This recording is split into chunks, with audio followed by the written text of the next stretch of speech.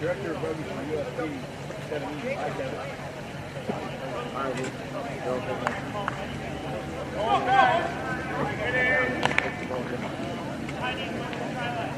Ready, go!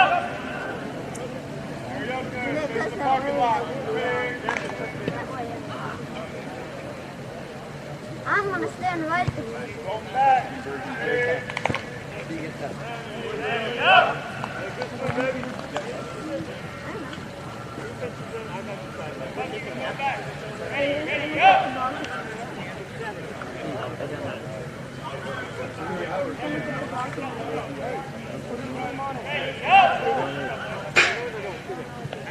Go back, face the same way.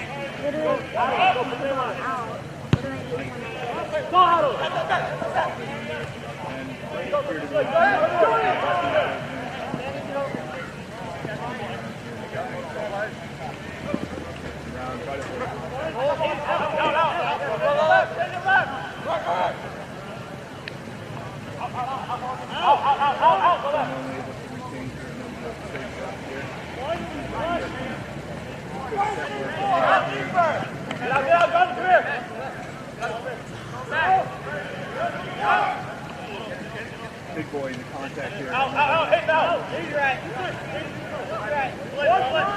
Equal in the line. Ready, go. Go, go. Go, Jackson. Go, Jackson. In the field of play. Yeah, Adrian. Hey, go down. He's low. He's low. He's low. Go, catch. He's low. He's low. And earn. Good shot. Go, go, go. Shot, Casey.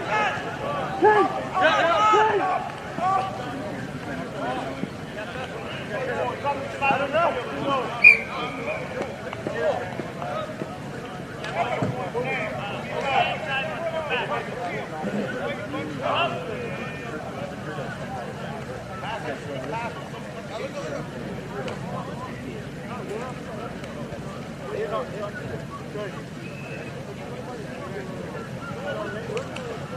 You've got the audio coming into the camera.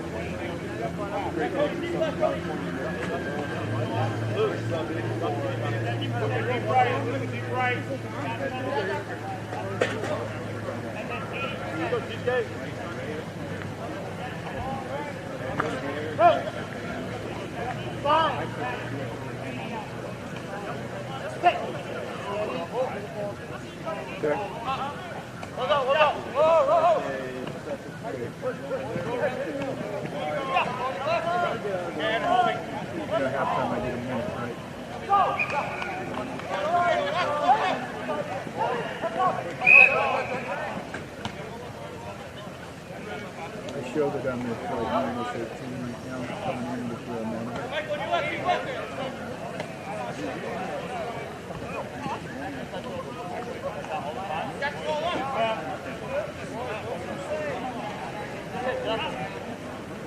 Right.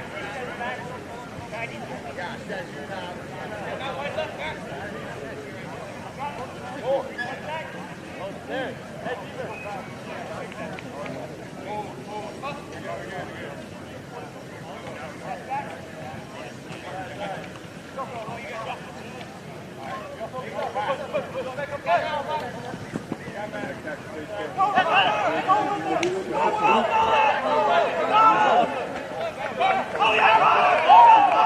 See, look, like I said, if they, for the extra point, you know how they kick it from the ground, they drop kick it, and they try to go through the upright? You get the ball and you bring it back to Western. Or Austin. Whoever, so Western, so on the extra point, they're going to kick it, right? The ball might go far. They bring in a new ball, and you go get the old ball. Okay, so they're pretty close to scoring, so you gotta be ready to run down there, okay? You can go down there now, come on. I'll go with you. Come on.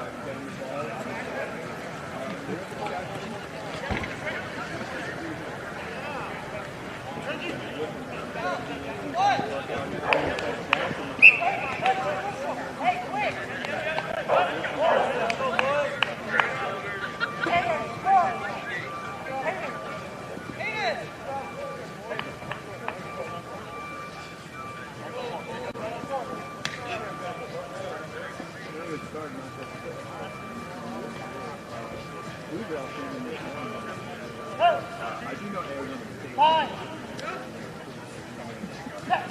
3 a.m. Like a donkey. Very good skill.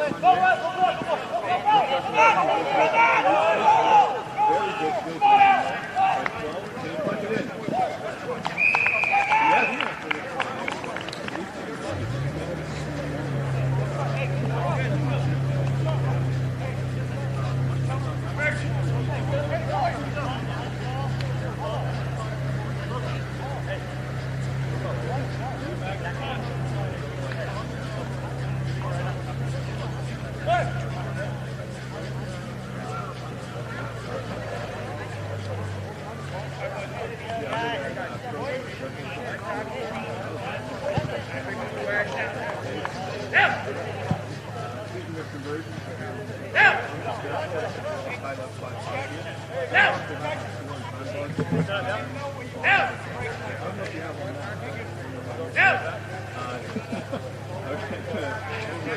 Wagging the finger. This is the live stream. I'm live right now. Oh, apparently. So there won't be a one, but just to confirm. That's my left. 2-7. That drive.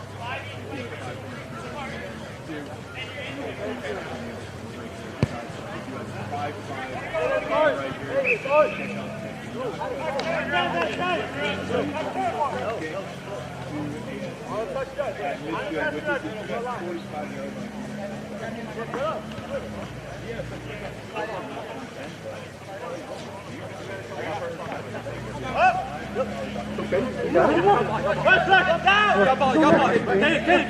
This guy scored. Hey, match up! Match up!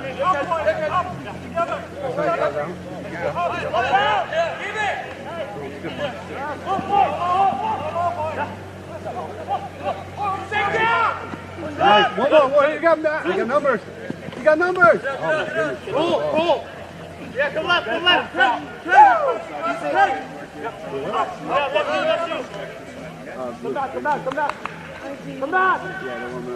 Bucket. Oh, Bumble. Stop passing like that. Got him back. It looks like there's footy going on here. And third is going to play the knock. And pass. Half time here. One coming down, Brett.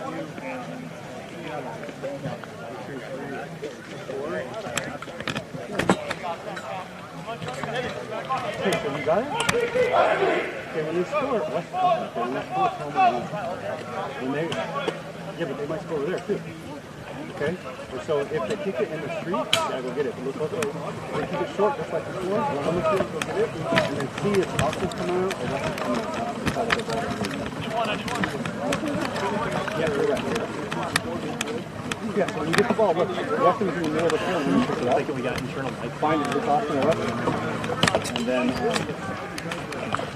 bring that ball back over.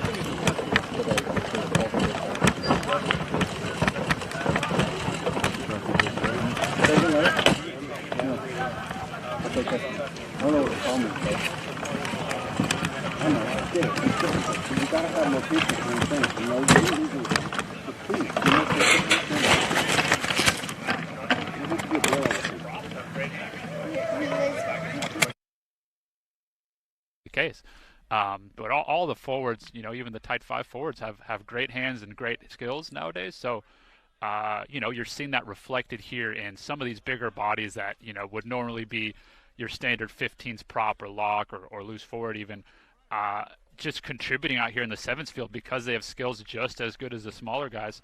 And if they can move and have the fitness, why not have a crack at sevens? Right you are. Looks like we're ready for the second half here.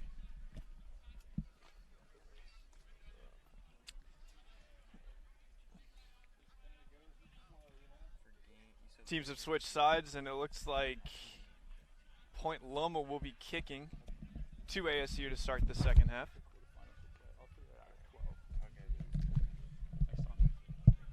Do we have a production note, Kev? We do not. We have just some minor tournament notes here on the seating for later on. Just a quick note on tournament here. We have 9 teams in pool play here, 3 pools of 3. The top 8 teams will all move on to the quarterfinals and will be reseeded after these pool games. And obviously, once you get to those quarterfinals, those are the games that are really going to be competitive. We're in for a great day of rugby here with a break from ASU. Let's see if they can convert this overlap here. Number 7, Sean Hines, making up for his earlier mistake with a really nice break there. Looks like ASU spilled it. Let's see, Point Loma takes into contact. Looks like there's a poach attempt here by ASU. Was it clean? Yep, another really good poach there by Darling. Quick tap by ASU, and it looks like he's going to take it under the post. Next to the post for a try. Yep, looks like that was number 10. I have Aiden Crosby. Way to go, Aiden. That'll make it 10-5 ASU with a conversion kick upcoming. Looks like we had a bit of afters as well after that score. I think the Point Loma player might have dove on him a bit late while scoring. Guys do not tend to like that as they're going to ground. A guy jumping on his back unnecessarily, that can be perceived as, trying to injure the player. I'm sure that was not the intent by Point Loma, but guys do get a bit upset about that at times. Got to set the tone early there. As the conversion is good, that will make it 12-5. Yep. ASU. Conversion there by Darling. I think, have to say he's probably been the standout on the field thus far. Hasn't made a big break himself, but he's been great at the breakdown, getting over the ball, which is such an important part of sevens. Possession is the name of the game, and if you can steal opposition ball, you're going to have a very good day of rugby. So really good start there by Braden Darling. Indeed. A couple key turnovers early. Indeed. So if you're new to sevens, ASU will actually kick to Point Loma in the restart here. That's a little different from 15s. Point Loma is back to receive. Clean reception, we're back on. Strong run there as the ruckus forms. Counter ruck attempt there. Big counter. Look at that boy. Big counter, but looks like he came around the side after the initial pop. That was number 12, I believe, Cooper Baines. Unfortunate knock from Point Loma there. Will be scrummed down to ASU. Point Loma unable to capitalize on that penalty there. 12-5 is the score currently. Arizona State University leads over Point Loma here in the second half. Probably midway through the second half here, Kev.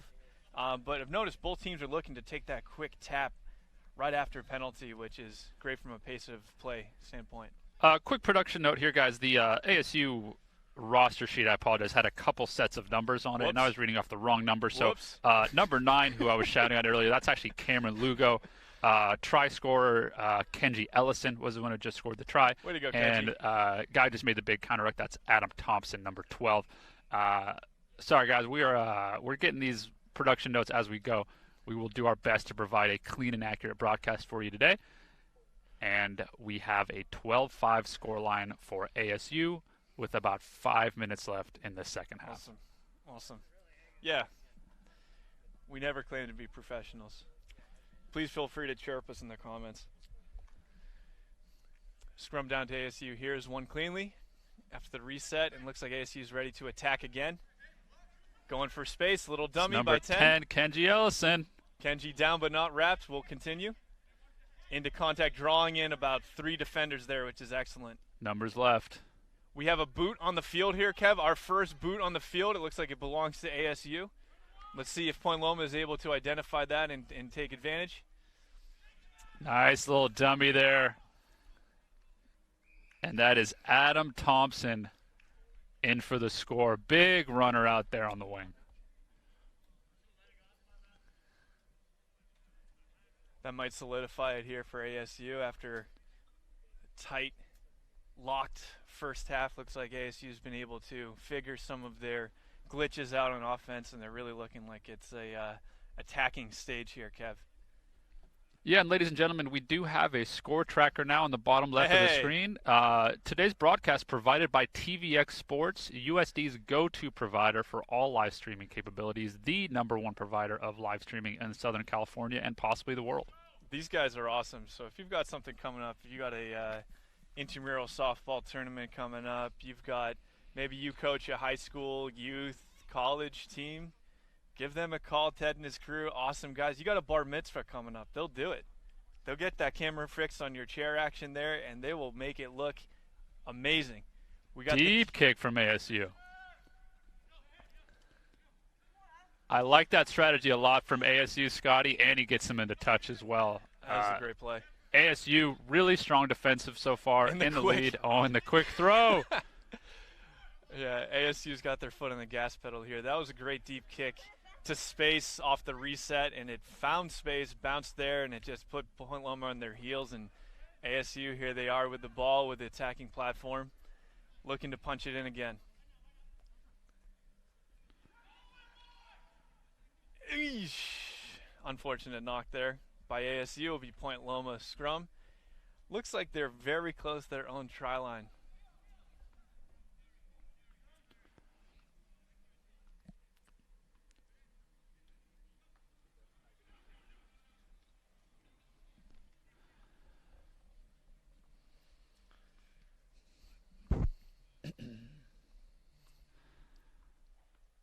Next game up is going to be Long Beach State and UCSD, so make sure to tune into that directly following this game. Awesome. Awesome. Point Loma puts it in the scrum here. It's one back. Play it out wide, and it does look like Point Loma's playing out of their own try zone there, so they are pinned pretty deep, but with space here potentially. Good cover by 18. He's locked in on his man and forcing the pass. Yeah, good work from number 18. I believe that's actually Sean Hines, who I was referencing earlier. Good job to close that space down. Point Loma was giving him everything it could with the dummy, with the shimmy. Stuck with him, did not allow him to break free. Good play there. Wow, by Kenji Ellison couldn't tackle him in a phone booth. High tackle penalty given to ASU. That was a great little play there, Kev. He was tackled kind of in isolation, was able to put the ball down himself, release, come back to his feet and play it. Really got his team out of a bind, and we're going to have a kick to touch here. Will this do it? It will. Full time. That will be a win for Arizona State University over Point Loma Nazarene University with a final score of 17-5. And that will be a 1-0 record, pool record for Arizona State. So that will conclude our first match.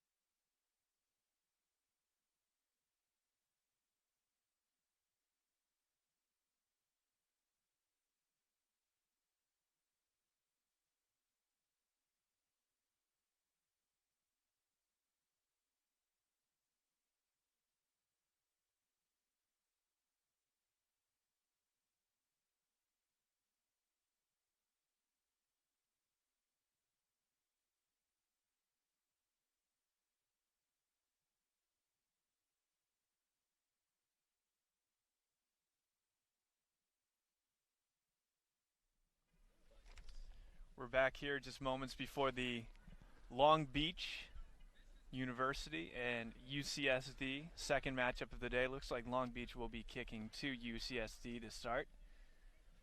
Looks like we got Randy Cunningham stepping in for Sir here, Kev. Who do you like in this matchup? You know, I'd love to shout out our local friends UCSD, but Long Beach State has been on a tear so far this 7 season. I'd say they're the tournament favorites right now, so look for a hot start from them. Nice high kick. Tap back to Long Beach and a quick pass off. Quick break there, and it's going to be Long Beach State try. Right under the post. Hate to do it to him, but I think I did kind of predict the hot start there. Great first kick there from Long Beach State. I believe the kickoff was Peter Seo. And a great finish try there by, I believe that was number 15 in the yellow and black, who I believe is Gibson Channel. I apologize, it might be Chanel. Gibson's older brother is on the USA Sevens team right now, so there is a bit of a Sevens bloodline there. Good fun fact. As with Peter Seo, whose uncle is actually the coach of Long Beach State Sevens and is a former USA Eagle. Conversion was good there for Long Beach, so we have a 7-0 score line right now. 7-0 advantage for Long Beach, early advantage there. Kevin Eaton channeling his inner Tony Romo. Long Beach will kick off now to the opposite side, and it is highly contested for in the air. Great play by Long Beach to win that kickoff. Down for their second phase now. Long Beach looking very poised early on, competing well at the kickoffs. Great ball movement. And a ton of space here on this right side of the field. Their ability to move this ball from sideline to sideline is really an advantage here. Quick and a fend by 13, and he's out now for their second try, right under the post. Looks like 13, I have a name, Ethan Moxley, Belmont Shore product. A lot of these Long Beach players are from the Belmont Shore youth program. Belmont Shore, top to bottom, one of the best run rugby clubs in the country, all the way from youth level up to men's level. Consistently very strong and very good pipeline here heading into this Long Beach State University as well from the youth. Conversion good, and just like that, it's 14-0 Long Beach. Yeah, look for another contestable kickoff here from Long Beach. UCSD has to get the ball. Sevens is not fun. Which if side you're are they playing going defense. to? Are they going near side or far side, Kev? Far side. Looks like first mistake there from Long Beach, knock on 10. a knock? No, he called, I believe the Long Beach State player played it just before 10. I see. So we have the free kick here at midfield. Awesome. So we'll be at UCSD. Hard run there. That's great. UCSD is in this game here, and they've got them ruck down here and a phase play by UCSD. Let's see if they can attack something here.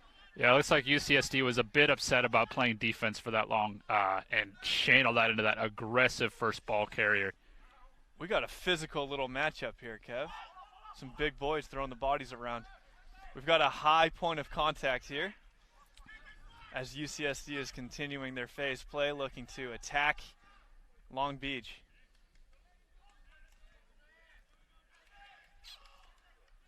Might have been a knock there on the ground from UCSD. Sir's letting them play. Ooh, that's a big pass. Okay. Double skipper there by UCSD. Long Beach has been blitzing up defenders there, so I think you're seeing that as a risky play there. But look at the production. Look at the angles here that we've got by TVX. This is incredible. UCSD here is looking to attack, putting a try of their own. Long Beach has given them all sorts of issues there around defensively. Great pressure, forcing the knock. Looks like that was number 13, Moxley. And we might be off to the races here. It looks like he's got it. They are not going to catch him. Gibson in for his second try of this first half. And I think that's maybe what makes Long Beach so dangerous, Kev. They were down in their own half there for a while and just weren't having much success in defending UCSD. But just like that, they break out, and it's a try to their pros within 10 seconds. So that will make it now 17-0 Long Beach with a conversion coming. Yeah, in sevens, it's really about a bend but don't break defense. There's always going to be space on a sevens field. It's going to be very, very difficult to completely stop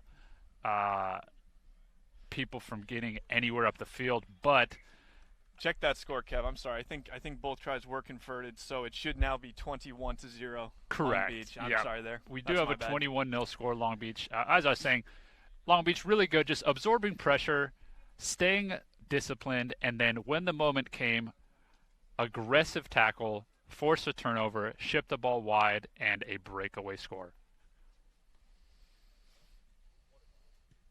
Another reset by Long Beach here. Deeper kick here to UCSD. They are able to receive successfully. Dancing around, testing the defense, going into contact. A pick and a go, UCSD, and then unfortunate knock by there. UCSD, collected by Long Beach. Let's see if they're looking to counterattack quickly here, and they do. Wow. Little shake and bake there for the try. Oh, and the gift. Ooh. Clean play there. Wow, bit more physical than you normally see in the try zone. Looks like number 13 was offloading there to number 17. I have Victor Gomez. Gomez, nice way to get on the score sheet. If you follow up and support your teammates, he might just give you the ball, and that's about the easiest try you'll ever score. That reminds me of a play we had years ago, Kev. I don't know if you recall this, but it was I know where this is going already. University of San Diego versus Irvine. TJ Reed feeling charitable on that day. It wasn't even Torero Tuesday, our day of giving. He was just feeling charitable in the try zone. Passed it off to Ferocious Charles, who would have probably still sees that play every now and then right before bed, but unfortunately knocked it on in the try zone. Just wasn't meant to be. But we move on here with a reset. Received by UCSD, and a great job there to stay on his feet by 12. With a quick offload. Great job holding it up here by the Long Beach defense. He's got to find ground. Gonna have a hard time getting him to ground here. Looks like the maul has been formed. If you can't get him down, you got to move him forward, Kev. Drive him forward there. You want to see him drive him forward, but unfortunately, Surt's seen enough, and that will be a scrum down to Long Beach. Well-worked turnover there by Long Beach. Folks, we do apologize. The UCSD roster sheet we have here has names only, no numbers. I believe the numbers might have been put there late last night, but we don't have that sheet with us. UCSD, we will shout out player numbers as they have the ball and do well, but maybe some unfortunately, names. Just some names. Oh, quick cheeky see, pick we there by spoke 9. earlier, Scotty, about the hooker's responsibility to cover that weak side channel. There's nobody there to cover that weak side for the 9 pick and run. And in sevens, if that hooker does not get out quick and cover that channel, that 9 is going to take that opportunity every day. And that's a well-taken try by number 9, Peter Seo. And simple as you like there, that's a simple run-in for him. It's an easy one. It's 35-0 Long Beach, and that will be our halftime. Adjustments for UCSD here at half, Kev? I mean, it's tough because they're not having the ball enough to really get any momentum going. They had that one stretch of play there. They had the ball for a couple minutes and then lost it, and Long Beach had the breakaway try. But you're just seeing the impact that a solid kickoff has in the game of sevens. If you can consistently keep the ball, you're going to score tries, you're going to play a lot of offense, you're going to have a lot more fun. And the other team, the more they play defense, the more they're going to become frustrated, make mistakes, become more tired. So it's going to be even harder now for UCSD to break back in the second half because of the work they've exerted this first half, playing defense essentially for about 6 minutes or so. Sure, but we'd love to see UCSD come out hot in the second half and show some fight and get back on the score sheet, because they do have a wonderful program, Kev. Credit to UCSD for building what they've built over there in La Jolla. Absolutely. And Brian Kennedy has led that program for quite a while now and has always been a great servant of the game here in Southern California and San Diego. But, yeah, I mean, they just got to play a bit with the ball. They had some good runs there. Number 12 looks like a big, hard runner. He ran the ball with anger and aggression the first time he was able to carry. But, yeah, they need to have the ball to score. And if you know, it sounds like a John Madden quote, but you got to have the ball to score. You do. Hello. And if you were to guess his name based on the list of names you see on the UCSD roster, Kevin, which name would you guess belongs to number 12? You know, number 12, I believe I have seen before in league play, so I think I might be able to pick this up if we're on the roster here. I believe that's Bailey Shantz, number 12. Okay. I believe he's been one of their best players for a few years now, so I'm 99% sure I'm correct on that. Kick to Beach here. Received. And let's see if they can attack again. Wow, 9 looking right to pass through. And does. No one near him. Good pursuit there by 1. I like to see that, but it is just not going to be enough. Another try from Peter Seo there. You know, I think he really solidified the defense in there. He was tricking everyone into thinking that he was going to pass off. Saw a little bit of daylight and just accelerated through that opening. Long Beach kind of like a deadly cobra here, Kevin. Quick attack, quick strike, and before you know it, 7 points. Yeah, you know, unfortunately, UCSD just has not had an answer here. You know, I think you are seeing a little bit of the effects of Long Beach State. This is their third sevens tournament of the semester. They played a tight game with Cal just a couple weeks ago, who was obviously a very good opponent for sevens. And they've just been a bit more battle-tested, I think, recently than UCSD. I think this is UCSD's first game in a couple years. They're shaking rust off, and this Long Beach machine appears to be quite well-oiled. And I would expect another good kickoff here and another solid contest in the air.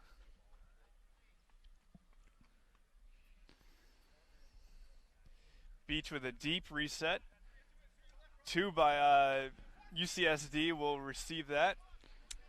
Look to attack here. They're attacking wide by foot, passed out to the wing. Carry directly into touch, it looks like. That's not what you want to do first time you have the ball. Long Beach looking to go quick. Seen a lot of quick resets here from the set piece and the line out there, Kev. Look for a big carry here from number 6.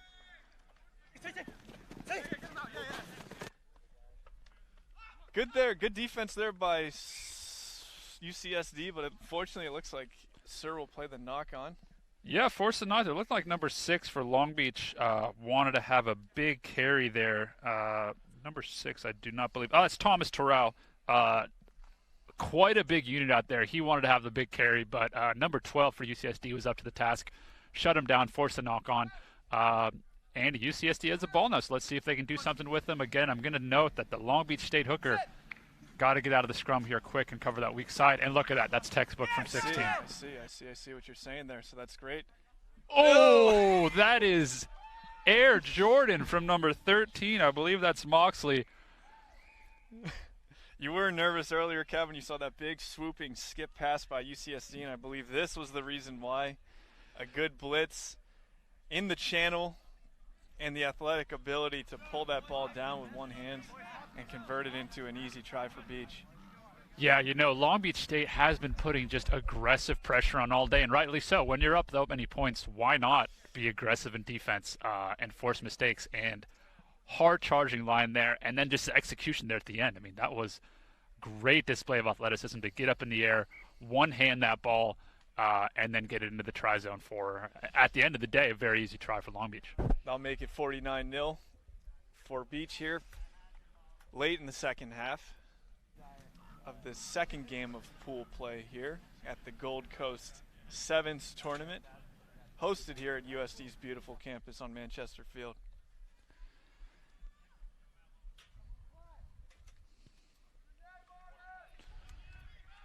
Reset by Beach there. There you go, a little break. And a break for UCSD down the left sideline. Skip back into play and a good cover tackle by Beach.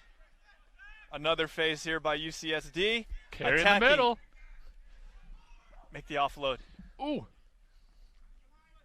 Okay, UCSD is now looking for his players to get back onside here for a pass. Good job to keep that ball alive there. That was a dangerous ruck if you went to ground there, locking Long Beach State's players around it. He looked up and saw 3 of his own players' white jerseys there in front of the ball, which is, as someone with the ball, probably not exactly what you want to see. Let's see if UCSD can convert something here. Yeah, it's probably the best they've played so far on offense. So, ball turned was over, out there. Unfortunately. Sorry for the announcer's jinx there to all the UCSD fans watching. Oh, he might be gone here. Just like that, a turn and go. Number 17, Victor Gomez. Probably going to – oh, no, he's just going to dive in for the score. I thought he might have a little rest over there. But Long Beach looks like they might want to score again. You know, they're playing fast. They're scoring. They're converting. And this is a very lopsided score here. UCSD has continued to fight. Again, this is the first time they've played in a couple years coming against a very well-oiled Long Beach machine. And we'll look for them to improve on this in their second performance of the day against Azusa Pacific later on. Hopefully lots of lessons learned in this first match. That would be Beach's 8th converted try to make it 56-0 Beach here. Probably close to our last phase of play here. Please note that the time on the score bug at the bottom is unofficial. Official time is kept, as always, by Sir on the field, Randy Cunningham there in red.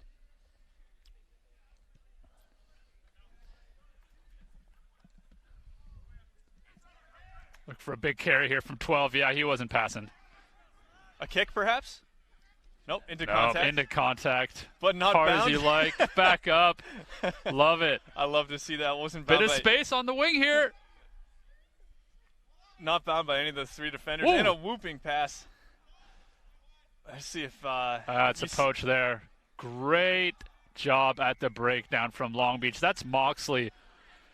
You know, there's been a few stand-up performers from Long Beach, but you have to say I'd give Moxley the man of the match here. A few well-taken tries, great work at the breakdown, and Long Beach State just going to kick this out and end it. That'll do it. That'll be a statement win for Beach and their bid for a top seed out of the pool here for Long Beach State University. And hopefully that will be the only time we have a team not able to make it onto the scoreboard today.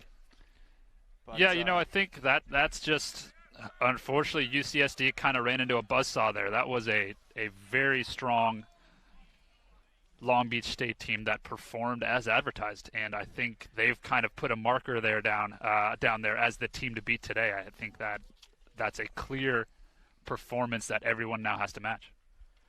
You said it, Kev. Speaking of matches, our next match, do we have the home team coming up here? We do. We have your University of San Diego Toreros playing here against USC Second Side. USC did bring a B side here. That's great. To compete, which is great. They're getting back into it. They're growing the game. They're bringing some of the boys down. And USC, a very, very international feel to the roster here. And I apologize again. The roster here I have does not have numbers in it. We'll try to correct that later on with USC. But USC, we have players from Italy, Hong Kong, British Columbia, London, all in the second team, and the first team is no different. A very, very international feel to this USC program, and we'll see if these guys can come to the States, Southern California, and show us what rugby's all about. You love to see that. That's something just so great about American collegiate sports, and something that gives both domestic and international students the chance to learn, earn their degree, and participate in sports at a high level. So should be a good test here for USD, their first match of the game. Yeah, ladies and gentlemen, we do apologize if we appear biased at any point during this game. It's because we very much are. We are part of the University of San Diego coaching staff, so we will appear a bit biased. We will know quite a bit more about the USD players than the other players. That might go 10 there. Kick taken there by Mike Smithers-Lewis. Possible knock in contact there. Sloppy start. Ramos breaks a couple of tackles and is not bound there, looking to charge ahead. Big start from Michael Ramos. Kevin, you know all too well what it's like to be on the other side of a charging Mike Ramos. Correct. Did come up against Ramos in our annual alumni game this year, and was the one part of the whole game that got caught in great 4K video by iPhone 13 Pro, I believe. TVX was not there for that production. Little break from Mickey O'Leary to Mike Lewis. Let's see if he's got the wheels. Oh, and to Paul Habib, who looks to be clear. Habib will take it under the post for USD's first try. That's wonderful handwork there. Really set up by some strong hard running by Michael Ramos. Yeah, good physical start there from Michael Ramos. His first sevens game ever, and he just wanted to have a run when he got that ball in, and that he did. And that unsuccessful conversion attempt there will make it 5-0 to USD. Looks like our widget shows 5-0 for USC, but hopefully that will be updated in just a sec. Wonderful. Excellent. Great job there. So great connection there between the two, I guess you could call them Michael Mickey's, O'Leary and Lewis there. Are they both freshmen, Kev? They are, and that is the future of the program. Both Mickey O'Leary and Michael Lewis, highly sought after recruits by USD. Very lucky to have them both, and they have been as advertised thus far this year. Both been putting in outstanding performances week in and week out. Reset here. Jordan Sandoval will kick. Contestable. Oh, just off the head there. Knocked off the head, unfortunately, by Paul Habib. And that will be USC's put into the scrum. It was off his head, sir. Yeah, almost in the right circumstances. Comical there from Habib. Almost caught it clean in the air, and then it seemed to be dangling on top of his head for what seemed like an eternity, and just knocked to turf here.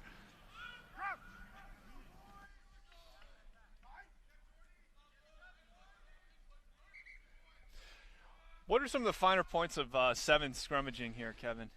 Much refined is much simplified, I'd say, in compared to a full 15 scrum. Well, first and foremost, as all tight five players will tell you, a seven scrum is not a scrum. A seven scrum is a way to reset a game, and there's not a whole lot of pushing or shoving or technique that happens in it. Boys are going to want to set low.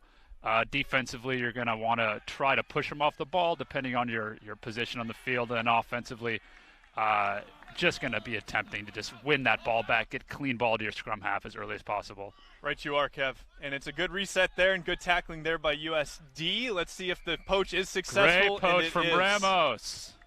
Quick tap there by Smithers. Quick movement there. Loose pass from Sandoval. I would have liked to see USD attack the USC players there that did not appear to be back 10 at that point, but good hard run there. And a try.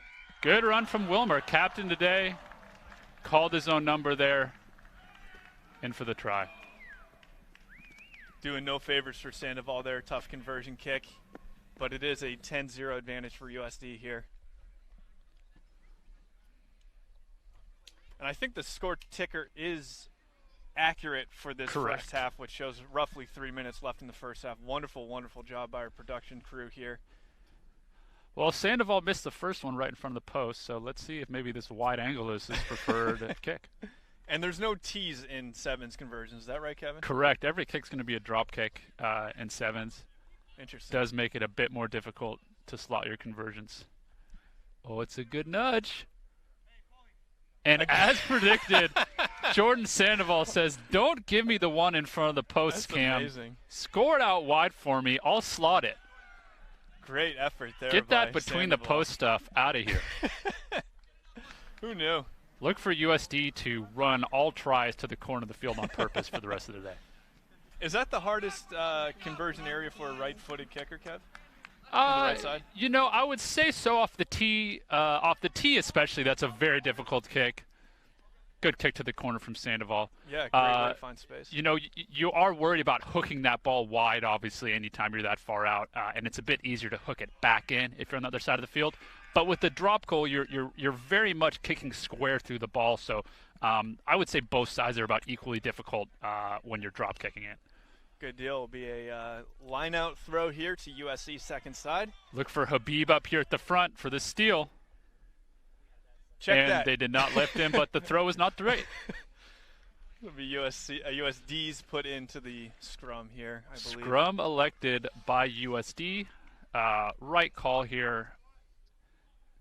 If I was coaching the squad today, and I'm not, I would advise Mickey O'Leary to have a little look at this weak side here. and see if that USC hooker, as we've been harping on all day, is going to be getting out of that scrum fast or not.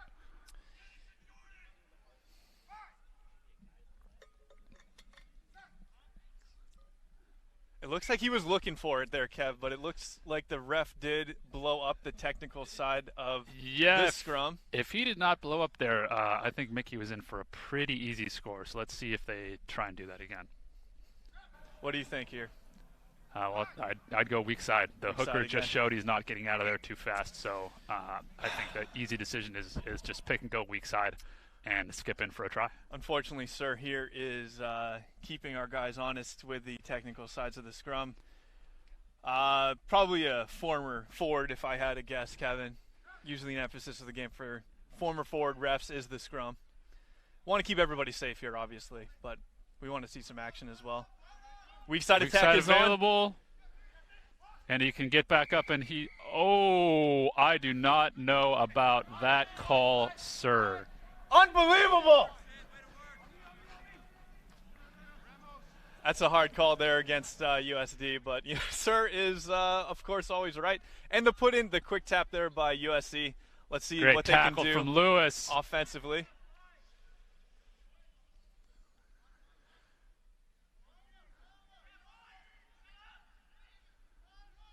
Skip pass taken well there. Good hands by the big man. Love to see that.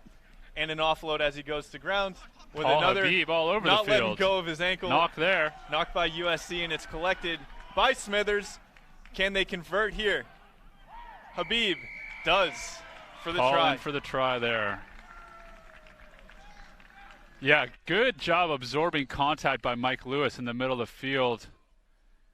Hard runner wanted to run right at him, and he just stood his ground, made the tackle, and up for the next phase.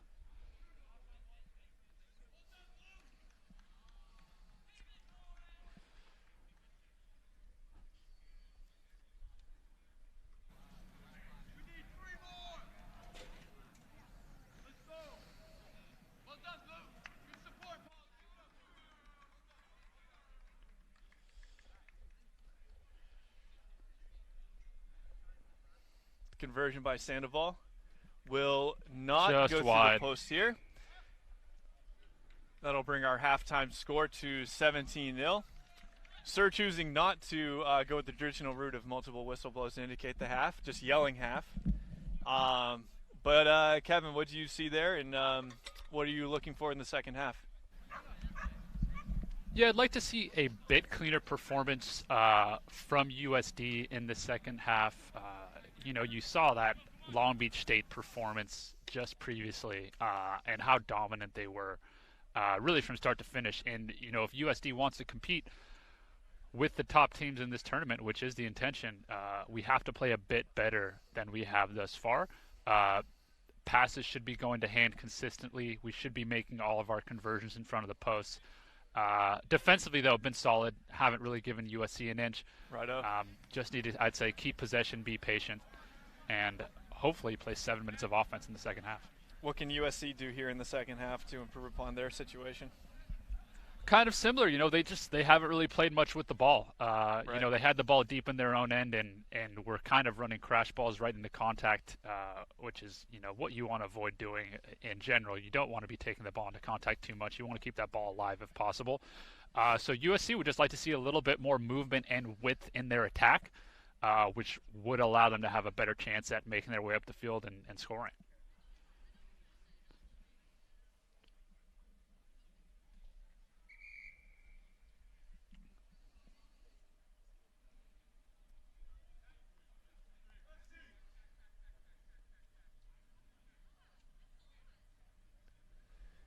See Coach Purden there getting his final words in this halftime huddle. Looks like Sir is pushing for USD to resume.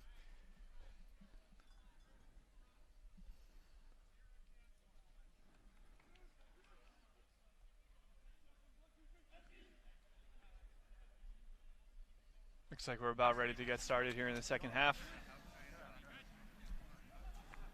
USD will be kicking to USC 2.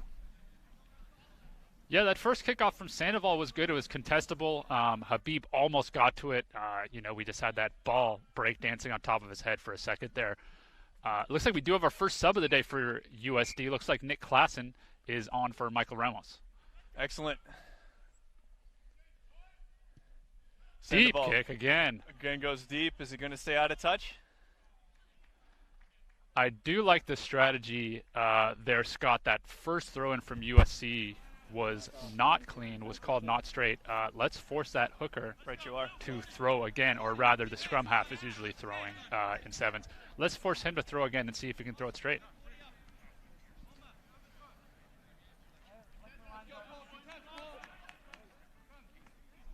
It is a good throw here. Won by USC and brought into context.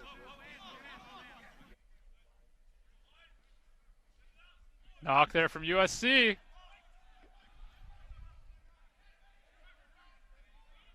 Ooh, might have been high there.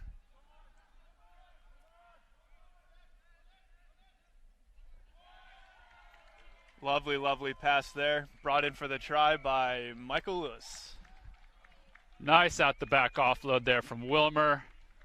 Mike Lewis, the freshman phenom, skipping in for a try.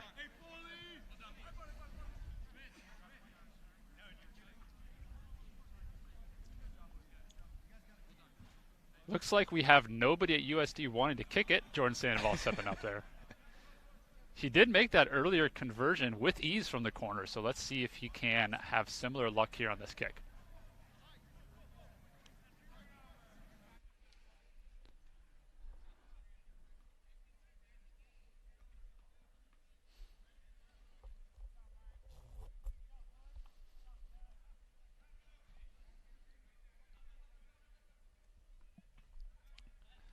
Not meant to be. The flags will stay down, and it will stay 22-0 USD.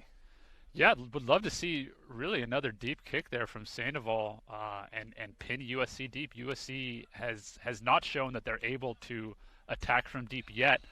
So maybe another deep kick. I do see, though, USC has countered and put a player nice and deep right in that spot, so maybe attack just in front of him. Looks like they're going short here. Taken by USC cleanly.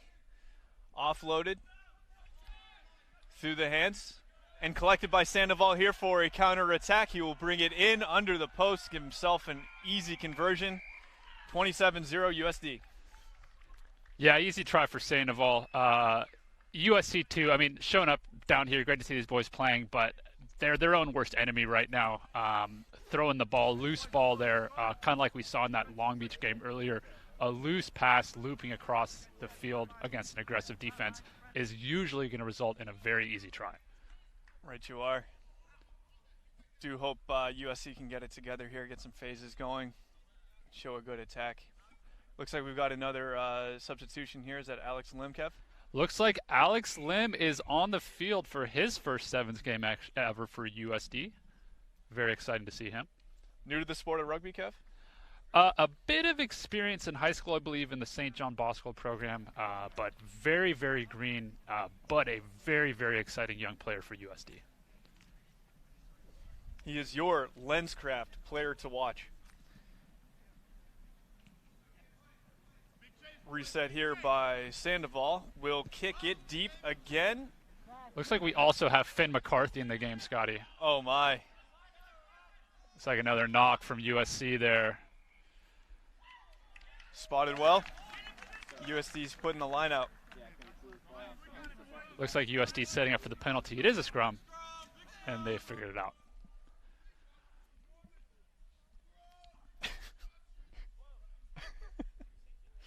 Yeah, it looks like USC is having a 9.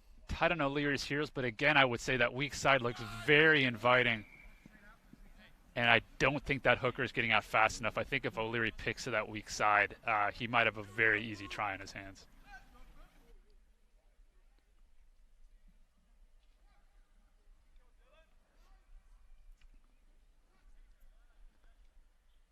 Stolen by USC and taken to their own weak side.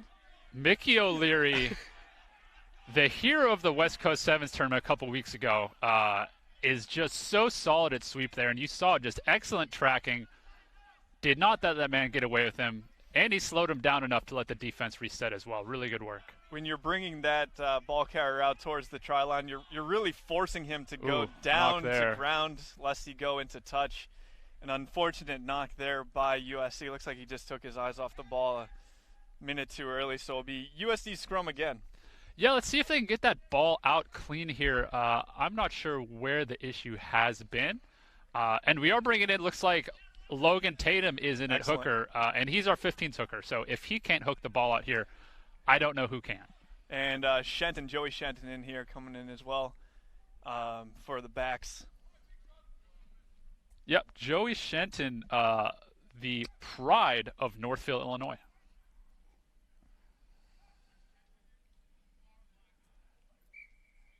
USD cannot seem to get that ball out of the scrum clean. That is something that we're going to have to work on throughout the day if we're going to want to score points. You know, you don't want to be making that, having that difficulty, having that challenge in a highly contested match. You don't want to see it at any match, but it could cost USD later on in the day if they're not able to sort it out. Not clean again.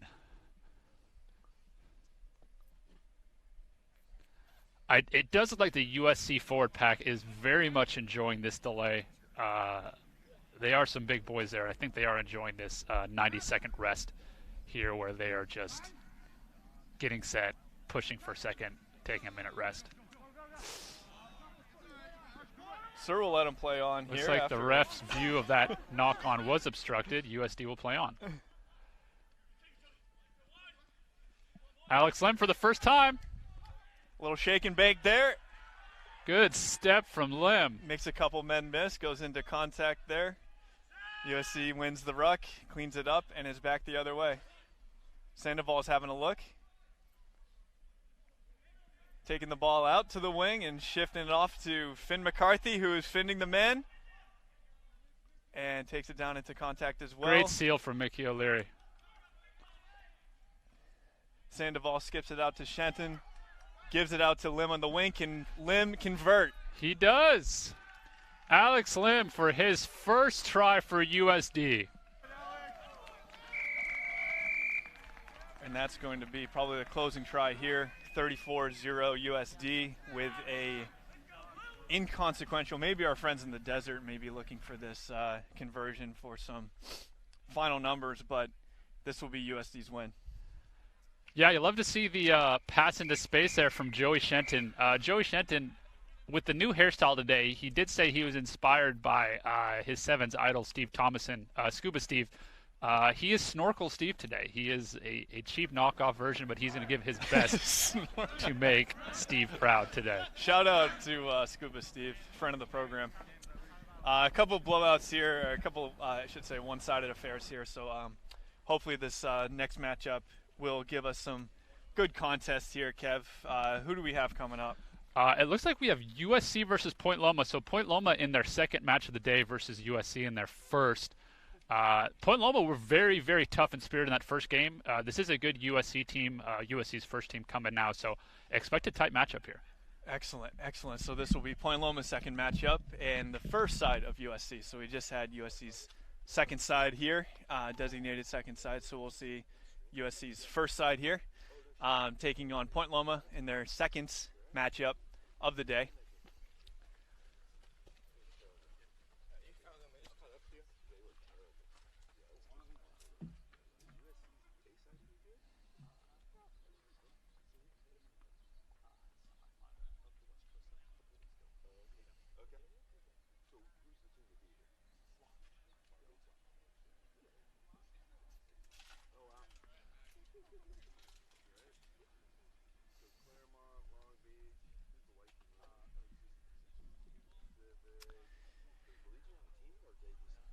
Some pre-kickoff confusion here.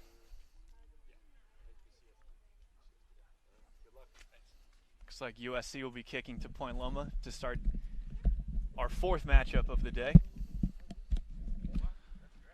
And our fourth Sir of the day. Yeah, love to see it. The SoCal Referee Society has shown up today. They're sending their top men and women out here to ref these matches. Yep. And we have seen, I have to say, we have seen some high-quality reffing thus far. There was a bit of a miscall there in favor of USD, I will say, with the miss knock there at the back of the scrum, but USD did play on. Yep. And as stated before, this USC team, very international feels. Going to the list here, 2 players from Hong Kong, 1 from London, 1 Singapore, 1 from Sydney, 1 from Jakarta, and then a couple from the U.S. But a Love to see very, very worldwide flavor here for USC. Absolutely love to see that. Point Loma's having some difficulty here collecting the kickoff, and it looks like it was knocked by USC, and that was spotted correctly by our sir here. Steve McCormick makes the call, and it will be Point Loma scrum.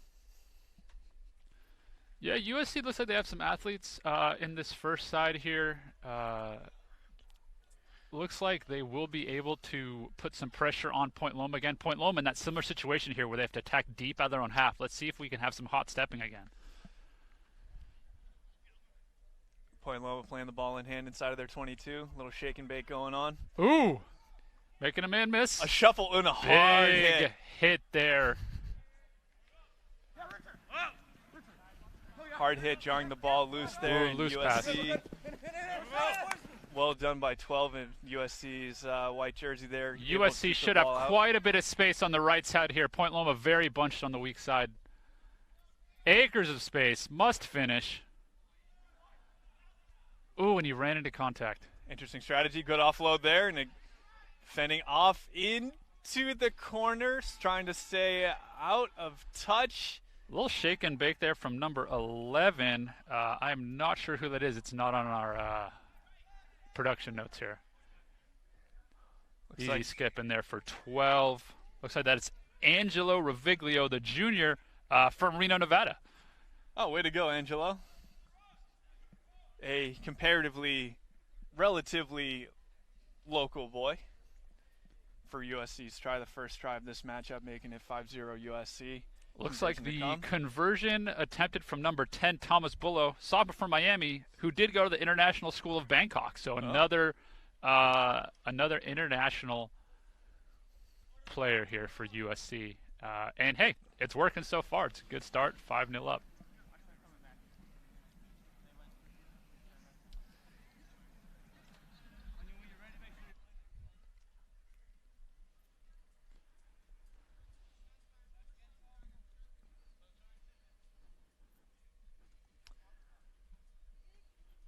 Looks like some of the players are hoping for an improvement of the weather as well. Sunshine is the call. Sun's trying to poke out of these dense clouds here, but nothing quite yet.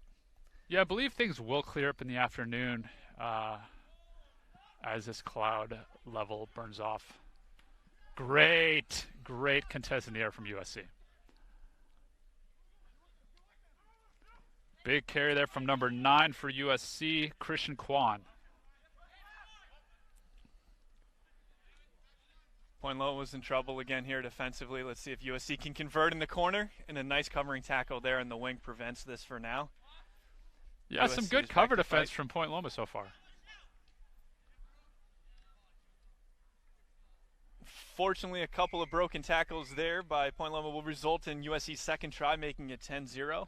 USC's first side. That's another try from Reviglio, it looks like. Looks like he might be the danger man for USC today.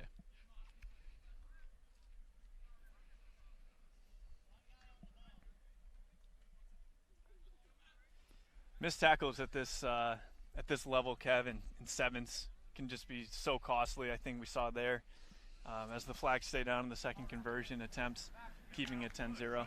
Yeah, you know, in sevens you've got a 6-guy defensive line with a sweeper behind it, so you're always a man down in the defensive line. And then if you miss a tackle and that man goes to ground and he's not a threat anymore defensively, all of a sudden that mismatch becomes even more apparent. And you just can't have it. It's as simple as that. In sevens, you cannot get away with missed tackles. You have to make that tackle, or the other team's probably going to score. USC with another towering reset kick. Looks like it was not played cleanly by Point Loma. As a matter of fact, it looked like a noid from Point Loma there. Bit of a knock on in the air. Scrum down USC. Just even with that threat that USC has to play those high balls to kind of ping those back to their own side. That creates a lot of pressure for that first line of reception for Point Loma, and I think that led ultimately to the knock-on, which is now resulting in a scrum for USC. Yeah, as you said before, Scott, you can't score if you don't have the ball, right? So if USC continues to dominate the kickoff and play with possession, I think Point Loma's had the ball for all of 20 seconds thus far. They're not going to be able to move the ball, spin the ball, score if they don't have the ball. It's really that simple. Good pressure there by the Point Loma scrummy to prevent USC from enacting their offensive plan. But here's a phase Point from Loma a USC. bit bunched here in the midfield defensively. Look for Angelo Riglio to have a run here, and he just skips through the tackle. A costly miss there by Point Loma will result in USC's third try. Right under the post here. Yeah, good inside-outside move from Riglio. That's a hat trick in the first half. That's always a good start to the day. Way to go. I think, that kind of mismatch on the edge there just happened because Point Loma were a bit too bunched surrounding the ruck in the midfield. Didn't have the numbers outside and left that winger in an acre of space with his opposite number, Riglio. And Riglio very much up to the task. Nice inside-outside move and skipped around for the score. So that makes it a first half hat trick for Riglio. Way to go there. That's pretty cool. We'll have a reset here from USC with less than a minute to go in this first half. Really love this score ticker here, this score bug. Just awesome TVX production crew able to have that there. Wow, another clean takeoff kicker from USC. And a lot of space here out wide. With numbers. Nice pass out the back from Quan. Ooh. An unfortunate, what do we have here? Knock from... Looks like the referees are conversing here. I think I saw a knock from USC, so it should be Point Loma put in. No. I stand corrected. It looks like Point Loma knocked the ball first. So we have a USC put in here, and this should be the last play of the half. I think I saw what you saw too, Kev. I'm surprised by that call. It's an unfortunate call for Point Loma. But we'll have a scrum down here, probably in our final phase of play for the first half. Let's see if USC or Point Loma can make anything happen. We have a reset. Yeah, kind of the theme of the day thus far is we spend a lot of time at the scrum. We've had a lot of scrum resets. And part of that, I don't want to accuse anybody, but it might be a little bit of gamesmanship from some forwards who want to have a bit of a rest. I'll put my hand up and state I've done that before as a forward in sevens when I'm tired.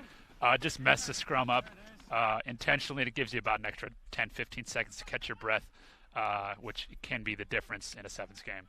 Right you are.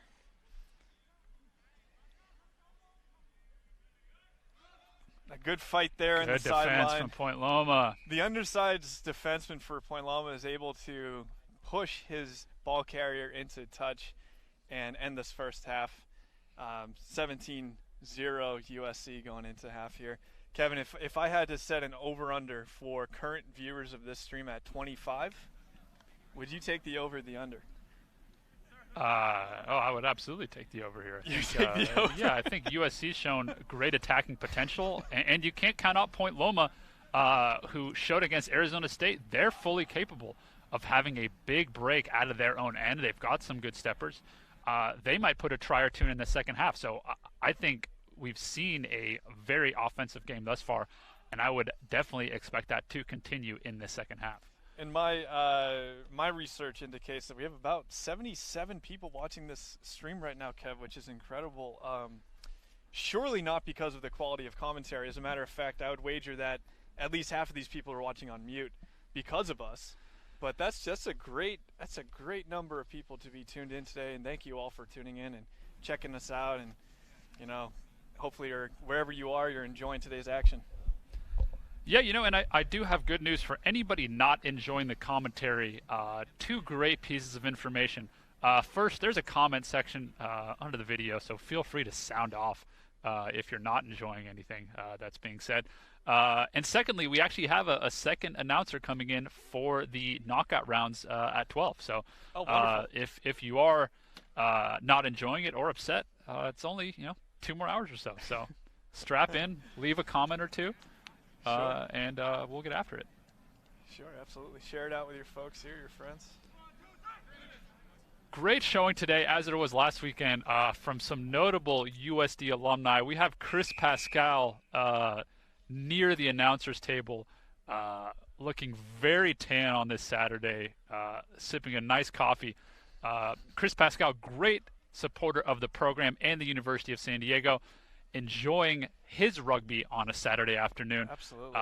And I can see, talking Coach Charlie Purdon's ear off, Mark Janella, Mama G, another notable alumni who is always happy to talk strategy with Charlie, and always happy to tell Charlie how much better he is at coaching than Charlie is. So I'm sure Coach Charlie is enjoying that conversation, and Mama G with probably some good adjustments for the second game. A huge part of this program's success, Kevin, though, I do seriously think it comes from our alumni. Such a great, as the second half is starting underway here, but just such a great group of invested people that care about the future of this program, shown not only through their time and donations, but just the energy they're putting forward here, the amount of care they show for this program, the love they show for this program, for all the guys that are playing here and helping recruit high school players to this fine university, this beautiful campus. USC had a wonderful Torero Tuesday, which is USC's Day of Giving, amassing over $15,000 in donations and awards through those donations. So just such an incredible thing to see, just such a energizing thing to see, and just something that gives us so much confidence in the future of this program, Kev. Yeah, the alumni are the backbone of everything we're trying to do here, and we had a great alumni weekend last Saturday, and as we were joking about before, I did compete for the first time in about 6 years, and Micah Ramos, who had a great first half for USD, did show me why I retired from rugby by putting me in my place very early on with a hard run. But we apologize, everyone. We are back to the game now. USC line out with about 5 minutes left in the second half. We got a little bit of sunshine trying to poke through today, trying to check out the action today for this second half as USC throws in an unsuccessful. Not straight.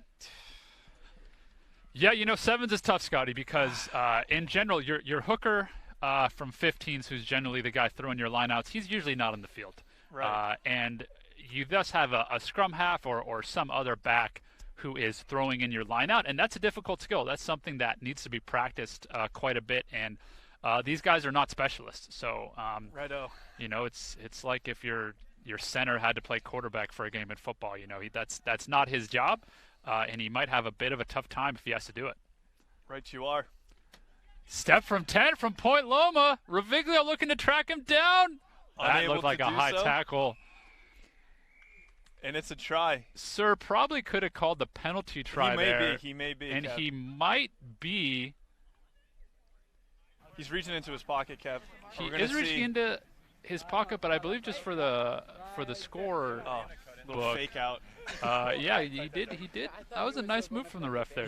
Fake both the announcers out. Oh, I think he was sending a message to that to Reviglio there. Says, I don't care how many tries you scored in the first half, as the conversion is unsuccessful, keeping it a 17-5 tally right here. Still USC's favor, but I believe that that well-worked try from Point Loma was number 10, Connor May, the senior from Bozeman, Montana, who claims that he makes the best peanut butter and jelly in the world. I would love to have one of those, Connor. So we do have a lunch break today from 12 to 12:30, so we might be coming over to find Connor and seeing what he can whip up for us. As a self-proclaimed peanut butter and jelly connoisseur, I would like to see that. Might have a cook-off there. Is he going double-decker? Is he going bananas? Let's see. Deep kick here by Point Loma. Ooh, knocked by costly USC, knock there from USC. And folks, this game is far from over here. We have a 17-5 lead to USC. We have a Point Loma team in a very good attacking spot of the field. If they can get a try in here, it is really anyone's game.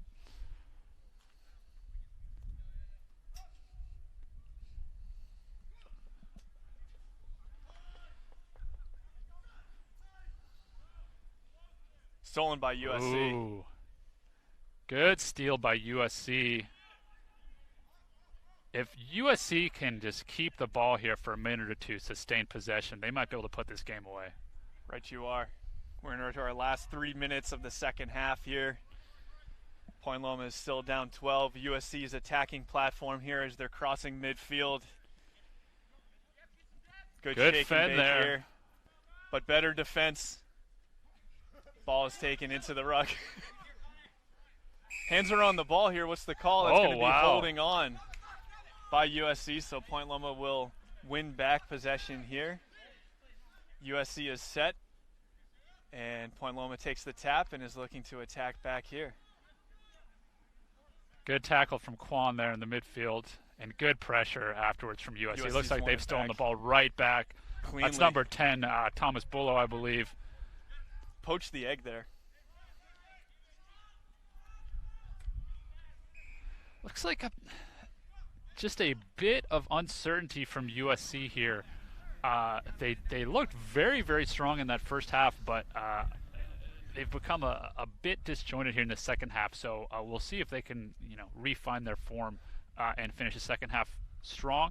Because again, it's still, Point Loma still has a good shot here coming back into it. If they can get a quick try here. Must retain, must win this set piece here. Must win the scrum. And stolen and again. USC is just, they're giving a little shove. A great job from the hooker at stealing the ball twice in a row. Great That's a ruck wonderful there ruck from Point Loma. That's a possession-saving ruck. And what do we have here? I believe that was number 3, Adrian Pelser, with a great ruck, but looks like they did lose the ball regardless. Sir called a double move, I believe, from the ball carrier down on the ground. And it will be USC's ball. And loose pass again, but he's in space. Number 8. Step. Place back, and a lot of space here in the middle of the field. If number 9, Christian Cron, just runs straight ahead, I think he has it. Great offload. Great ball movement there. Unselfish play. Easy as you like.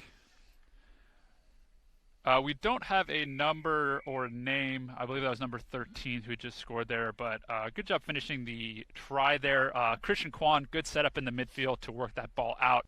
And then I believe it was number 11 with the final pass to set up the score. And like I said, Scotty, USC did look to be the better team in the first half, and they've refound their form in the second half. And I think that try does clearly put the game away. Right you are, Kev. It was a great try from a man with a great hairstyle, number 13 for USC's first side. Unfortunately, the conversion does not travel through the post, but it will not matter. Game. Sir calls time. That is a final score, 22-5. USC's first side will proceed to 1-0 in pool play, while Point Loma, unfortunately, will fall to 0-2 in pool play today. Trying not to be that 9th team that does not make the knockout round. That will be starting later on this afternoon, Kev. And next on the pitch here is Azusa Pacific and UCSD. And fair warning, folks, we have a pretty serious kit clash coming up it doesn't appear that either team is too interested in correcting. APU coming onto the field here on the right side of your screen in the all whites, and UCSD appears ready to take the field on the left side, also in all white. We'll see if the Sirs have anything to say about that. That might be a bit of an issue for a number of reasons, in that you don't want both teams wearing the exact same kit. It's a nightmare scenario, Kevin, and it's something that they didn't prepare me for at commentary school. So we're going to do our best here, but hopefully, I don't know, Kev, if they don't have a second jersey, do we go shirts and skins? I can only assume that both teams only brought white jerseys because they've both had plenty of time here to look at each other and see that they're both wearing the same color kit, but have clearly shown no attempt to change. They're exchanging some. We might have a bit of a standoff here. It looks like both teams telling the other to get changed. You go change. We had some confused looks going to some flippant remarks. Game to start the day with than two teams wearing the same kit. Impossible to tell who's doing what in the breakdown. And you'd have to think that maybe he's going to have a quick chat with these boys. Let's see if we can hear him. Let's see if we can listen into this. He's going to let him go. And okay. looks like he's told UCSD, hey, go change, guys. All right. We do have a change. That's good. Thank you, sir, for bringing a little bit of order here. That would have been an absolute nightmare of a match. That's your AT&T call of the game right there, Kev. I think it's he's got our fans in mind. He's got our commentators in mind. He's got everyone in mind. You know, I was getting ready to say, you know, UCSD does have the stripe across the center of the jersey, and APU for the most part is wearing tall red socks. But fortunately for all parties involved, there will be a quick wardrobe change after that malfunction from UCSD. But a good standoff, Kev. I like that. And UCSD has some lovely blue and yellow jerseys, which I don't know why that's not the first stripe. That's a great kit there, and that'll make it a lot easier for everybody once they've got those on. We got some good-looking kits out here today, Kev. You know, some sharp outfits here. Yeah, you know, Scotty, you do say often on the Sevens Tour, you look good, you play good, and a lot of these teams are looking good with their kits. APU looking a bit baggy here, so we maybe tighten those up and get these guys some smaller jerseys. Or bulk up. That's you know, Scotty, you can maybe help him out with that in just a bit more size. But regardless, really excited to see this matchup. UCSD had a really, really tough time against that Long Beach State team in Game 1, so I'm sure they are looking to start fast here, get the ball early, score a try early, and just get on the scoreboard more than anything. But looks like they will be kicking first. Wonderful. Where in, for our fans at home, Kevin, definitely not for me, can you remind me where APU, Azusa Pacific, is located within Southern California? Azusa Pacific is going to be on the northeastern tip of Los Angeles, if I recall correctly. We had a couple road trips up there to APU. It is a bit of a slog to get up there. On the northeastern tip of Los Angeles, and likewise, I'm sure for them they have, you know, a decent drive to get down here. But happy to see them, and another one of those teams that you know, this is their first game in about 2 years, so we'll see if UCSD, who now has had a bit of game experience this season, you know, about 30 minutes ago, if they can use that to overpower Azusa Pacific. Right, you are. This should be a great matchup. Really looking forward to it. APU going into their second phase here. Enthusiastic ball placement there by big boy number 3. Absolute unit on the field, my goodness. You love to see a big man on a sevens field. And looks like he's running another crash right into contact. See if UCSD goes for the poach here. Got to be part of the strategy here, Kev. Give the big boy the ball, give him some crash lines early, wear down the defense, and then make it easier for everybody else. Unfortunately, we have a knock there by Azusa Pacific, which will give UCSD to put it in the scrum.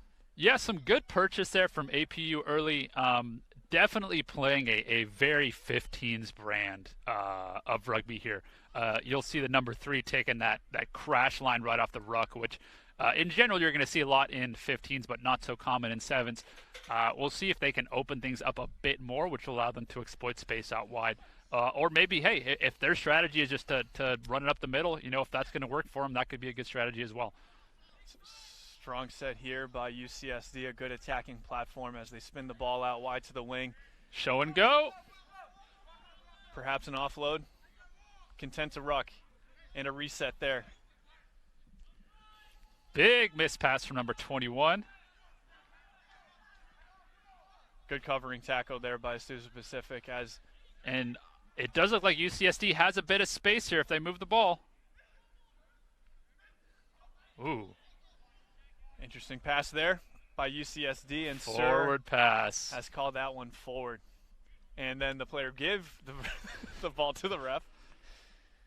Which you usually see more so in basketball, but you know. Yeah, you know, sometimes on the rugby field, in the heat of the moment, you're not sure what the call is. You're not sure who's supposed to be the ball carrier, who's supposed to have the ball. And you know what? A safe bet.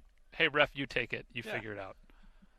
Yeah, if you're so smart, if you know everything, you figure this out, right? So. APU coached by Rex Pitts, who we can see now on the screen with the long white sleeves and white socks.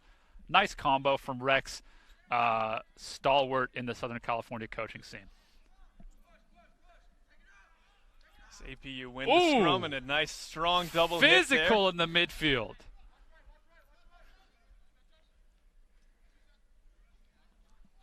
Yeah, APU, I do like they're sticking to what they know. They want to run it up straight. They want to run into contact. If that's what you know, if that's what you feel good doing, don't try to be something you're not. Run it up. Have some fun playing rugby. APU here is extending their number of consecutive phases. Yeah, and this is a good strategy for APU because they're really wearing down the defense and they're sucking in the defenders from UCSD, so there should be space out wide.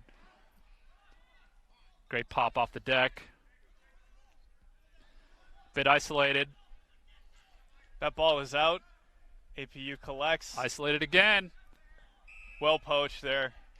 UCSD had a number of opportunities there to be aggressive in their counter ruck, and they took that opportunity there. Earned the balls back with a penalty. Quick tap, and look here we go. Look for a run here. He doesn't look like he's passing. No, yep. No chance. Good offload, though. One more. Have that look. And he's in space. Great cover tackle. Get up and go. Ooh. And a great weak side kick for the try to UC. We have our first try of the day for UCSD. Love to see them on the score sheet. Looks like they've got some spectators here. The local team. Absolutely love to see it, Scotty. Love to see the Tritons get on the scoreboard. That was great. They're excited. And we have an injury possibly from the celebration. A post-try injury. Which does happen. And, I love number 21. I think that's Bailey Shantz, based on my knowledge of UCSD. That's one of the only players I know. He's been there for a while. I don't think he's looking to pass before contact too much today. Looks like he wants to have a run. But one of the beautiful things about rugby is, you can pass after contact. If you're a hard runner, you can have a run into contact, keep those arms free, and then move the ball afterwards. That's one of the great things about it. The play does not stop once you're in a tackle, after you're tackled. That ball is live. So if you see a man supporting you and you have your arms free, you can pop that ball up to your teammate. One of the important differences from the sport of American football, Kevin, rugby are much more likely to see passes after contact. So that was a wonderful try by UCSD. They're very excited. The faithful who made the trek down from La Jolla, they're excited to see it. We have a 5-0 advantage for UCSD. Yeah, and we'll see if we can have a bit of possession here from APU. I think their strategy of, when we have a good run here down the sideline. He's taking it in for the try. Great carry there. We do not have a roster with names on it from APU, but that is a great carry down the edge there. And yeah, just you gotta, like we said, miss tackles, right, Scotty? Just one missed tackle after the kickoff, and you're very vulnerable there for UCSD. But as I was saying, APU, their strategy of sending a couple boys in the middle, I do think that could work really well for them. Send a couple boys up in the middle, and then as UCSD becomes bunched around the ruck, then spin it wide. But hey, no need to there if you can score directly from the kickoff. Right you are. And a good attempt, but this will stay a tie game as we're left under a minute now after and we have try by 5. Tie or try score there, number 5 for APU. Sevens is a brutal sport, folks. He's had a 60, 70-yard sprint down the sideline there. And the reward is, hey, buddy, how about you come sprint and try and catch this kickoff now? There really is no rest out there for these guys. The cardiovascular demand, Kevin, of Second sevens, to none. There's always something that, in addition, so cardiovascular demand and ball skills and knowledge of the game were things that prevented me from ever competing at this level in sevens, but is required of all participants here today as we have a reset. Don't think by that APU. went 10. Unfortunately, it was not 10, so it will be a free kick at midfield, which is our East 45 at Manchester Field. APU at no point got back 10, but it doesn't matter. Wow. UCSD cleaned through. Hot in his tail. That ball was stuck. Great cover by APU. I thought he was gone for sure. And then APU with good defense, but there's Oh, my. You hate to see that, Scotty. Oh, and we're going to go in at 5-5. Unfortunate. That is very unfortunate for the UCSD. Did everything right, but hey, you know what? Credit 9 there for his tracking tackle. Hey, and a really good lesson for all the young players watching at home. A, never give up on the play. Great way tracking back from APU. And secondly, if you're the last man defensively, just put a bit of pressure on that player to make that extra pass. The APU defender there closed down space, forced the UCSD player to make that extra pass, and you never know. There might be a knock-on in the try line like there was just then. And, hey, tenacious work from APU, just saved 5 points. Really well done. That's why we play the game. It's probably the most evenly matchup of the day so far, Kevin. Both these sides are looking great, looking ferocious and competing against each other, and really the outcome of this match is still very much in the balance. Both sides showing some great bursts here and there in the sevens competition. And yeah, 5-5 with 7 to go. It does not get any tighter than that, Scotty. So we'll look to see if UCSD can absorb that hard-running APU offensive system, and if they can look to absorb that contact, maybe get another poach at the breakdown and then move the ball wide. I think the second half bodes well for them. But, APU, very opportunistic, very hard-working defensively thus far. And, they had that well-taken try directly off the kickoff.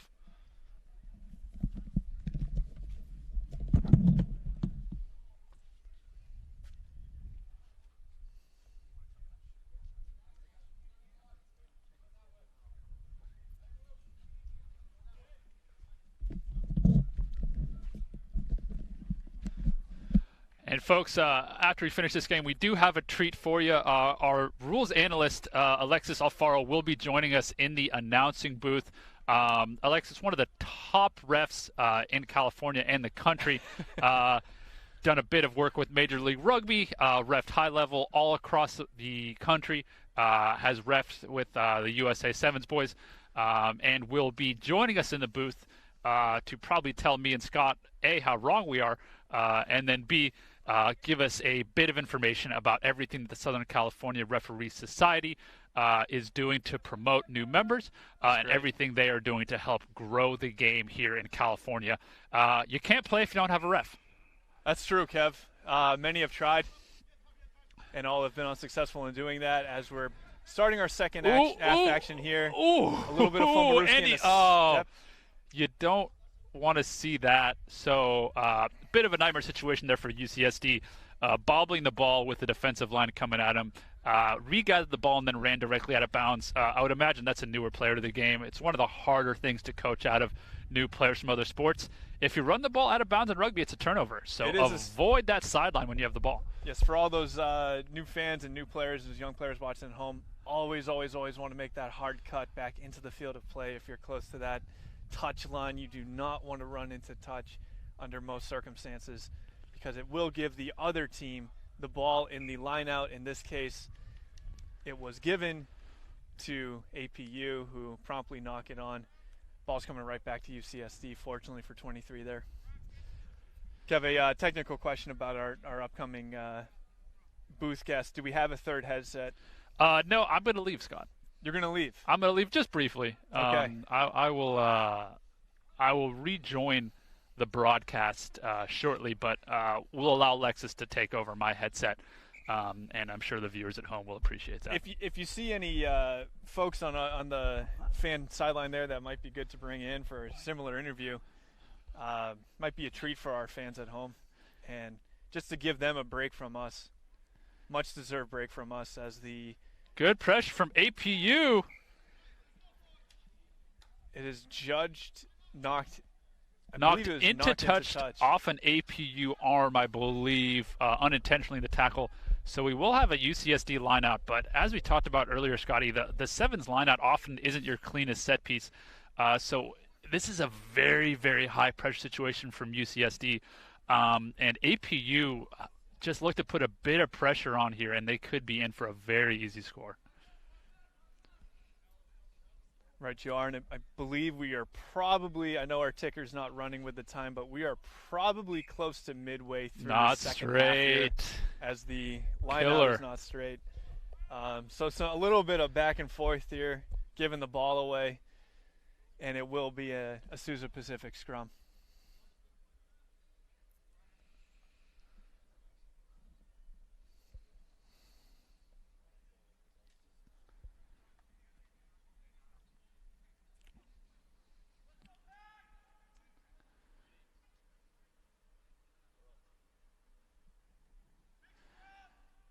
As we talked about earlier, Scotty, I'd like the 9 to just have a look on this weak side here and see if that hooker, the opposition 9 for UCSD tracked that well.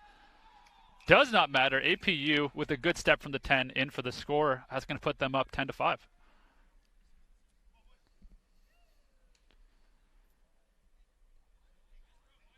Good pressure there from APU. It's just you don't want to be there for that long in that part of the field if you're UCSD. Just too many things can go wrong. Did go wrong for UCSD, and it gave APU a relatively easy path to the try zone, and APU will take advantage, take the lead 10-5 with a conversion coming here from 9.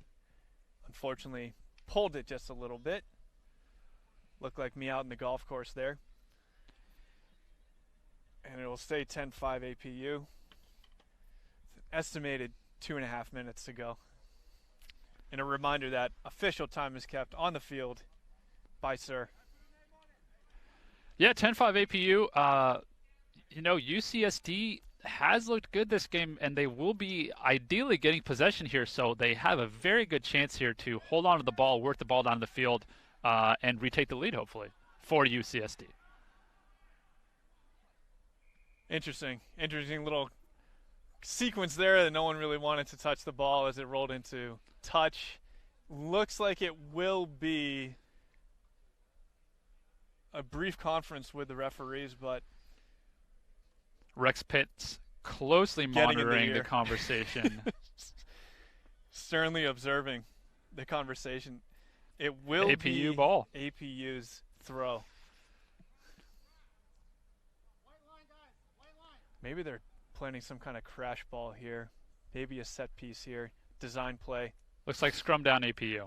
I see.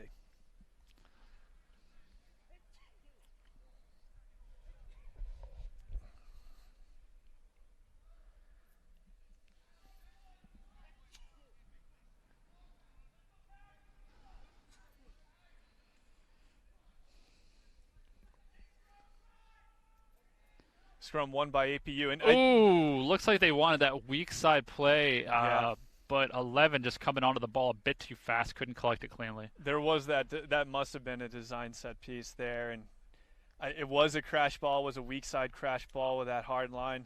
Interesting. UCSD had the choice there, I believe, for scrum or line out as APU knocked it into touch, and looked like they did elect for the line out. So let's hope they can get it in clean, and they did. They do. Nice throw there. Yeah, if you pick... Ooh!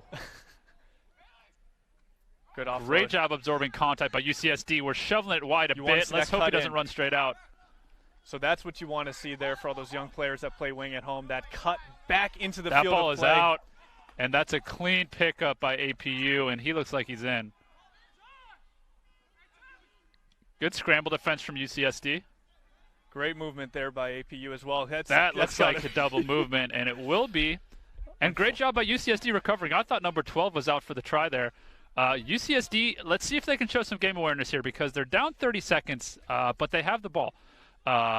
If they can just keep – oh, don't do that. If they can just keep the ball here, they have a good chance of winning. But they got to keep the ball, Scott. Indeed they do. This is frantic stuff here, Scotty. You know, I think UCSD right now, there's so much pressure coming into that counter ruck. UCSD needs to bring more support into that ruck.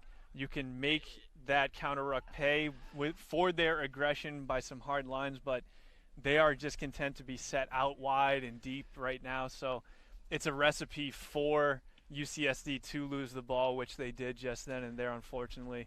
And it will be AP's put into the scrum. It looks like Looks like UCSD did place the ball down in their own try zone there, so 5-meter scrum for APU, and UCSD can't let them score, and they need to get the ball back soon, and that's not what they wanted to have happen. Easy try for APU. Second try there for that young man, I believe wearing number 5 for APU. That should put the final nail in the coffin here for UCSD, unfortunately, in this matchup.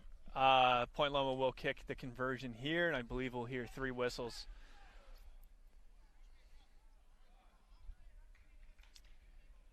Might be milking the clock here for the last few seconds. Brief conversation, maybe talking about their favorite way to build a peanut butter and jelly sandwich. Conversion is no good. We've seen a few missed conversions in front of the post, but hey, APU is not going to complain because they just won that game. And hey, that's a good win from APU for their first game in a couple years. And let's hope that UCSD can rebound and hopefully make it into the knockout round still on point difference. Right, you are 15-5 their final score. APU over UCSD. APU starts off 1-0 in the pool play. UCSD, unfortunately, is joining Point Loma with that 0-2 record so far today. Looks like the home team's coming back on the field, Kev. Yeah, we have USD taking on Claremont, which should be another good game here. Should be a tight contest. And Claremont, again, I apologize, we don't have a roster with numbers from Claremont at our table. So we'll call this game as best as we can.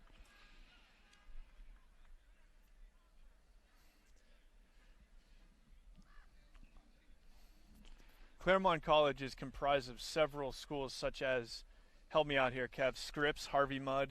I believe Pomona Pitzer, Claremont McKenna, and I'm going to say that's it, but I'm not entirely sure. It's an interesting university or program, I would say, conglomerate.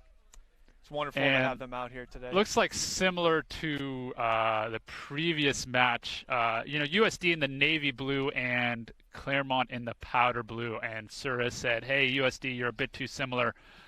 Go back and change those jerseys for me, please. Our second wardrobe malfunction of the day. I thought that one, Kevin, it's a little more of a it's a little more of a ticky-tack call by Sir. Maybe a little inspired from what he saw in the last matchup and said, you know what, they covered that in my referee training, and now I want to use it. You go back and get changed. USD looks like they're going to come out in white jerseys before we get started here. Yeah, well, USD was just in the dark blue, which, is similar to the light blue, but now they're in white with light blue stripes, so it's still pretty close in color, but I do think that the fact that this strip is primarily white will help the referees with their decisions at the breakdown. And folks, I am now going to be giving my headset to our rules analyst, Alexis Alfaro. Alexis will be both doing a bit of my job as color commentary when Scott cues him in, and Scotty will be asking him some rule clarifications questions as we go through the day. Wonderful. Thank you so much, Kevin. Thank you to Alexis, who's here. Hey guys, thank you for having me. Awesome to have you here, Alexis. Can you tell the folks at home a bit about your credentials, your background with the sport of rugby? Yes, started playing rugby in college at the age of 18. Kind of made it all the way up to kind of sevens camps with El Carvelli. From time to time, won some national championship with Ombak. Played in New Zealand. And then when I was done playing, it was time to give back to the game, and I, tried my hand at coaching, got into some refereeing, and here I am 10 years later enjoying refereeing still. Absolutely. There's so many great ways to give back to this wonderful sport that's given us so much. Coaching, refereeing, donating, giving time, raising children who play. These are all great ways to do it as USD makes a strong open field tackle after this initial kickoff here. So Claremont playing through their phases here, moving the ball side to side as a great open field tackle is made by Dylan Farrar. Secured in the ruck there and played out for a third phase. Yeah, this is going well. From a ref perspective, nothing to be done, just letting the boys play. Wonderful hard hit there by Mihol. Wonderful, wonderful hard hit, and the boys are fired up about that one. It will be USD's put in the lineup.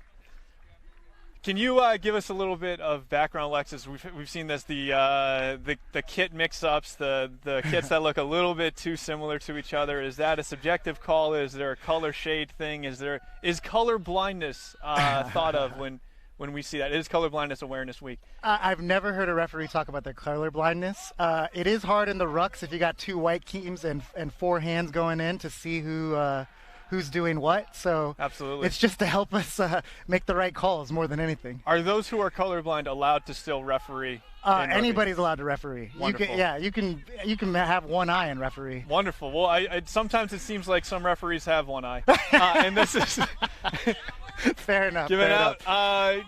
It keeps out of touch. A good keep by Michael Ramos there. However, Claremont is able to retain as we have. It looks like we have an injury out here on the side for Claremont, unfortunately, but a break as well. Oh, here we go. Yeah, coming back to that touch call, very close. We have a young touch judge, Max Racono, on the line with his father, Nick Racono, following him. Nick, a world-class referee that has made it all the way to a national panel. Wonderful. Now gives back and serves as the USA Sevens referee manager. That's great. And he's out here helping his son get the game right. Oh, that's really great to see. Yeah, so that was a close call, but again, if we can let the game play, that's what we want to happen. And it's so great to see. Yeah, this is a wholesome moment here in the family of rugby, and a dad teaching his son how to be a proper touch judge. It's just really such a wonderful thing to see out here. We have a man down, so we're going to go time off. So Sir is calling time off here, which will stop the official clock, so this will not count. This time here is not ticking down towards our halftime.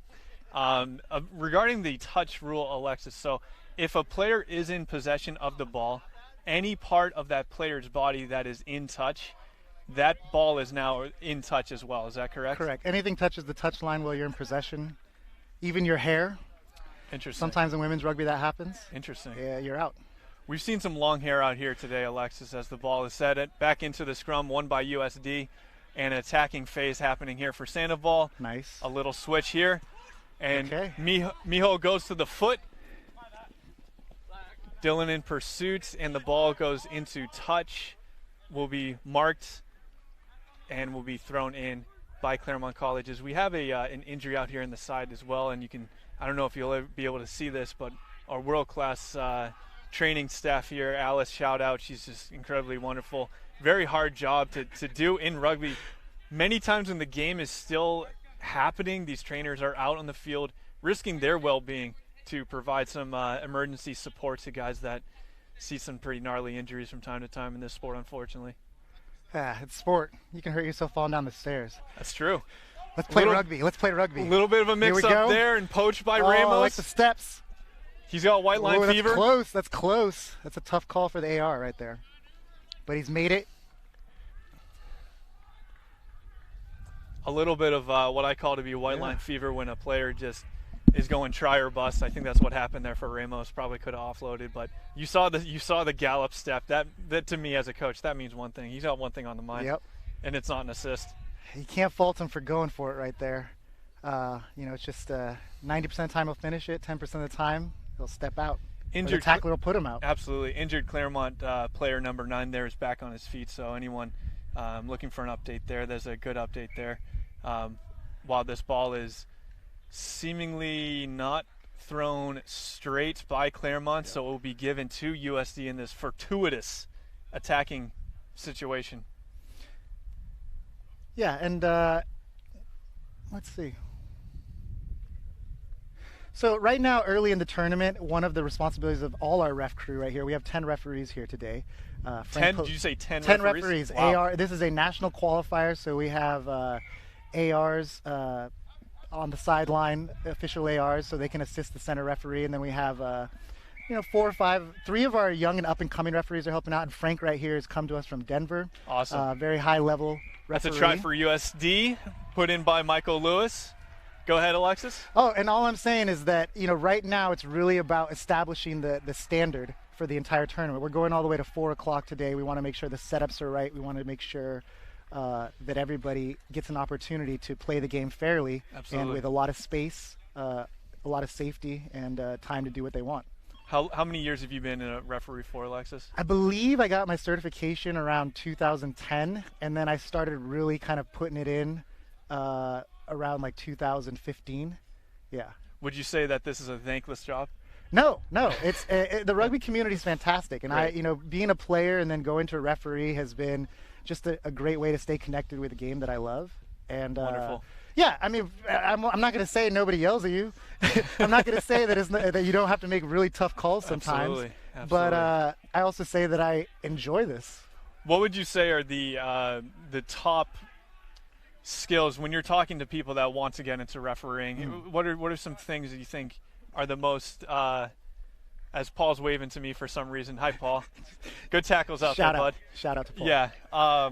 What are some of the top qualities that lend themselves to? We're gonna have a reset here. Top qualities that lend themselves to a good referee at this level. It's knowing the game would be my number one. I'm out. Okay. Because, look, 10 years ago, we always have a shortage of referees. This is a Right. worldwide problem. Definitely a problem in the United States. And Southern California is still doing pretty well. Despite that, we have enough referees most of the time. Point being, it's the competency, it's knowing the game, and then being able to apply that. Once you know the game, being a referee for the most part can be, you understand what's going on. It's just, it could Right. take 5 years to learn a game, if you come to it cold. Right. So Right. that's what I would say is the number one thing. Number one, knowing Yeah. the game. Across sorry if I can Sure, interrupt. sure. Across the field, to give you some perspective, our touch judge on the far side, his name is Ian Hutchinson. He has been a part of the game for 30 years, Wow. grew up in England, just got his level 1 certification, and he's out on the field immediately. Wonderful. And, we're just excited to have him because he knows the game. He's able to Right. make the right calls, and he same as most refs, he loves doing it. Wonderful. So we have some great international showing here, both from players and from referees, which is just incredible. A quick score update. I think we are at 10-0 USD since we had a try from I think that – did you see 2 tries here today? You know what? This is my first time doing this broadcast. I'm overwhelmed, so I don't even know what's going on in the game except it's fun. Okay. So at least it's at least a 5-0. That was a hard Yeah, that head tackle hit the head. Let's see how he is. His knee. He's all right. Oh, we've got a couple of bangers there, and Yeah, rugby on turf field, sometimes it hurts. the side judge there is from England. That's the kind of bangers and mash you don't want to see. Let's see. Great energy here from USD as they're playing some stiff defense. That could be a yellow card. So you No. saw – what did Yes. you see there? You Okay. saw – So in sevens, for sure, it's high risk, high reward. If you stick your one hand out and try to go for a steal and you don't get it, you had no real opportunity to catch that ball. Right. So you're intentionally knocking the ball on. It's 2 minutes. It's slowing down the game. It's taking away a positive opportunity for the offense. Right. And we want the game to flow because there's precious time in 50 or Right. sevens. But if you get that intentional knock call, that's almost an instantaneous card for you. At least a yellow. Nowadays, Right. Maybe I want to say 5 years ago is when we really started focusing on it and making sure. A lot of sevens is stopping time wasting, stopping guys throwing the ball away, Right. letting teams have an opportunity to play as much rugby as they can for 14 minutes. Excellent. So we do have another injury here Yeah. for Claremont, number 13 here. He's off your frame, and he's in a good amount of discomfort here. Here he's into your frame now, but Yeah, we've got to stop it. we're picking up his moan and groans by the training staff there. So can you take us through that? What happened there? So the play was coming towards the injury, Yeah. and ref decided to stop the play. Yeah, so what we have here is most of the time we have radios. There's a lot going on. It's an intense game. So the touch judge will usually signal in, hey, we got a serious injury. He's not coming off the field. Let's just stop the clock to get him off. And that's what we missed right there. Luckily, we had a referee on it to kind of stand over him. If the Right. play came close to him, we were going to stop it, and that's exactly what happened. Right, and hopefully that player can get his medical attention Yeah. as soon as possible. He's being carried off the field right now. It looked like a knee twist. Some kind of twist in the knee. We saw his head hit the turf as Yeah. well, so we were concerned about him. for a number of reasons, but it looked like the ref might have originally called halftime, but it looks like we're actually going to get a reset here. He double-checked his clock to see. He thought he could call Okay. halftime. Okay. He realized, it's So an at least it's at situation, least a 5-0. trying to get That us was out, but, he's bringing it back to the last play for the half. I think we just had an instant replay. Oh, wow. What an wow. We'll keep an eye out for that. Speaking of being caught off guard, Claremont might get it. This is very fortunate for them. that was a wonderful back tackle there by USC to prevent what exactly was that break, that clean break, and clear paths to the try zone. Go. Let's see if Ramos can make this tackle here in open field. Knock on. Does, and also forces the ball to be played forward from the tackle, resulting in a knock on, That's taking the great ball advantage. himself. It's great advantage by the referee. USD Okay. will just opt to call it out. Mihol is content, and USD are content to take their lead into halftime here for a tentative score of 5-0, but please keep in mind that with my apologies, I lost track of score. It might be 5-0, might be 10-0, but USD is up. This is it's an exciting game. We got a little wilderness look here. So man in the bushes. Yeah, so finding the ball. In addition to teaching his son how to be a good touch judge, he's also doing the dirty work. Yeah, folks. exactly. So, you can't be afraid of that as a fan of rugby, to roll your sleeves up and pull out that ball. Everybody helps. Yeah, that's right. That's right. So you've been around the game for over a decade now, Alexis. How have you seen refereeing change in that time, since when you started to now? The biggest thing is kind of addition of video analysis, more communication with coaches and players to get them on the same page as you, develop a foundation of trust before the game starts, whether that's talking with them in the middle of the week to discuss certain issues that they might have, certain questions they might have, and then together on a Saturday, you're able to, again, be out of the way because both sides have a good understanding of what you're going to call, why you're going to call it. And we want to. The thing that might have not been as good in the United States was that standard was different everywhere. You know, Right. you go to, and it's just because we had poor communication channels. But that is Right. definitely tightening up. We have Jamie McGregor, our training and education director from USA Rugby, connecting with all the regions, making sure our standard stays high. We all have Zoom calls where we get to do video analysis. We get to talk with other referees throughout the week to discuss, crucial calls and how we want to make them. And we also make sure those, coaches and players are always invited to that so they can learn as well. Again, every referee has a little different saying, but I say the best referee is the one you don't remember. Interesting. Yeah. Well, you're certainly a memorable referee, Alexis. So I hope I want you to know that we're going to remember you for a very long time. Yeah, remember them after the game for doing a good job or just being a nice guy, but you never remember any calls they made because the game just flowed. Because they're upholding the standard. Absolutely. And health and safety is always number one, so we're looking for that. USD's fired up as we're starting the second half with a tentative score of 5-0. It's a good game. All right. It's a cracker for sure. Let's lock in here. Got a good second half. These are both very, two teams that look like they're going to, contend for the final today. Claremont gives the call and is looking high ball going left. Is called for and taken by freshman Phenom Mihol. Into contact. Pop from the deck to Ramos, the hard-running Ramos. Clear release. It didn't affect anything. Here we go.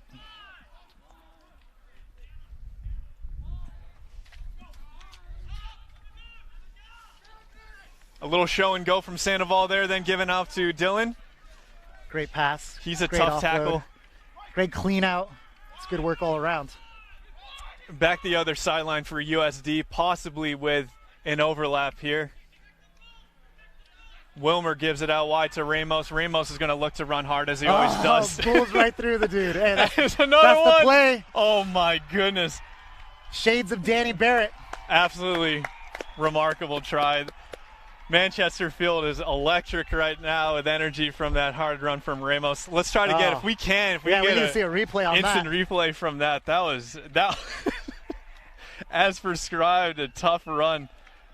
My goodness. You can't tackle high on Ramos, the Ram. Okay, so 10-0.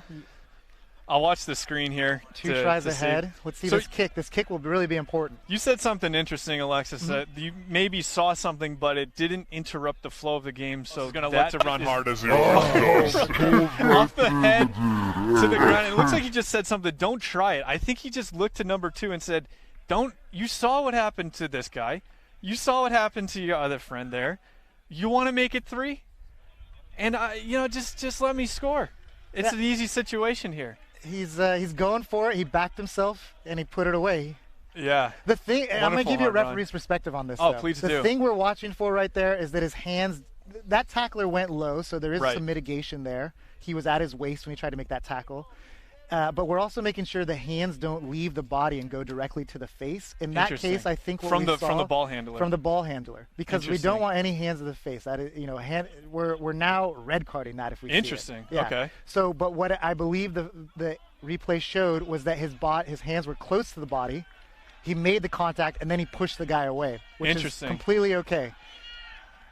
Oh, clean poach there by Wilmer and a counter attack. The sideline is absolutely fired up. Started seeing that. A reach and a try, Cam Wilmer. Momentum. Wow. Momentum. Wonderful individual effort there by Wilmer to make it 15-0 USD. USD is imposing some of their physical will there. Shout out Grinder Gym off Miranda Boulevard, where our guys have had the chance to build up their strength for moments like this. It feels like USD has home field advantage. They got the crowd backing them. They got the energy. And they were able to really pull it through right here, separate themselves from Claremont. Absolutely. I also think Claremont will learn from this, and they'll come back stronger in their next game. It's the great thing about sevens. You get several games to tighten it up and get it right. That's absolutely true. I mean, there's so much great rugby to be had here today. There's 9 teams that are here from 8 different institutions since USC brought out 2 sides today. It's just such a great day of rugby to be back. Yes. Be in person. Beautiful. The sun is coming out. Beautiful. Manchester Field. We're just minutes from SeaWorld right now, folks, just to give you an idea. Minutes from the beach. Beautiful views of Tecolote Canyon, the hillside. It's just such an incredible thing to have here. Such a beautiful, beautiful part of the country. Just a wonderful day of rugby here. Just so great to be back. And, as helpful as Zoom meetings can be for education, to be here, to be playing, to be hitting bodies, to be sharing the ball here, to be booting it around, to be with each other. It's what it's all about, folks. So thank you so much for being part of this, for tuning in, for coming out, for showing out, for supporting your family members that want to play this, for raising your kids that want to play this, for teaching them. Let's grow this beautiful game. As a penalty here is given to Claremont. What was the call there, Alexis? I didn't see it. I'm blocked a little, so I can just honestly say I trust Frank made a great call. As do I. As Claremont looks to break a tackle here, take the ball down the sideline, dole out a little bit of punishment of their own, and it looks like we have an injury from that hard charge. That is unfortunate. I don't see an injury. I think, oh, yeah, you're on it. Good eye. And that's a penalty to Claremont. Yeah. And something I'll bring back, look, referees make mistakes too. We always want to uphold our standard, but in that case, it was close. Was that tackler brought to the ground, and then did he release it or not? Right. Or did that tackler, was he not held, and he was able to freely get up? That's Frank's call. I'm 80 meters away, so again, trust him to make that. In Frank we trust. That's a try for Claremont to pull in here, and I'm trying to see who that injured USD player is. I think it is Mickey O'Leary, unfortunately, for the Toreros. He's just such a crucial part here, and it looks like that right shoulder. Wonderful kick. And that as that try is converted to make it 15-7 Claremont. 15-7 University of San Diego. Players make mistakes. That's an interesting point you made. Referees, they do make mistakes. We see players make mistakes. As a coach, I can tell you I've made some mistakes in my past as well. Fair enough. Both off and on the field. But it's something to say that when you are a referee and you make a mistake, what's going through your mind?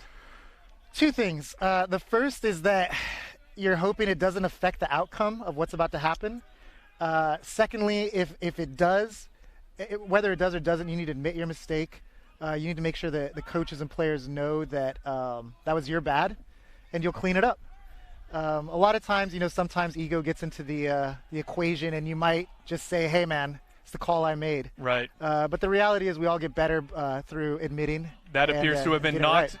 Oh, speaking of. Yeah, here we go. Knock possible. on, a player mistake. Possible. I saw possibly a Claremont knock to a USD knock there, but we are playing on here as a little okey doke move is made to break into the free. The comeback. Do they have enough time? Or that might be it. And score the try there for Claremont. That will make it 15-12 USD here. With a fairly important conversion kick coming up. And the thing I'll say about, whether we saw that knock on or not or what exactly happened, sure, we can slow it down and TMO it, but you also have 2 referees. This is why a team of 3 is important. Yes. You have Ian Hutchinson over there watching that. You have Frank watching it. They're in line. They're seeing, they make eye contact. They say, in that millisecond, they're connecting to see, did we see anything that we should stop play? If they both nod, if none of them get a signal, we play on. So USD will take the win here to progress to 2-0 in their pool so far today. Claremont in their first game showed a ton of fight, showed a ton of heart, especially at the end. Will start at 0-1, but it looks like they're pretty motivated, especially by their second half effort there, to be going through in this tournament today. USD hopefully not a day ender for Mihol there. They'll need him later on if they're looking to make a run at the championship today and come out as victors from this tournament. Do you need to go, Alexis? No. Okay. Nate's obviously on. Awesome. We have 10 refs. We're good. Awesome. Okay. And unfortunately, without Kevin here, I'm not as familiar with the upcoming schedule. So we have USC is coming out here today. I'm going to check Kevin's meager production notes to see if he left me anything. ASU versus. So it's ASU, and this is USC, but USC brought out two sides today, so I'm not sure. This looks to me like the first side. I spoke to the coach of USC, congratulating on bringing 2 teams, and he was saying that they've mixed and matched I see. Their beginning level and their high level on both teams to give them both good looks and good outcomes. I see. So if I had to guess, I'd say this is the first side for USC. Sure. Let's go with that, shall we? But in rugby, let's all, just as we call our substitutes finishers or game changers, everybody matters, especially in sevens. Yeah, and you get 5 movements with subs, so a guy can go off and come back on. You have 5 opportunities to do that throughout 14 minutes. So it's important that you carry 12 players, because you could see a moment where somebody can make a difference and make that sub as coach. We had Ian Foster come to campus not too long ago, and Ian Foster's now the head coach of the All Blacks. Just incredible to have a chance to have a conversation with him before the pandemic, which we did, and such an incredible experience. And one thing that he said that stuck with me is that if you wait until you need the sub to make the substitution, then it's already too late. And that's just such an incredible little tidbit. One of many gems he dropped on us that afternoon. But they make it so simple. It really does sound incredibly simple when it came from his like mouth. A good steal. Well done, USC. A wonderful poach there by USC. Turned to a quick tap and possibly a try, but an extremely strong physical tackle. But the sir is calling what here, Alexis? Okay, the hips went above. They broke the horizontal plane. Luckily, the tackle wasn't dangerous. He didn't land on his head or his high back. He just kind of landed straight down. So it's just going to be a yellow card. When you tip those hips, that's going to be a penalty every time. Depending on how the player lands, it'll be a yellow card or a red card. And we have our first card of today's tournament. That was a yellow card issued to Arizona State. And in sevens play, what does that mean, Alexis? 2 minutes off, 6 on 7, a great opportunity for those that can tactically see it. Wonderful. So let's see how that impacts here. So USC will have an overlap somewhere on the field. It's just a question of will they be able to find that and take advantage of it? And we have a try here for USC. Yep. So clear grounding is in the try zone. Referee saw it dotted down. We're good to go. Did you see something there in that that tackle there, Alexis? I heard you make a little noise. We're just watching for high. The player was ducking as he's going toward the try line. The other player came through high with a lot of momentum, a high degree of force. Nothing in it, but you're just always watching for Did he make contact with the player's head? Because number one for everybody, players, coaches, referees, is safety. Right you are, and that is an unsuccessful conversion attempt by USC. Will keep us at 5-0 here, as Arizona State will continue to play down a player. So it's not like hockey where if the other team scores, you get to come out of the sin bin. No, you're in there for your full 2 minutes. Yeah. And let's see if USC can continue to punish Arizona State for that penalty earlier. Yep. Tackle safely would be the point there, because it could create 5 to 10 point difference, 2-try difference. This kick does go into touch here. Since the kick went 10 meters, this will not be a free kick. Is that right, Alexis? That's correct. It bounced in beyond the 10 meters, so it's just a line out. And then it seemed to bounce back inside of 10 meters, but that doesn't matter at that point. Once it goes 10, no worries. Even if the wind blows it back, once it goes 10, all good. I am learning all sorts of things sitting here with you today. I had to learn that too. I should, honestly, I've been coaching for 8 years, and there's still so many little situations that turns out I don't know. So. And that's another, right here on the sideline, you heard Luann talking to the back line, asking him to get back 10. Right. Most of the time, we're trying to manage players and prevent them, be proactive. So if we can get a player back 10 and not create an offsides penalty, we're fantastic. Right. Right there. Yep. Okay, I see what happened. It was a great move, shake and bake out here to the outside for Arizona State as they're looking to do a little bit of a short-handed attack here as they're still down a man for about a minute. And they're looking to create space now with their arms, with their legs, with their passes. See if they're able to do something here. A good fend here by number 10, an offload, drawing in multiple defenders. That's one way to do it. And we're getting some good movement here. ASU is staying patient here, which is important in sevens as a line break is made by 2. Offloaded, bounce pass collected there, but turned over with advantage to USC as they have a break now, a chance to counterattack. Great offload, keeping the ball alive. USC on the break. I think he turned over again, unfortunately lost in contact. That's a great defensive play. ASU again staying patient here, looking for their players to come back and be ready to be able to be passed the ball to. A fake kick there brought into contact and a penalty advantage given to Arizona State here as they handle the ball near their try line. What do we have here, Alexis? Did you see it? Yes. The tackler was always in the way of a fair contest, so USC's tackler didn't get away. Nate gave a advantage there. In some cases, we just want to blow it up. ASU's deep in their territory. Nothing's really going to come of that. They're not going to break it off 80. Everyone's tired. Just give the penalty, get on with the game. Interesting. Okay, so the penalty did impede with the flow of the game. It was called, and we have a kick to touch here. And since that was a penalty, we actually haven't seen too many penalty kicks to touch here this morning. Yeah, it's a team's choice. Sometimes you got a great line out. You're going to win it every time. Right. You take that set piece. Other times you tap and go. Arizona State feeling confident about their ability to conduct the line out set piece as they knock it on. Yeah, a lot of swinging arms there. Balls all over the place. Mm-hmm. So unfortunately for ASU, we come back to USC for a scrum after following this knock on here. But I think, like Kevin was saying, when you're playing sevens, you usually don't have as many scrum and lineout specialists on the field, so that could potentially. You have some speedsters out there, you got some quick boys, so makes sense to have the tap and go on the menu there, or just going for a scrum for a quick reset, depending where you are in the field. As USC is looking to grow on their lead. Oh, nice offload. Is he in? Beautiful pass, and they do exactly that as a corner try is scored by number 9 for USC's first side. Yeah, it's just you're seeing all these boys. Every team, they're coming back from COVID.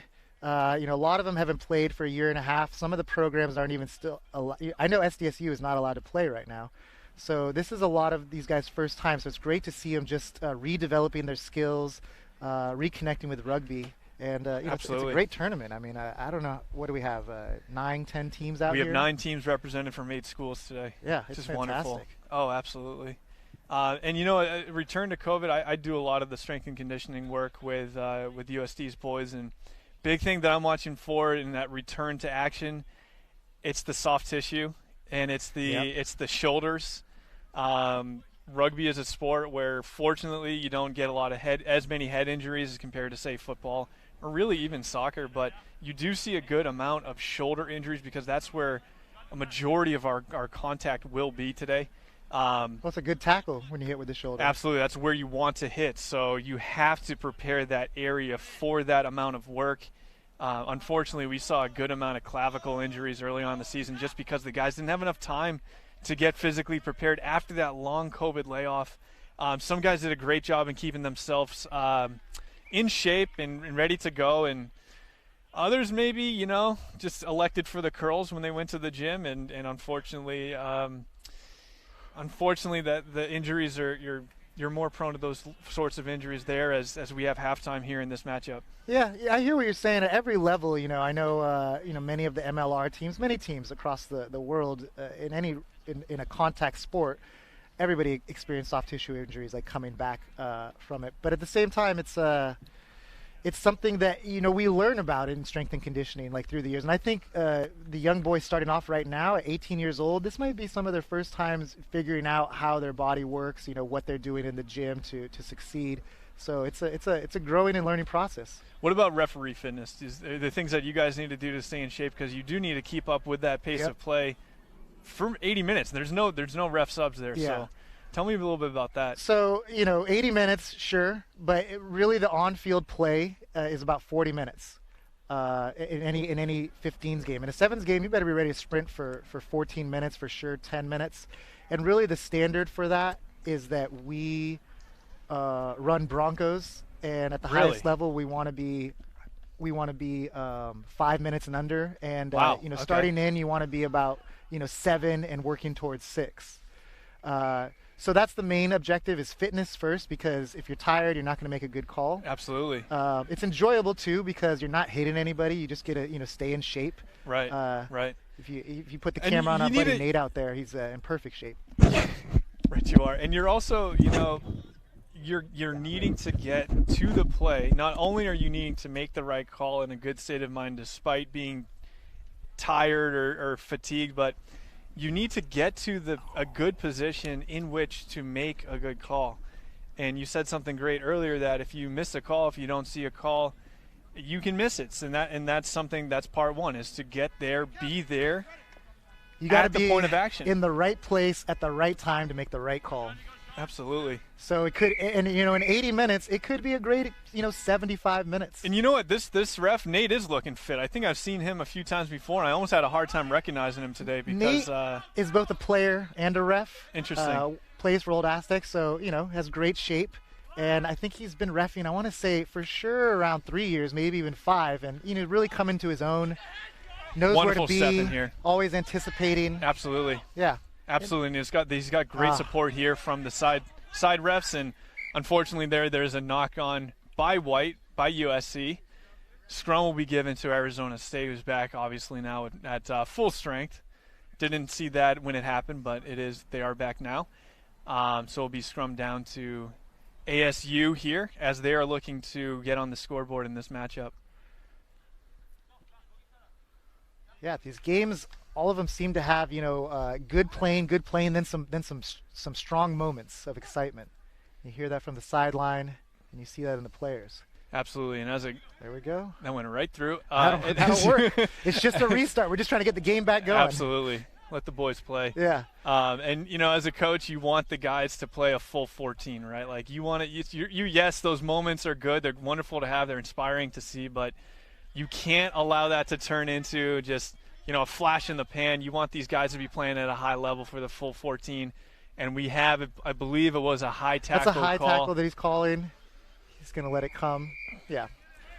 High tackle there. USC will get back 10. And ASU will look to see what they want to do here. I'm surprised they're not going quick. It looks they may be looking to go to touch. Oh, they'll nope. tap and Okay. Go. Here we go. We got to play on. Teammates got in his ear, told him to tap and go, and here they are. Nice hard crash line coming from 7. And he's down. He's looking to offload, but we'll put the ball back instead. Yeah. A good tackle there, preventing the player from Good quarterbacking there from 9 and another hard run there from Arizona State. Great back tackle there by 10. that's a knock and on the that. ball is lost in contact by the Arizona State player as we have a little bit of post-tackle extracurriculars going on. Meanwhile, USC is coming back with the ball. Good ball in hand. Good side-to-side action here right at Manchester Field. Some great offloads we're seeing here. This is some good phase. What do we have here, Alexis? We got him for Another high tackle right there. It's slight, but again, we're continuing to ask the players to lower their tackles. Right. Because if we let that go, then the next one gets a little higher, the next one gets a little higher. So if we can take it out of the game early, set the standard, just stay away from a guy's neck. To establish the standard of what's to be called and what's acceptable, what's unacceptable. And again, the number one reason for that is safety. Rugby is a fun game. Make good tackles. It all is fun. But when you start getting up around the neck, that's when things can go wrong. USC is being patient here with the ball. That's okay. That's what do you have here? Do you have a card coming up? There's been a few now. Yeah. The standard's been established. Let's see how he handles this. Yeah, pointed the wrong way, but he's got the right call. And he took accountability for that, which you said was important earlier. Oh, looks like a possible injury going to a quick touch here. This is another thing that I've seen as I've been on that field today. This is their first sevens tournament out. A lot of these teams haven't played all fall. This is a tiring and grueling game, and they're in their second or third game at this point. One of the first game I had to send a guy off because he threw up twice. I had to say you got to go. Once is fine. Yeah, you're slowing down the game, and it was mostly a fitness thing. It wasn't because it was an injury. It was just because it could have been some extracurriculars from the night before. Right. You never know. Hey, rugby, you go all out. You obviously don't want to assume. No, you're making the call on the field. It could also be too much pre-workout. That's true. That's true. These guys are getting all sorts of amped up, which is we had an interesting injury right here to 15. A non-contact, looked like he was getting excited to do a quick tap and something buckled and he just went down. And I just want to point out that little moment what do you have here? Nate You have a card coming up. There's been a That's few him now. saying we got to The lower standard the has been established. Yeah, I'm seeing a lot of There's the replay of the high tackle, I believe. And again, from our standard, our referees today, what we want to do is make sure that for this tournament, everything going forward, we're establishing stay off the neck. If it gets a little bit more, tighter, it's easy to make the call from here. Sitting down, enjoying the game, no pressure on me. But that could have easily been a yellow card, is what I'm trying to say. Right, and I think that might have been maybe included in the language there. Next one's going to be a card, no questions asked, because you're seeing a pattern here, and that is unsafe. So USC will reset here after making their injury substitution. A nice hard carry there by USC into contact, drawing in defenders.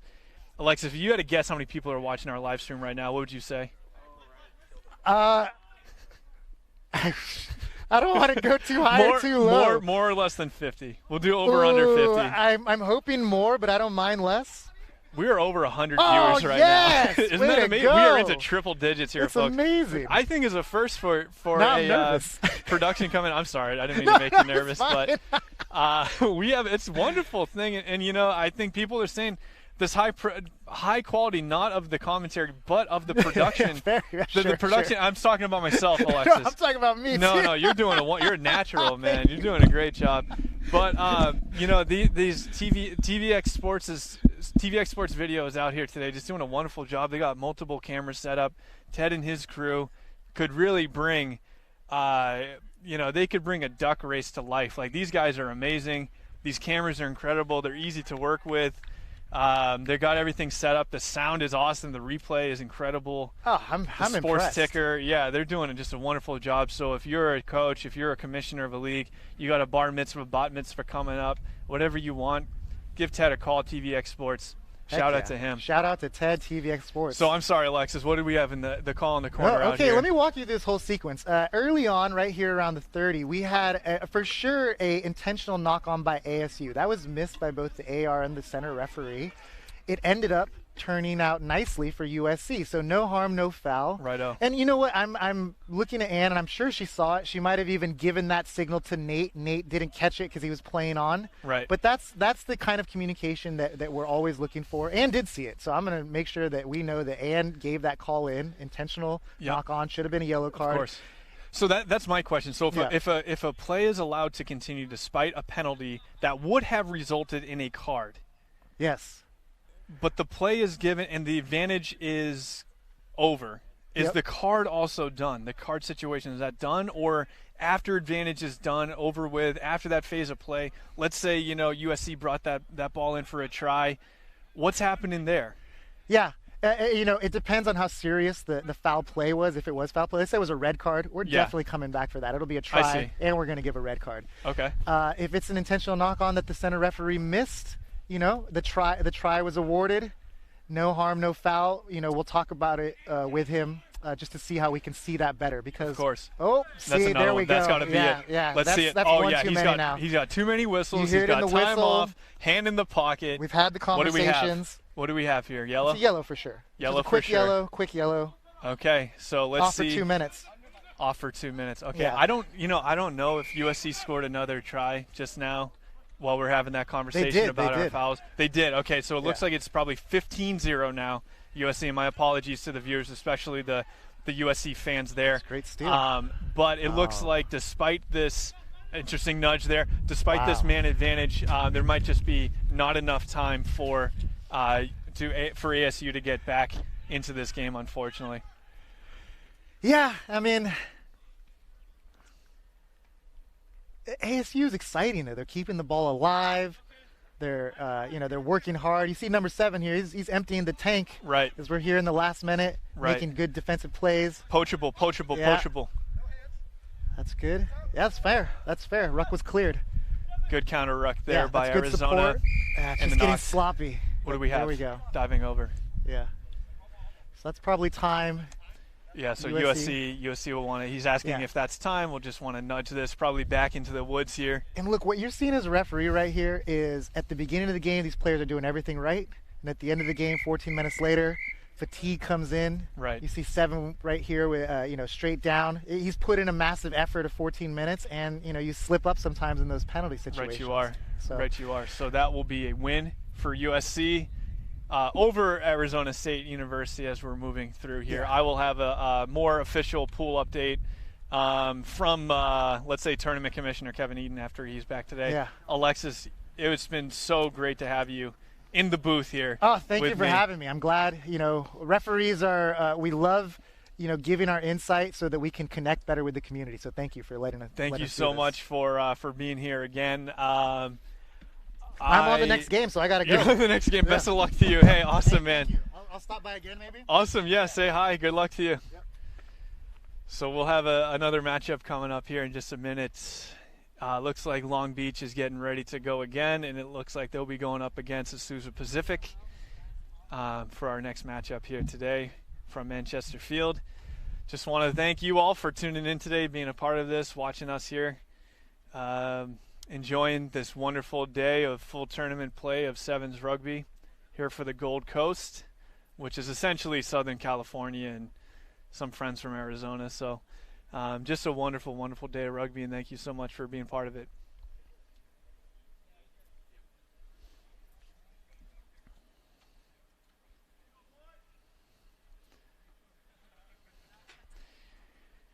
Looks like at midfield there, Alexis is conducting the pre-kickoff rock, paper, scissors. I believe Azusa Pacific went with scissors, which cuts paper for those fans watching at home. Cuts Long Beach's paper, so I think they've elected to attack towards the east and kick. So Azusa Pacific will be kicking to Beach to start this matchup. Long Beach earlier had a very commanding victory over UCSD. I believe it was a final of 56-0. So let's see here. Long Beach, probably tournament favorites. Let's see what they're able to do here. And I apologize to everybody. It's just me in the booth right now. I'm going to try my best to be entertaining for you. Here comes the high kick. Wonderfully taken, but bobbled by Azusa Pacific. A knock-on advantage is played to Beach here as they're playing on some funny business near the sideline here. What happened, he's going to confer with his side judge, who has over 30 years of experience as we're coming back. Welcome back, Kevin. Thanks, Scotty. Happy to be here.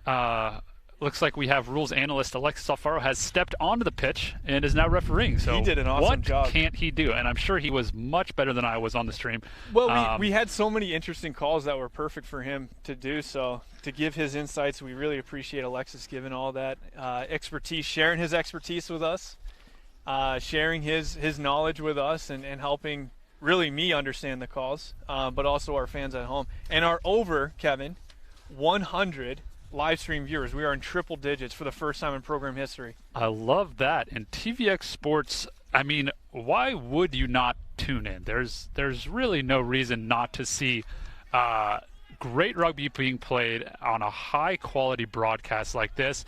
And it's just something that, people should be tuning in now. People should be watching later on to, review the film and check in. And, people can review at a later date as well and, make fun of the commentary if they wish. Please do. There's plenty of material there for that reason. So we had a knock on there by Azusa Pacific, turned into a half-arm free kick situation.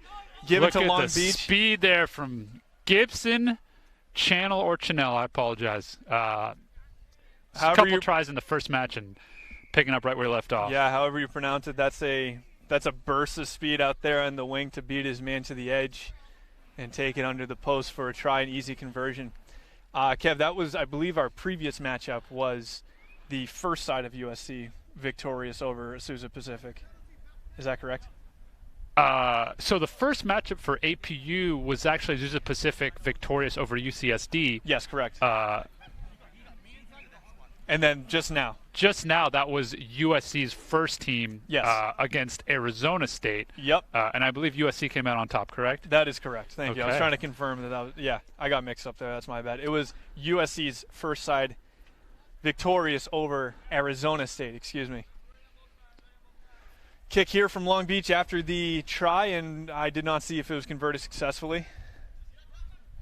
I assume that it was. Yeah, right in front of the post. Long Beach has not missed a kick in front of the post all day. I'm going to assume that they made that, and it's probably 7-0 Long Beach here. APU got the ball here. Let's see if they can break down this tenacious Long Beach defense. They're going right at him. Interesting strategy there, kind of at a walking pace into a tackle. Long Beach is glad to see that defensively. Ball's given out, back wide. A little bit of the fumblerooski going on to a cheeky nudge. Our first cheeky nudge of the day. A wonderful kick as it turns out. Great chase. Putting a ton of pressure under Long Beach, especially for that man on the wing there. Forcing Long Beach to operate out of their own try zone. And what do we have here, Kev? Call from Alexis. Yep, looks like Long Beach unfortunately had to place the ball down in their own try zone, so it should be scrum 5 APU put in. Good pressure there from APU. The kick through in sevens is rarely the right option, but on that case looked like a good option and a good chase and a good job to force Long Beach to play out of their own end. And, hey, what a scoring opportunity now for APU. Right you are. Do we have an injury report for Mickey O'Leary, who got hurt in that last USD game? I believe we have a bit of a shoulder issue for Mickey. His return, I would put at a Q currently, a questionable. Okay. We'll see if we can have him back on the field. What a performance by him in that pool match against Claremont, Scott. Yeah, he's been wonderful. Integral part of USD's success here as APU. Azusa Pacific puts in a try against Long Beach here. Ties it up. The first try that Long Beach has yielded today in pool play. To have a chance to tie the game. Currently, we think the score is 7-5 Long Beach, with the conversion pending from APU. The structure of today's game, Kevin. Is there one more pool game happening after this? Yes, so we're going to have one more pool game after. It's going to be Claremont versus USC 2. Is going to be the next match, and that's going to be our final match of pool play. And then we're going to have a bit of a break while we reseed the teams for quarterfinal action, set up the quarterfinal matches, and then we will get into the knockout stages of the quarterfinal starting at about 12:30. How are the tiebreakers being assessed today for teams with identical records? So we're going to go point difference is going to be the tiebreaker. So I believe we actually currently have a tie between USC 1 and USD for point difference. So I think we might be going to points scored as the tiebreaker on that. And Okay. hopefully you don't have a tie there, because that might have to end up in an arm wrestle or Yeah. something as a tiebreaker. We're going down to Grinder Gym for arm wrestling. Shout out Dave DePew. So we had we have a free kick here given. I believe it was probably not 10. Nope. Yeah. We're going to midfield there for Long Beach where they're taking the tap to reset here. Good feet there from number 16, I believe. That's Cortinas. Ooh, little offload at the back. Deemed Doing forward a bit too much there by Alexis, so will be a scrum down to Azusa Pacific. Azusa Pacific coming to fight in this matchup here. Yeah, looks like they they are not Shows a good intimidated by this high-powered Long Beach State team, which is what you love to see. You love to see guys willing to scrap and get down, and APU has really shown well so far this tournament. When will the knockout games begin? First knockout game is going to be, we go right through where the scrum was. About 12:30, looks like we have a player into touch, almost into our scorers table here, and Long Beach goes quick. Right decision. And another break here Good by broken number tackle. 15. Wow. Gibson Wow. Chanel. Wow. He's having a day, isn't he, Scotty? Absolutely right there, Kev. Under the post again for Gibson. It was a strong broken tackle to the speed, the acceleration, and the boost and the afterburners to just really beat all 7 Azusa Pacific defenders there, including the blitzer, making it assuming 12-7, 14-7 Long Beach advantage here as we're nearing the end of our first half. Yeah, and you can see the bloodline there, can't you, Scotty? He looks like a guy whose brother's playing for the USA team, and keeps performing like that. He might be taking his spot in a few years. He's showing well, as are a couple other of these Long Beach players. Really, really good performance so far. But hey, APU, 1 score down. They scored earlier directly off the kickoff, so let's see if they can collect this clean and run right back at them. Right, you are. So we do have 14-7. This is what we assume to be the correct score at this time. 14-7 Long Beach. 2 converted tries to 1 converted try. Great offload as and contact. Beach is coming right back into it. And Off the foot. That's actually a really good play That's there, isn't it, a Kev? great play. I believe that was number 19, letting it go off the foot. Sergio Pineda. Great decision there just to let the ball hit off his foot rather than knock the ball on. And Alexis is bringing the play back to a call that he spotted. Perhaps an advantage for Beach. Offside An looks like the penalty call. advantage for Beach, and they'll have the ball here. They're probably going to go quick as to not end the first half with possession. Looks like they got a position. little space almost right in front of them on that right side. They're going to come back all the way wide. Beach is so good at coming so quickly end to end, line to line. A nice. Let's see if they work it back Sumo all the way to the other takedown side. there. They've got space and numbers. Yeah, and here's what Beach does so well. They're going to bring it right all the way back and see if anything's open there. A wonderful tackle Good there tackle on the wing. there.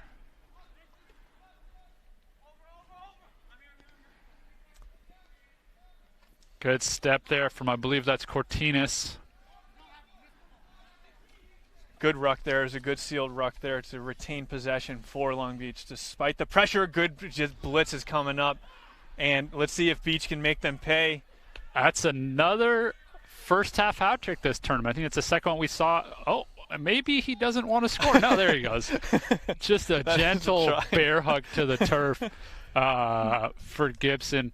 I think he could have made it a little bit easier on himself, but he looks like he's a bit winded. And fair enough, he's had 3 breakaway scores in the first half. I'd be winded if I had a 5-meter break myself, so understand that the lungs might be a little tired.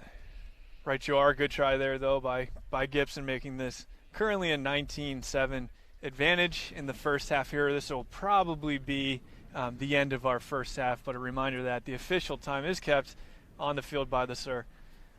Looks like we have half here. Long Beach coaches are seeming to indicate that we have halftime here. Missed kick there. He'll stay at 19-7 Long Beach. Good first half, though, all things considered, from APU, especially when you consider the performance from the first game for Long Beach. I think it was 35-0 at halftime in that one. So APU looking pretty good there. And again, Scotty, I'm gonna harp on it again. You got to have more possession if you want to win a 7th game. And Long Beach has had the vast majority of the possession. And APU, if they can play the ball a little bit more in the second half, have possession, they might be able to come back. Righto. Right, you are. We'll see if APU, they are fighting, they're hanging tough. It's definitely not, this match is not over with by any stretch of the imagination, so we'll see what they can do here. Should be a possibly a indicator of a knockout round matchup as well. Since 8 of the 9 teams today will make it to that knockout round or knockout pool, really more of a more bracket style tournament, Kev, with single elimination being the situation there. Yeah, so we'll move into kind of a sevens traditional style knockout round after this with 8 teams. Losers of the quarterfinals will have a chance to move on still and play for a 5th place finish. Okay. So there's plenty more rugby here to go for all these teams. I think our 9th team that unfortunately is going to be excluded from more play is probably UCSD, given that the tiebreaker is going to be point differential. That opening 56-0 loss really hurt them in that regard. So I think they might be done for the day. But all other teams, I think there's probably a clear, top few teams, and then the rest of the guys are chasing here. But right. It's sevens is anyone's game on any given it's Saturday. Why you play I would say the games, so. Baby. You're absolutely right, and maybe somebody will have the chance to say Long Beach is who we thought they were, or USC is who we thought they were, in the famous words of, I believe that was Coach Dennis Green, if I was correct, late NFL coach. Yes, late great Dennis Green. One of the all-time great post-game pressers. But yeah, let's get into the second half. Let's stop talking about random nonsense that the fans at home don't care about, and let's see if Long Beach can improve on their first half performance. Beach is kicking here. I believe they're calling play number 2 or 3. Could have a sign-stealing scandal here, Scotty, with you picking up the calls there. We have Tommy G in Manchester dorm signaling with a flashlight where Long Beach's kick is going to go. Well, I am a Patriots fan, as you know, so cheating is in your blood. And here we go. APU doing well to move it around a little bit. A good keep there, a little bobble around by APU, but they need to come back and attack the strong side of the field. Instead, they elect to kick it away. Don't like the option to kick there, Scotty. First time they really had the ball in a while and give it right back, and then that is usually what's going to happen. Unlucky. Lessons learned there by APU, but that is a try under the post for Long Beach. That is number 9. As we have a confirmed confirmed time for our quarterfinal kickoff for USD is 12:50 p.m. Pacific Daylight Time. So if you're tuning in specifically for that purpose, please note that USD's come back at that time. While we have a 24/7 advantage for Long Beach. Yeah, great snipe down the weak side there by Peter Seo, another member of the Long Beach team who has USA Rugby in their blood. And hey, he's been another standout performer for Long Beach State. I think we have Ethan Moxley here. We're in the 13. Would like to see him get involved a bit more. He had that, if you'll remember, Scotty, that outstanding one-handed intercept in the first game. Indeed. But hey, they've got danger all over the field, Long Beach State, so everyone can contribute. 26-7, that's a good strong take there by number 4 for APU. Spilled in the contact. ball is spilled and into touch. So I believe this will be Long Beach's choice, and they do play it quickly here from the line out. Kind of a staple play for Long Beach, so if you're playing Long Beach today, from Moxley. That's just another thing to look as he's running through the limbs of the tree there to find his open man. The fend from the big man. That is number 6, Thomas Terrell. Long Beach starting to impose their will here over Azusa Pacific.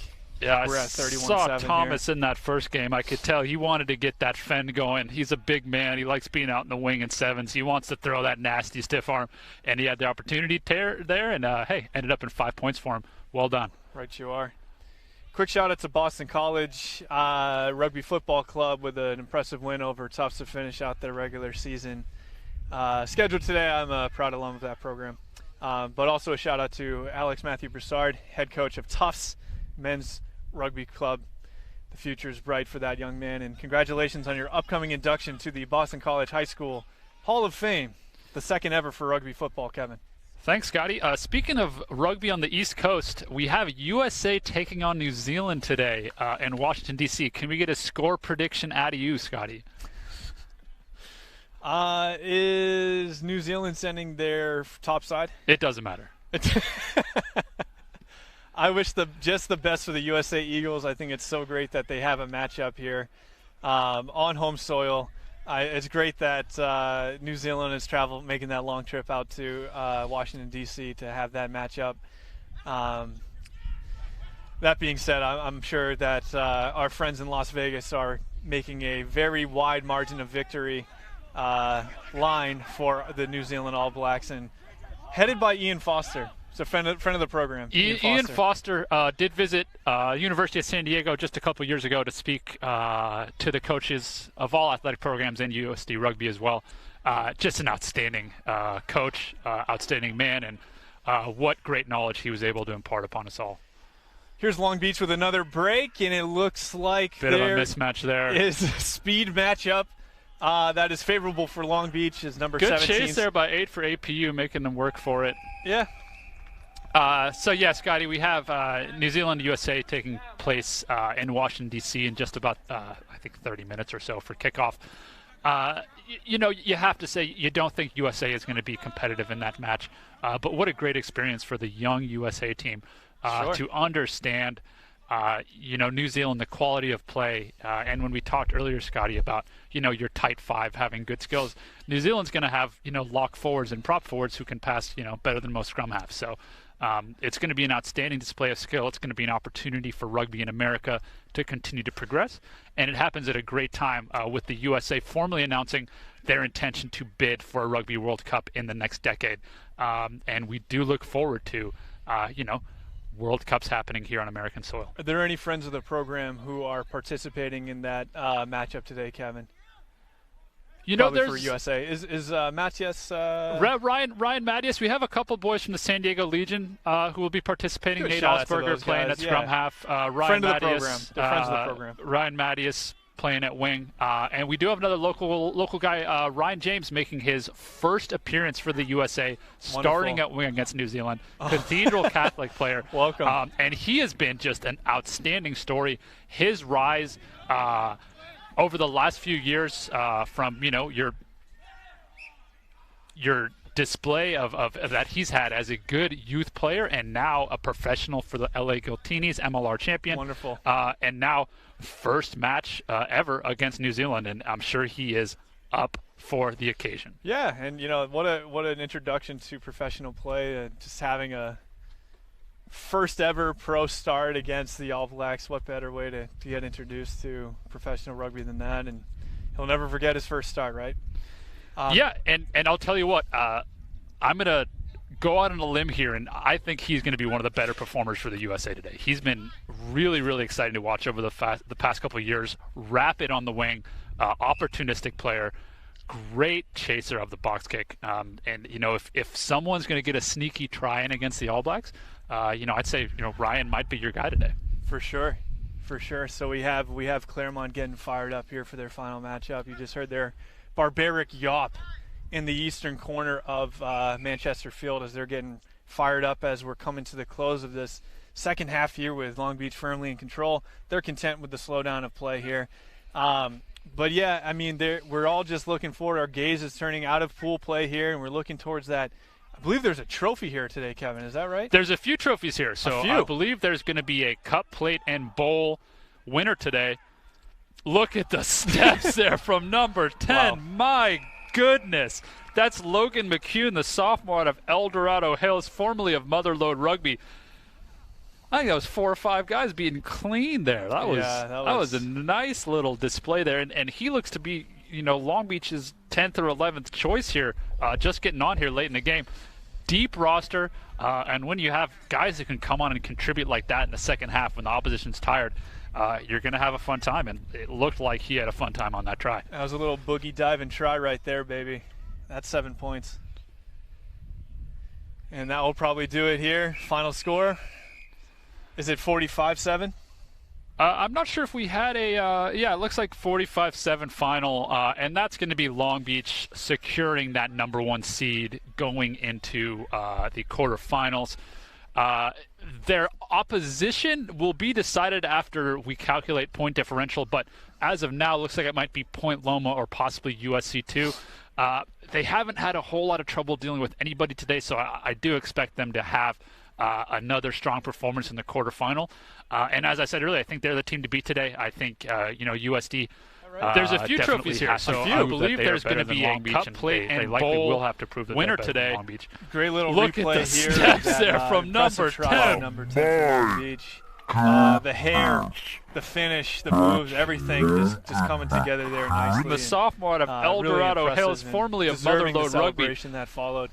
I think it was so 4 or 5 guys watch, being clean there. That was a nice little display there, and he looks to be great hair. When you see 10th or 11th guy choice here like that, just getting on here late in the game, deep roster, there's just more hair. And when you have guys that can come on and contribute like that in the second half, when the opposition's tired, is he covering up to protect it, or is he covering up so that he's hoping to eventually be in the final, win the title, rip the scrum cap off, and you have that heroic moment of revealing the full haircut. What dreams are made of. Hey, we are streaming here until the bitter end here, folks. So, stay with us. Right. And we will see Logan McCune. Is he protecting a glorious mane of hair underneath it? Does he have a mullet type situation that none of us can see? Or is he totally shaved up top? That's another possibility, and just all part of the mystique of the scrum cap, Scott. That's why you got to watch the games. You got to play the games to find out who wins, but you got to watch the games to find out more about hairstyles. Speaking of that, we're ready for USC's second side here, kicking off against Claremont. Claremont allows the kickoff to bounce while USC are in hot pursuit, but Claremont cleans it up well, is able to get the ball out wide against might be gone USC. Here. Good break. There's a strong break here. I don't know if they're going to be able to catch him, Jim. Looks pretty comfortably in for the try. Claremont College's taking the lead early. If you're USC there, I mean, the ball's bouncing around off the kickoff. You have to bury USC there. Claremont there deep in their own end, make them pay. But unfortunately, that did not happen. Claremont was given time and space to recover, and they recovered and they struck very quickly there. And here we are, 7-0 Claremont. Yeah, look for Claremont to bounce back from a very close loss in that last match. They seem to get better as the match progressed. So let's see if they can continue to build on that momentum against, you'd probably have to say, a bit of an overmatched USAB here. And we'll see if Claremont can, use some wide open spaces, spin the ball around, and get their first win of the day here. Claremont's a kick. Back to USC second side, called by USC, taken well in the air. Good steps there from number 9 for USC. Stepped around the lateral passes given there. And unfortunately for USC, into touch, it will be Claremont's throwing the line out. I don't have numbers for USC's second team. I apologize, but good step through there, and some good offensive initiative, but good cover there by Claremont to make the tackle and force them into touch. Did USC? You said they have any Norwegian players out there today? No Norwegian, although I don't have the full roster, and we do have a player that if I had to put my money on somebody being Norwegian, he would be my guess. Looks highly Scandinavian. Some good hair as well, and is a large guy, good platinum good hair blonde on Claremont here, number 10 here, with the nice, looks like the quarter sleeve on the arm, and the bun on the back, and the really low set there on the scrum. Good performance there.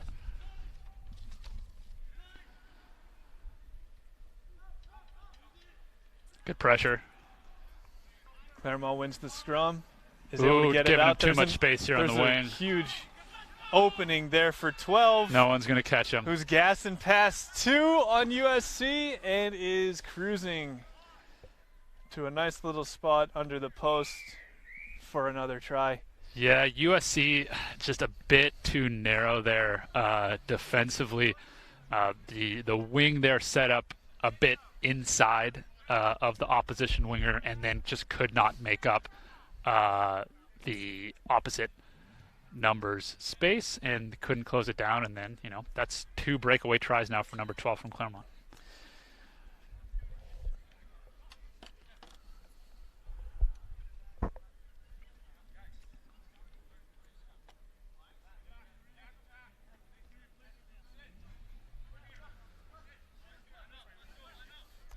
Claremont with a ton of momentum right now. It is 14-0. I believe that second conversion was successful. And they'll be kicking it back to USC here. Did not go 10. That will be a midfield, which is the eastern 45 here at Manchester Field. A midfield free kick to USC's 2. Let's see what they, to USC Second Side. Let's see what they elect to do here. This is an interesting call here, Kev. Yeah, you'd hope that we have something maybe pre-planned here, a little bit of a switch in the midfield maybe I think would work really well just to catch the Claremont defense wrong-footed. Yeah, looks like we're calling a play. He's putting 2 fingers up, and we might have... Oh, we're switching field. Nice carry there from the big fella. That was a good play call, as it were. Hey, at the end of the day, rugby's a collision sport. It is. Uh-oh. Oh, watch out, Jim. When in doubt, geez. give it to the big fella, let him run. That's a scary play right there. Ooh, good counter. Player is forced to fight for the ball. What's going to be the call here? Claremont ball. Good counter right there from Claremont, recognizing that man stealing over the ball did not have a scrum half or player rather coming to pick the ball up and was a bit isolated. Unfortunately, ran into touch there. Good defensive work there by USC Second Side, and they will have the ball for the lineout.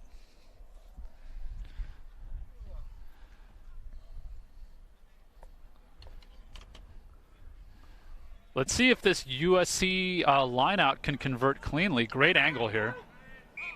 Not straight. Unfortunate. Claremont will elect for the scrum, it appears. Correct, and that's really always going to be your best bet in sevens unless you're just completely physically outmatched. It should be a lot easier to get that ball in and out as compared to the lineout. The Sirs have called that lineout throw pretty tightly today, even when the lifts have not been contested. Just keeping a good, honest work there in the lineout throw as Claremont is able to win the scrum and big play carry it back. Here. He's not passing. We have another great head of hair there on number 7 for Claremont. That'll be the third try of the first half for Claremont. Third try under the post for Claremont by number 14. I'm sorry, that was number 7. I don't have his name anyway. Getting his name wrong and his number wrong. Doing the best with what we have, Scott. It's only so much. Shout out USD alumni class of 2020, Matt DeSalvo, who has messaged in and saying he is in the 0.1% who is enjoying the commentary. Matt, you are vastly outnumbered, but we do appreciate the feedback, even if it's not genuine. Thank you. And yeah, shout out also to Brett's class of, I don't know if Brett ever graduated, but shout out to him.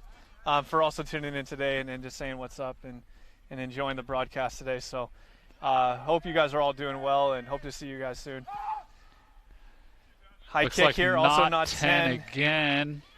Claremont did a good job there. I think you just play the ball. If you're in that position, you know there's no chance of it going 10, even with a friendly bounce. You don't want to give USC a chance there to the choice to play the ball if it's fortuitous or take it to the house the other way. So just a good job there to just take it, cut your losses, give them the bit of space here. Oh, good tackle by number 7.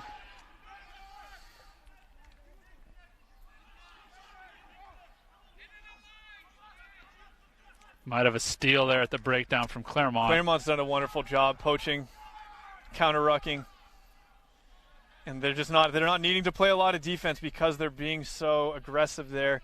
And USC just has not been able to answer that so far in this game. Ooh, good handles there from number 10. Good tackle, not wrapped. And he's back up. Can he throw the offload? Possible injured player down here for USC number 2. An offside call there by Sir, not 10 by 13. And a high tackle. Ooh, that's going to be a yellow card. It really should be. It really should be because I think he committed the original penalty. No. Then wasn't 10. Then committed a high tackle. Sir leniently lets him go. Is he calling half there when the penalty? Yes. I believe he has. I would love it if we still had our rules analyst Alexis Alfaro. That's okay. Here. So it was a high tackle, really almost a horse Oh, it looks like he's collar. consulting the touch judge. We might have a little bit of reversal, Scott. I think we're going to play on here. I got to think that should have been a card, right?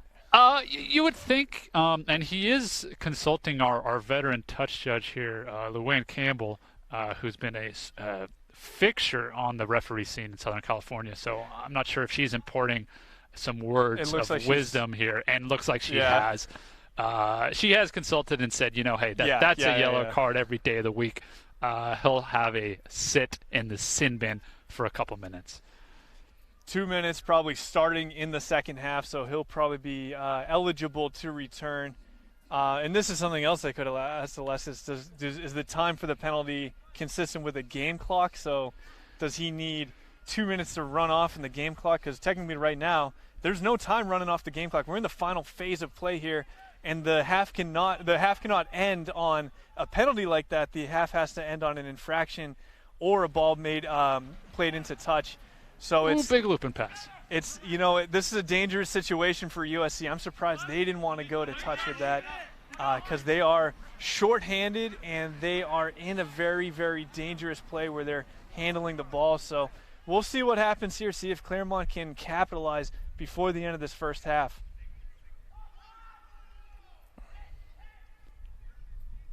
Good step there. Yeah, Scotty, so from my understanding, the yellow card, the time is not going to start until the game clock's running. So I believe we're in the red now, as you were. So right. The half has ended, but we're letting them play.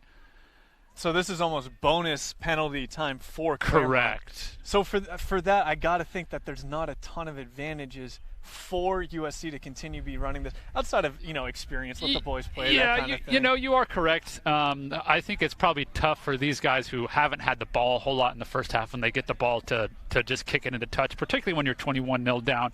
I'm not sure if it's instruction from the sideline or just maybe the team captain saying, hey, boys, you know what? Let's just have a run. Let's have some fun. It's the Gold Coast Sevens, ladies and gentlemen. We're back for the first time in 2 years. Rugby? Rugby is back. And we are excited to be here. And these guys are excited to play. USC, I love that they brought 2 teams down. They wanted to get as many guys as possible involved here.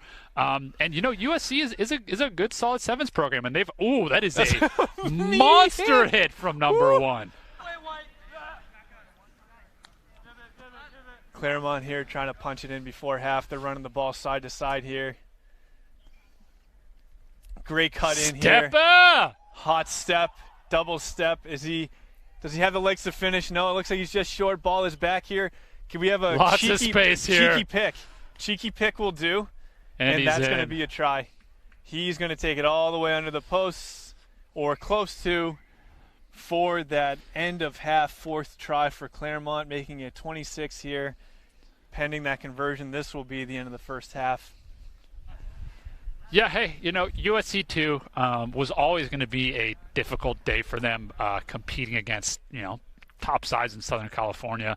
But hey, they're out here, they're laying the wood, they're running hard, they're having fun, and that's a little bit of what it's all about. It's absolutely.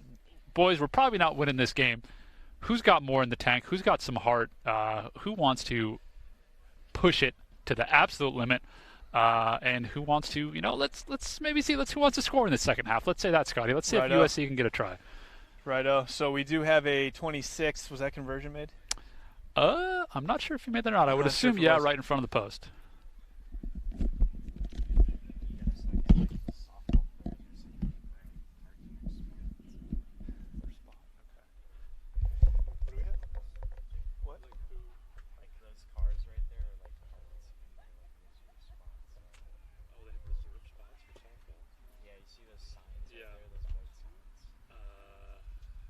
Who sparked it?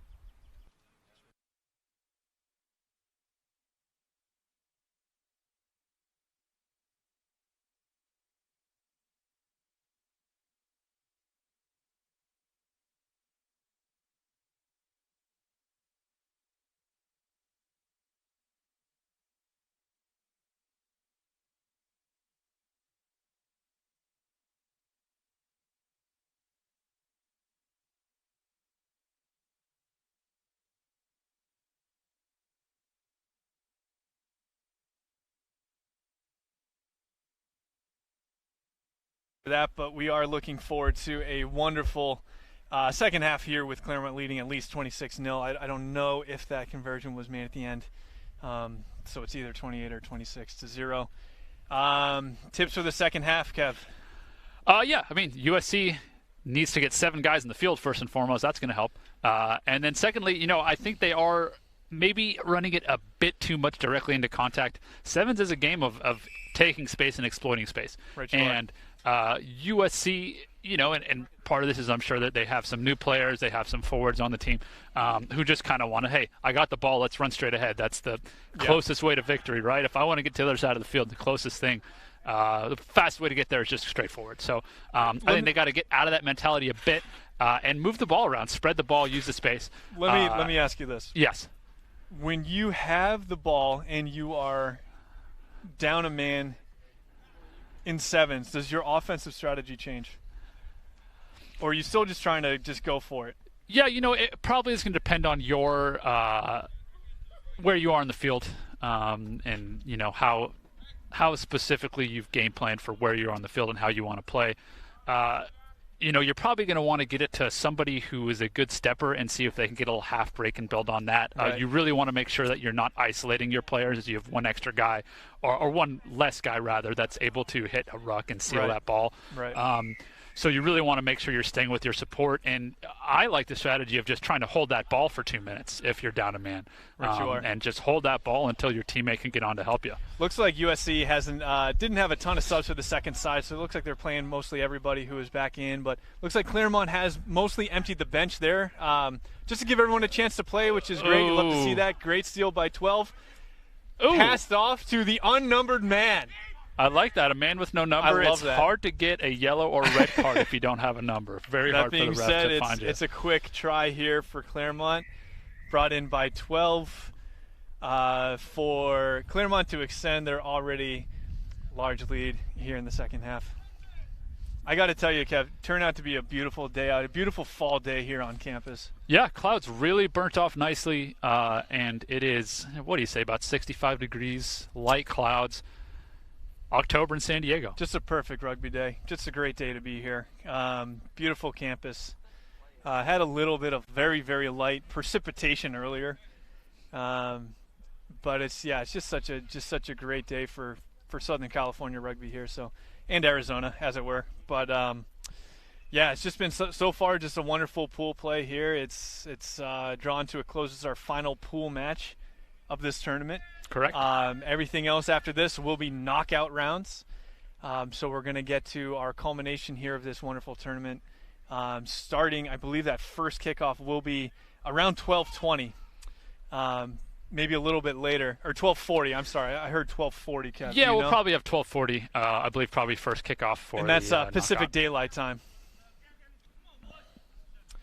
Claremont's back here looking to attack. Throwing the ball back here a little bit as a good break is made again by 12, and he has shook free and will be coasting in for another try. 4-try performance. Not bad. It's pretty good. It's pretty good. No contesting in the try zone, but he'll touch it down to get his 5 points. Kudos to Claremont keeping a high tempo of play here. Quick conversions, quick taps, even though, they're not doing that thing where they're hot dogging in the try zone, waiting for pressure, and then touching it down. We're going to keep the action going here. So it is at least 43-0 Claremont right here. Let's see if USC can get the ball and get a couple phases going.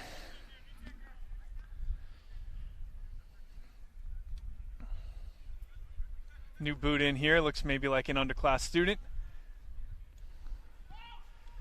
With a nice deep kick there, kind of catching USC off guard a little bit, sending them into their touch and forcing USC to perform a line out. Really not a bad play at all, especially if you're new in the game. Just get those laces warmed up and put USC on their back heel there. They've already had a hard time retaining the ball. Yeah, I like the strategy there. If you've seen USC have trouble with the line out in the first half, so why not force them to convert deep in their own end?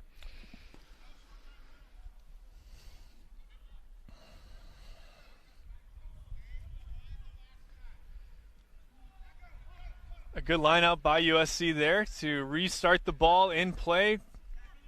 Ball is taken into contact. And the next phase is born for USC.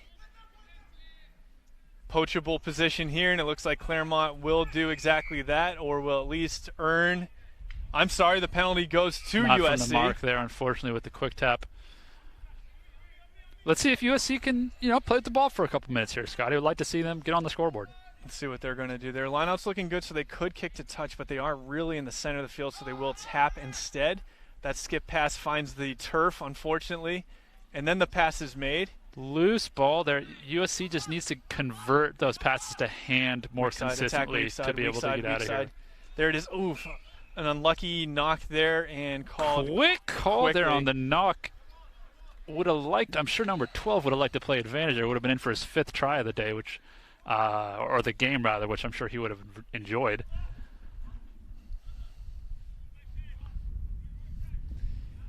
As it is, it will be a scrum down to Claremont. And Scotty, I'm going to call it one more time. I think if the 9 just picks this weak side, he'll be in for a very easy score. Big push from USC, though. If you got the big bodies, use them. Why not?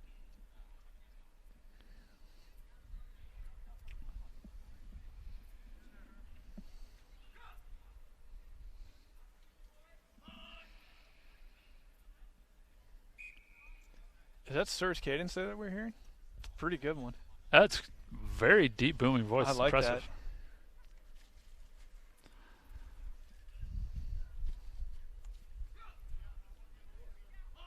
I love the blind call, especially. That's my favorite. I hope that's getting picked up for your folks at home because it's something else. And, good job by 9 shutting down that weak option, but a great wonderful support offload from 7. Good work there from Claremont. Oh, that's a try there for Claremont to extend their insurmountable second half lead here.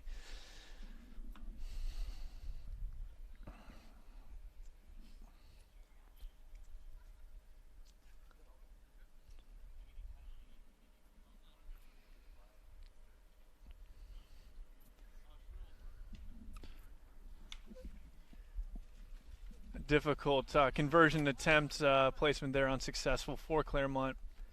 Kind of a nice side over side kick. Just didn't have really the line for it, unfortunately. Claremont's looking to kick in maybe for the last time of the pool play side of the tournament. Let's see what they're able to do here. Did kick again? Again, but fielded clean. Looks like it went backwards there. By 7. Who's not bound, goes again, is brought down to the turf and held. Lots of space here for USC if they can move it. Unfortunately, they doesn't look like they can, but a good tackle to prevent the try here and good counter ruck opportunity.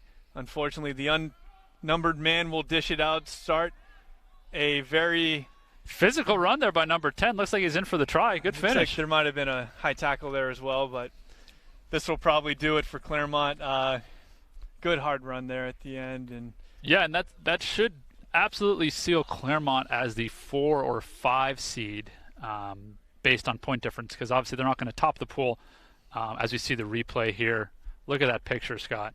That's a lovely, lovely movement right there. Gets just some good man-on-man action there. Good physical action. That's what we like to see. That's why we do it at the end of the day.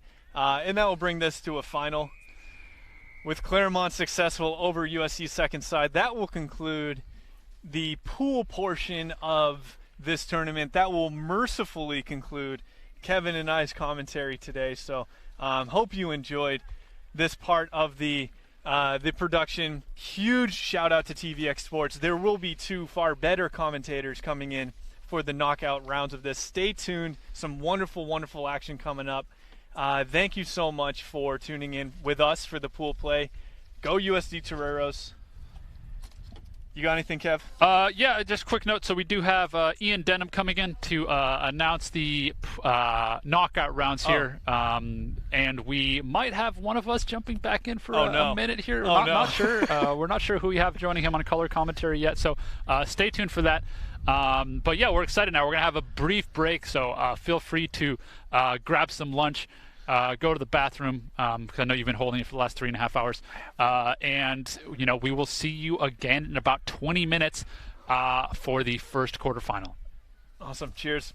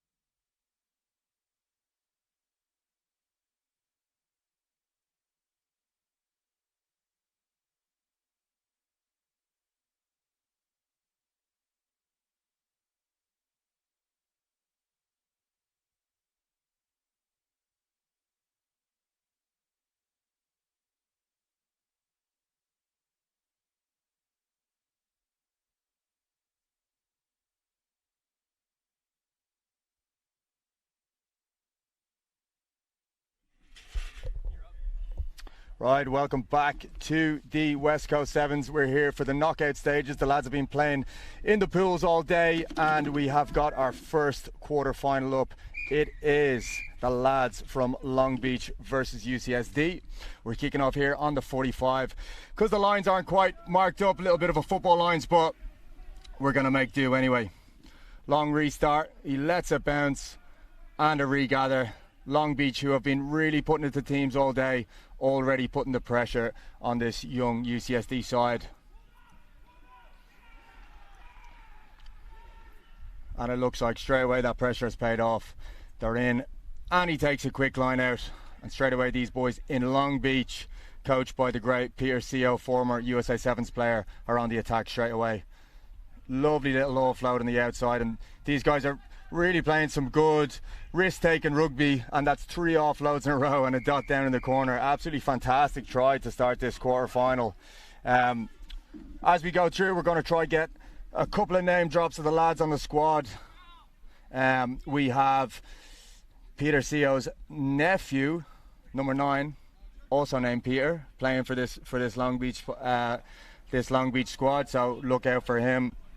Also keep an eye out for number 10, Gibson Channel, also with Belmont Shore Youth Rugby, and whose brother is a USA Sevens Eagle, Adam Channel. And look at that, a touchline conversion. He's absolutely stoked on it. That is your number 9.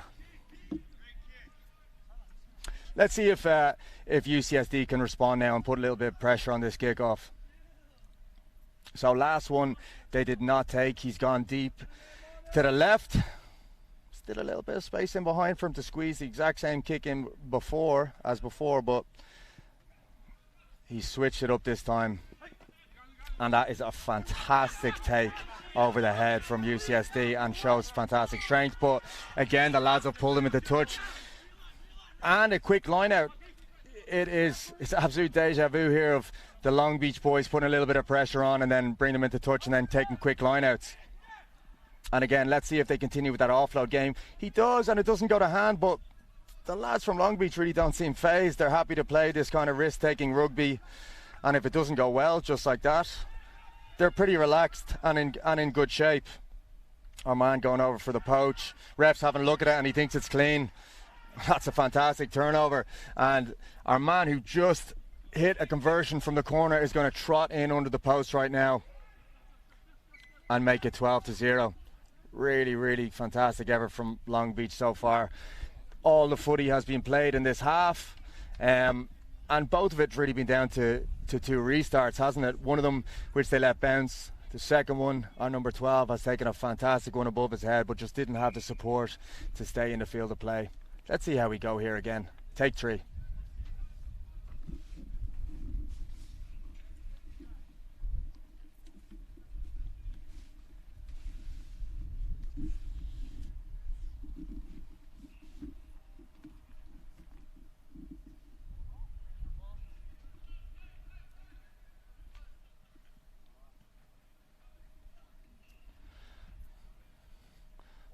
All right, as we recenter this footy and the Long Beach boys go again, you're joining us with just about 3 minutes gone in the first half, and it's already 12-0. The Long Beach side have been really dominating all day. They had a win earlier. Scoring 40 points, another game scoring 46 points, so they're really not shy of scoring tries, and they haven't conceded much either. And a lot of really that is down to the restarts. As you can see, they're putting pressure on. There's no territory management at all. As we see, a good attempt at an offload from UCSD and keeps the ball alive as well. And finally, we have a little bit of space. Will we see the boys make it into the Long Beach half? And yes, we do. That's a fantastic carry. He gets the ball away. Absolutely whopper hit from the Long Beach boys. And we'll scrum it down. It's good to see the UCSD boys, even though conceding 2 tries early, they're not afraid to run with the footy and throw a few offloads, and they seem to be a little bit encouraged from that first bit of play with ball in hand. Great replay here from TVX Sports, and you can see just that hit from behind coming up here now in a second that had him knock over the ball.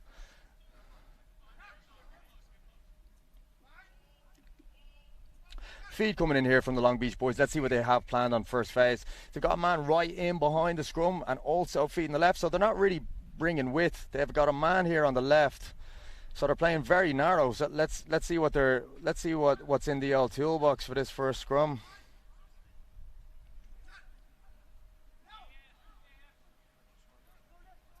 A little bit sloppy, but again, no panic from the Long Beach boys. Furthest man back shapes the kick and then has a step. That's a lovely piece of footwork. And again, a little bit sloppy on the ball placement, but look how calm these boys are. Just happy to play a bit of ball. Lovely ball back inside. Urges for a step off the left foot, tries to pop it basketball style over the top, but ball still in possession and no panic.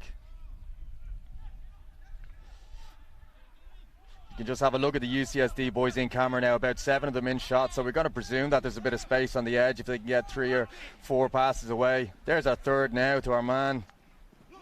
Great tackle. Little single man ruck there as well. Some really good technical skills on show from both sides. Got to say, especially this Long Beach side. Lovely offload, and again, that's fantastic. Even though they probably didn't have the best start from that scrum, ball's gone scrappy, they're happy to exist in that kind of chaotic, scrappy play, and you can see just after a few phases, a few offloads, they're right again under the sticks. That's bringing us up to 17 zip right now with a minute left to play in the half. They'll probably be pretty stoked on that. And again, it looks like Jacob Cortines, a junior from Mountain View, California. He's a high school All-American and played with ERA, first team All-Conference last season.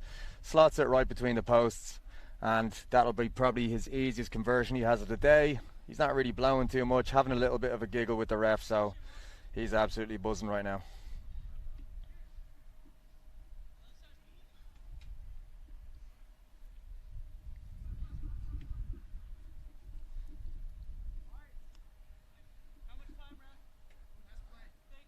Right, as he gets the time and we say it's last play, it's going to be restart number 4 of the day. Let's see how the UCSD boys go.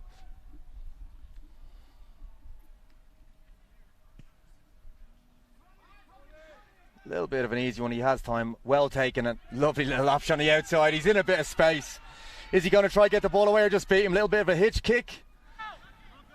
3 of them over now, try maybe for a choke tackle. Looks like he got his knee to deck, so they're going to have to release. And now UCSD have got a little opportunity to try get a try before the half. Oh, again, offload doesn't go to hand. What Long Beach do here now? Will they try play or will they kick it out? It's the last play. Calmness. And again, yeah, they're going to save the energy. It's a quarterfinal. Really impressive half from Long Beach now. It's 19-0. Let's see if UCSD can make any adjustments at halftime. Fantastic performance so far from the boys. So, looking at the earlier results from the pool stages, the Long Beach boys, they beat Azusa 40-7, and in the first game of the day they also beat UCSD, which is the side they're playing right now, by 56-0. So although we're probably not on a similar score track than that, they're comprehensively beating the boys as well. Possibly could be a good target for the UCSD guys just to maybe get a try against this team or salvage something in the second half with a decent performance. It's been the restarts that have been the problems. As we take a look at Peter Seo chatting to the boys, we can only guess what he's saying, but you've got to presume it's more the same.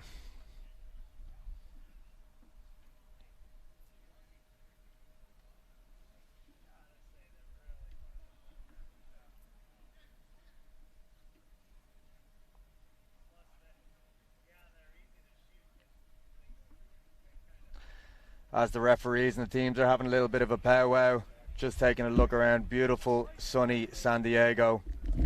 We know there's some big footy going on right now with the USA playing the All Blacks. If you're watching us on the live stream at a later date, welcome to the show. Stoked to be joined in the Noodlebags commentary booth with referee Alexis Alfaro. Yes, You've sir. had the pleasure of reffing a couple of the games. Is there anything that you've taken note of in the pool stages that we might keep an eye of in the knockout stages now? Yeah, I mean, for us, it's maintaining our focus, maintaining the standard. I think the things that we saw were making sure that we're clear on our tackle release procedure. We're clear on the safety of a high tackle, and we're letting the boys play rugby and enjoy their footy. That's the main thing, letting the ball flow. And as we get the restart from number 12, we had a fantastic take in the first half. We are into Long Beach territory now. Let's see if the UCSD boys can keep them down here. And yeah, a good bit of pressure on the first restart. We can see a similar team from Long Beach in the first half, putting it to the edge and then putting your man in touch. And now UCSD have the chance to have a little bit of possession against Long Beach. Again, it's a good chance for us to have a look at Long Beach to see how they defend, see if they put a little bit of pressure on a line out or they bring in line speed. So let's see how it goes here. Yeah, and you know, something great.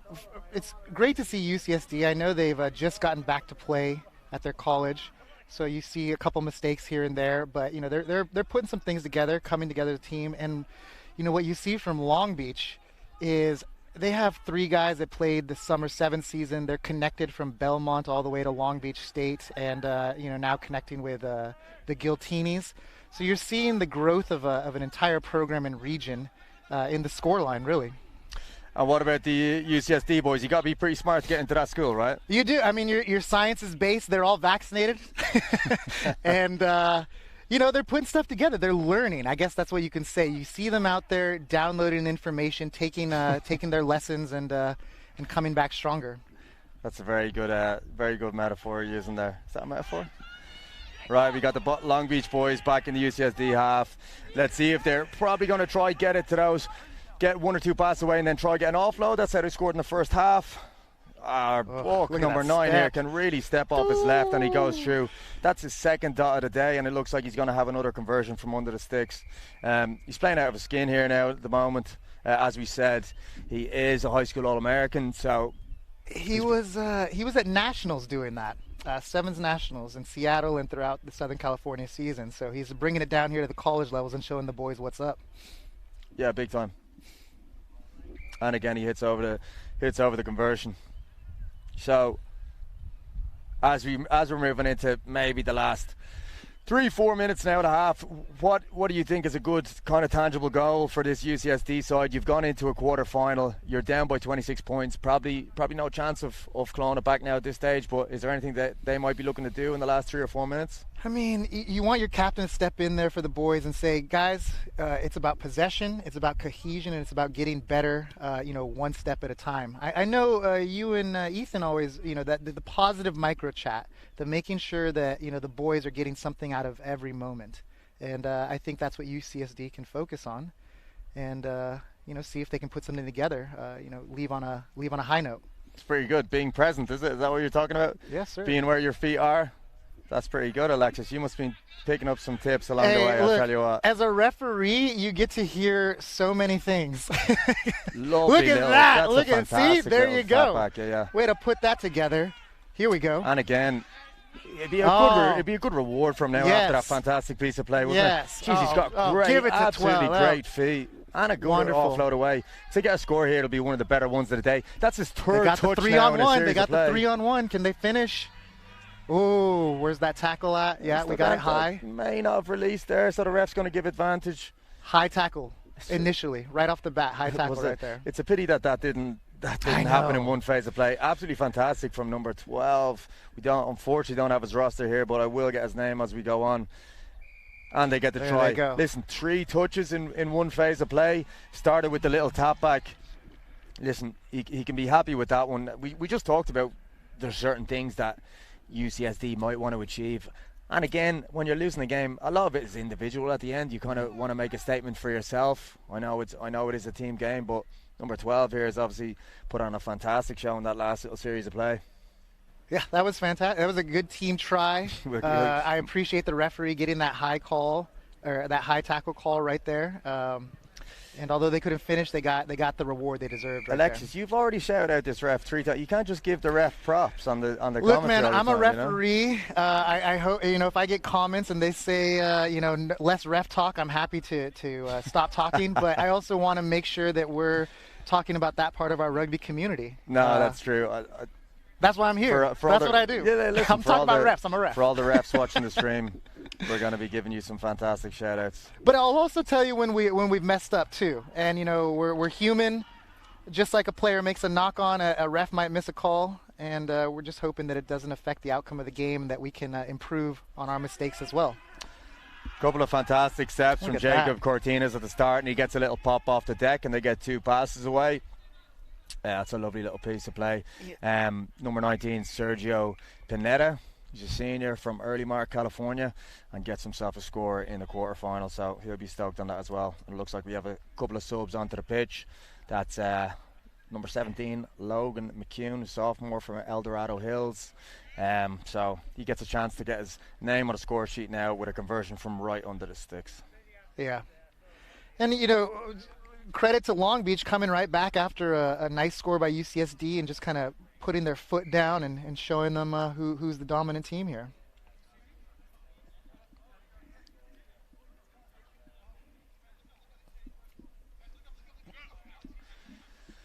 Let's you can see now about a minute left. Yeah, about a minute left. A little bit of energy out of the game now. I know it's deflating for the boys, but let's see if UCSD lads can maybe have another little series of phases now that they can be happy about.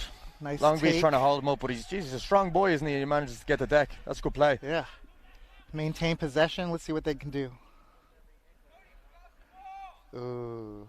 That's our new man, the sub, just shooting up on the outside, cutting out that lane and forcing him back inside, gets his hands on the ball. There it is again. So really good. Is that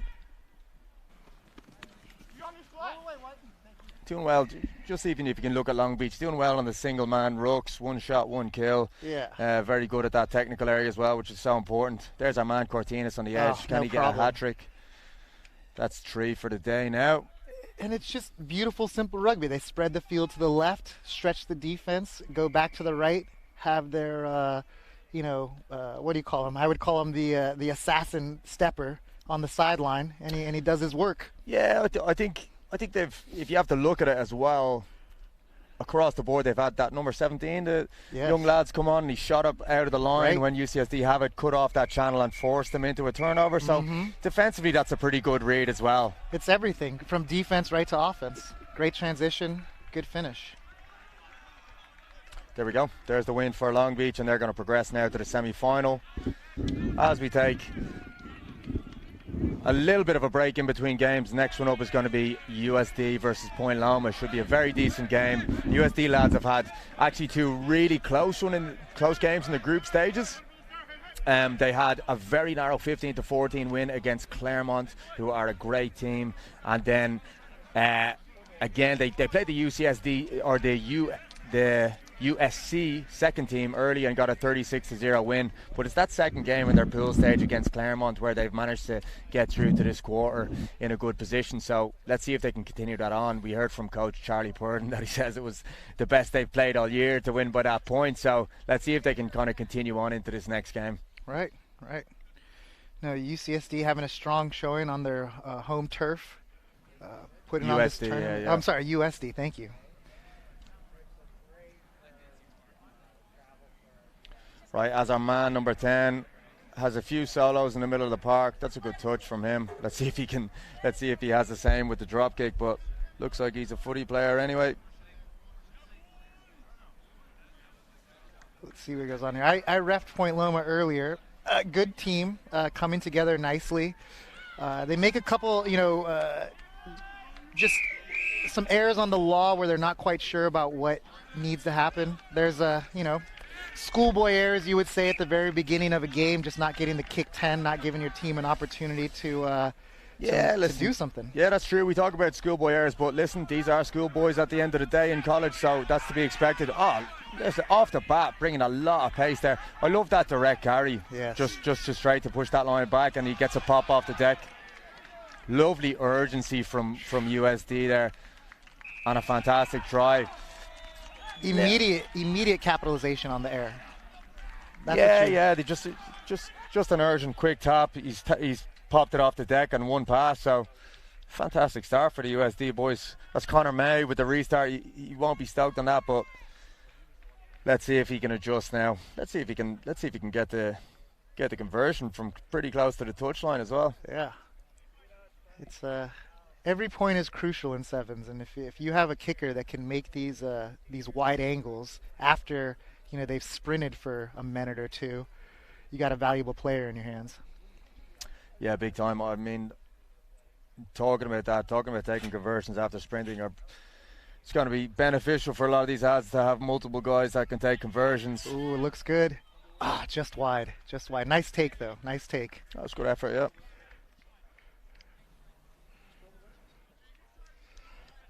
Yeah, then he comes and does the kickoff. Kickers are, you work on your kicking. You add so much to your dynamics as a player. You can see the USD on the lads on the far side directing him to try put it deep right. Oh. Unfortunately, we're going to have another one not back 10. Let's see if... So there's a little bit of a contrast now. Just the USD boys started phenomenally quick from the opportunity they had, and the Point Loma lads not so much. I know the ball wasn't directly in hand, but let's see what they can do now. A little bit of possession in the USD half. Oh, big carry right off the bat. USD with the contest at the ruck and a fantastic turnover and a pass away. Just looking for a little bit of space. You can hear people saying no sweep, which means Point Loma are playing 7 men up on the line. So, lovely little step. Can he beat the last man? He's got him. Really good. Look at that.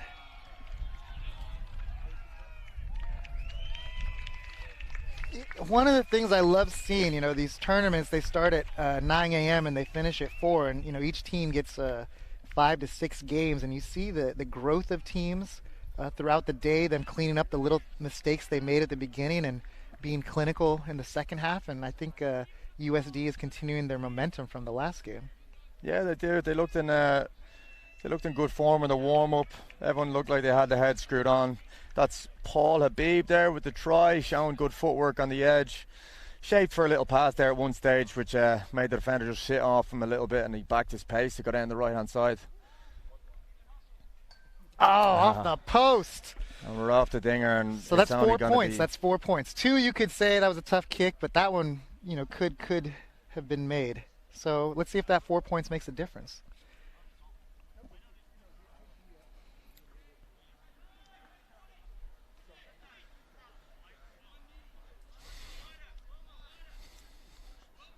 And again, same shouts from that USD bench, and it's going to be Jordan Sandoval. Great restart. Lovely restart that time. We haven't seen many lifts on the restarts from the college teams, but we have a slap back now. As we progress on, obviously in skill level, you'll have a lot of teams in sevens doing a single man lift off the restarts, just because it's such a crucial part of the game, as we've seen in both these games now. But so it's going to be a little bit chaotic, because we're not doing the lifts at the college level. Maybe that's just something that you don't have enough time during the week maybe to put that in. So, or maybe it's just early in the season that they're not doing that. What do you reckon? I think it's both, and it's a hard skill set to master and learn. I remember working on it as the man being lifted, and you really have to be in sync with your lifter, because if you time your jump wrong, the ball just goes over your head, and that's 2 men out of the play. So it's a skill set that I think is very advanced, and like you said, early in the season, it's just not something you can put in as your... Yeah, maybe they just don't have the time to do it, but it's worked out well now for USD at the moment, but they've lost at the set piece, but yeah, it's going to be a penalty. Yeah, what we have there is a sideways push by Point Loma in the scrum. They did not push straight, and that's a clear penalty. It's just a safety issue. We want to have a clean restart. You can see there Jordan Sandoval taking that penalty extremely quick, which is similar to the very start of the game. And if they get the score here, which it looks like they might, it's nothing more than just being very urgent and kind of very proactive about restarting the game as quick as they can from penalties. So that's good from the USD side. It's not really anything to do with skill level or anything like that. It's just attitude, isn't it? It's attitude awareness. To play the game it's quick. Awareness. Yeah. You got to know that you got your foot on the gas and you want to keep on going. And I think Charlie Purdon does a great job of coaching that into his players, is showing them, when the moments are to really attack. Yeah, Charlie Purdon, the coach of the USD side, former San Diego Breaker player, Yep, the former professional team, which is now the San Diego Legion, former on-back player, Yes, sir. and a good coach and mentor for these boys. Oh, That's there Jordan we go. Sandoval, and he really brings that around left to right. That's a lovely strike there, lovely and There clean. it is, getting his foot right. So 17 to zip now. It's as we go, a minute left and a half. You'd have to probably say that Point Loma would need to try get some sort of points on the board now if they're wanting for the second half to be in any sort of a competitive encounter, right? Yeah. Let's see what happens Deep with right, this kick. so the boys on the bench have been saying deep right the whole time. He's done it, and that's going to be a difficult one for Point Loma to go to pretty much the full length, 8 meters from their own half. But let's see if they can do it. Let's also have a look at this line out as well to see what USD actually have a pretty tall squad. They have a single man lifter at the front. See if they can put a bit of pressure on this line out. Ooh, could be an early lift. What do we got here? So, just resetting. Here we go.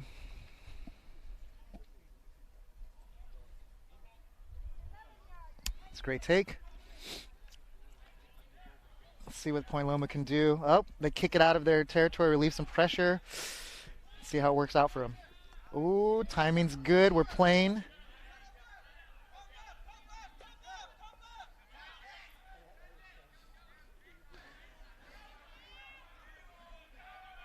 Lovely little hitch kick, and he's around gone the around corner. edge. Whew.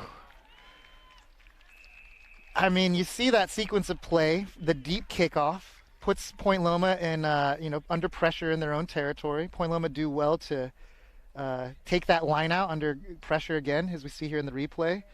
They opt to kick out, relieve some pressure. USD gathers it nicely. That's a well-timed tackle, just to hit the ground, then the tackle was made. If you hit him in the air, that's no good. And you see the finish. Well, it's just territory, mate, isn't it, really, So, as you said, they won it cleanly off the line out, but just the pass wasn't the hand. Yeah, it's a decent option to try and maybe get rid of the pressure on the kick, but perhaps you got to put it to touch there at that stage. I think the line out was initially inside the 22, but right, especially times up. The chances of breaking off a 90-meter try. Listen, they needed it though, didn't they? Yeah, they did. They had to go for it, so they did. Well, here we go. So tell me, what are you saying in the Point Loma halftime huddle? What does the coach need to do to get these boys right? I don't know, mate. Honestly, I don't know the strategy that they've come into during the week. I'm not aware of what they have in this tournament in terms of results-wise. It could be just they could be just working on one or two things throughout this tournament, and it could be reiterating that. He might not be going in with a very broad objective goal. So it really, really depends on what their goal is for this tournament. If it's just a kind of an in-game play, it's hard to tell. They haven't had much possession of the ball, had they? Right. No, I hear you. Yeah. Shout out to, as you look on your screen, Gold Coast Conference of Intercollegiate Rugby. That is the organizer of this entire tournament today, bringing all these colleges together. We appreciate them holding down the disciplinary issues that come up, and also keeping track of everything. So that's great. And is that so that's the conference that all these college teams play in, Alexis? Yeah, so conferences have been changing like the tides as rugby continues to grow, and as more teams are coming into the fold. As you see, USC has brought 2 teams today. Everybody's bringing competitive sides. They've continued to shift the conferences in Southern California to make sure that we're allowing as many competitive games to happen as possible. And this has been a kind of a culmination of the D1AA coming together and making sure that they're playing good footy against each other. Okay, class. Yeah, it looks like a couple of these teams who we may not have originally associated with rugby are actually doing quite well. I know back in the day you'd have your USDs and you'd have your San Diego States, but now we've got plenty of third level education spots where lads can play rugby, which is fantastic. Yeah. And as you can see by the atmosphere we have here, crowd cheering, teams enjoying their day, sun shining. I mean, you can't ask for much more of a rugby day.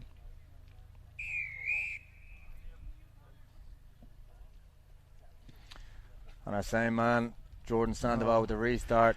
Point Loma let it bounce, and we have a little bit of a contest. I think we're going to play. That's a smashing little contest there, isn't it? And Point Loma are going to have the ball deep in their own territory. A little bit of space now. Will he get an offload away? Lovely. That's fantastic play. Offload number 3 to Faze, and another little pass away. Big man on the edge. He decides not to give it. No contest on the ruck from USD. Look, was that a hand? He looks like he's giving advantage being played. The tackler was not out of the way. He affected the offload by the down player. Got American flag underwear going on right there. That's fantastic. If you're going to get your pants pulled down, you might as well be flying the Stars and Stripes supporting the USA today. He looked good, yeah. Yeah. We didn't see any skid marks, so we're laughing here. We'll move on. Everything looked great. Yeah.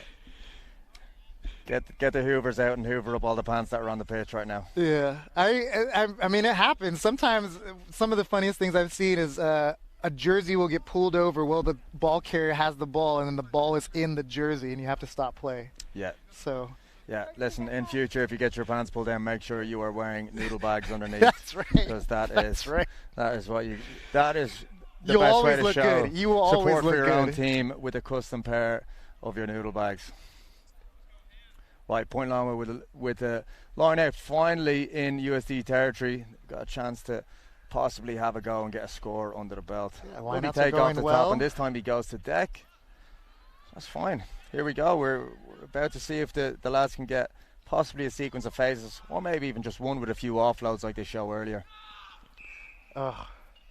Yeah, that's a good call. And again, we're going back to the safety issue.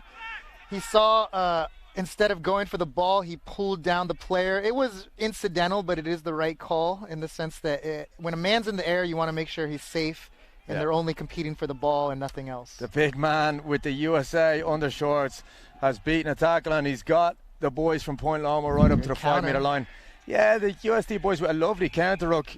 But then off the feet? Yep. Yeah. Countered well, then went straight down on the ball at the ruck. Go on, big man. Yeah, let's finish it. America. It's a good tackle there from our try scorer earlier. But Point Loma Paulie showing. Habib, but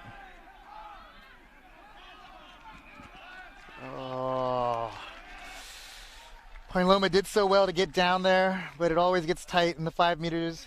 USD did great, had some great defense, and then Point Loma commits a slight knock-on. I mean, you talk about they did well to get down there. More so, like we just had the big man be quite urgent and quite aggressive on a carry, which is how USD got 2 tries. Looks like after that one, he is down. He's marinating the hamstrings. The ACLs are working overtime, and he's going to get a little bit of treatment. Hopefully, we can see him back on the pitch. No, he's going to be taken out. Yeah. And it's just slight little knee twists as you're stretching for the line, or you're fighting in a tackle.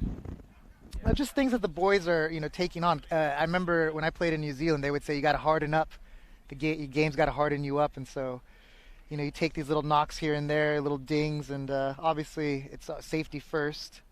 Seems to be in a little bit of pain there, but not excruciating. And there's a shout out to the University of San Diego athletic trainers, as they're there on the sidelines, always helping out, taping up, checking the players, making sure everything's going well here. So. Yeah, right. Late October, and we're still doing some tanning over at the USD. Because you can, which is great. Yeah. I think it's I checked with the University of Kansas Rugby Football Club. They're having a game today against who are they playing? The Kansas State Wildcats. Big clash, but the weather's going well over there. It's still not snowing, so rugby all over the country. And in FedEx Field, we got All Blacks USA happening right now. So that's just a small game of the day. Yeah, I know. Right. This is where the real action's at. Yeah, so, hey, he had a fantastic game, a good tournament, safety first, helping him off. Yeah, the big man had a good impact there. That he had 2 good carries. Hopefully the L knee pain isn't too bad, and we see him back on later in the season.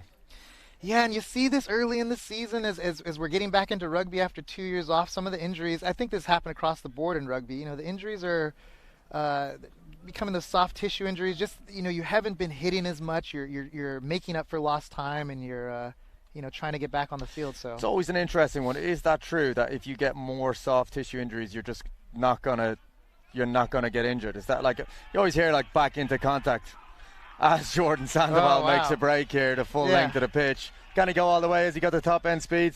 Yeah, it looks like he does. He's just having a trot in here now. Yeah, just conserving his energy. Well done. What was that, 80 meters? Just clean break. That's a great one now. The boys will be stoked. That's pretty much the game won. They've kind of have 3 minutes, possibly bring some newer lads on and save some of the starters for the semi-final if they want to do that. Otherwise, they might. What do you reckon? Might just see it as a time to try out a couple of things that they haven't so far. That's always the delicate balance, right? Do you leave them on, let them get more experience, let them keep on playing great rugby, or do you take them off and let them have some rest and give some of the younger, or some of the finishers or the guys on your touchline a blow?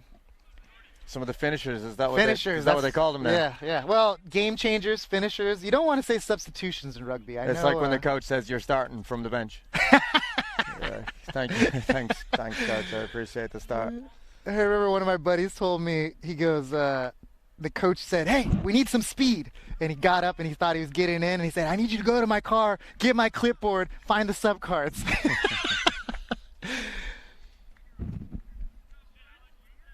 All right, here we go. Let's see how it goes. I think they did make that sub, like you said. Yeah, the USD boys have made some changes, so I'm going to go for a restart deep, which is probably a sensible decision. Point Loma have struggled to get out of their own territory at the start of the game, and again, listen, he's got to try play a bit of ball now, 29 points down, so we can't really blame him. They put themselves in a tough position, and USD have taken that quick. That's lovely smart footing. That's good. That's good looking at. It wasn't touched by anybody on the sideline. The lineout wasn't set. He's able to go. That's a lovely strong carry, and we're about 5 meters out, but he looks like he's been put into... As you know, he hasn't. He's got the try. Yeah.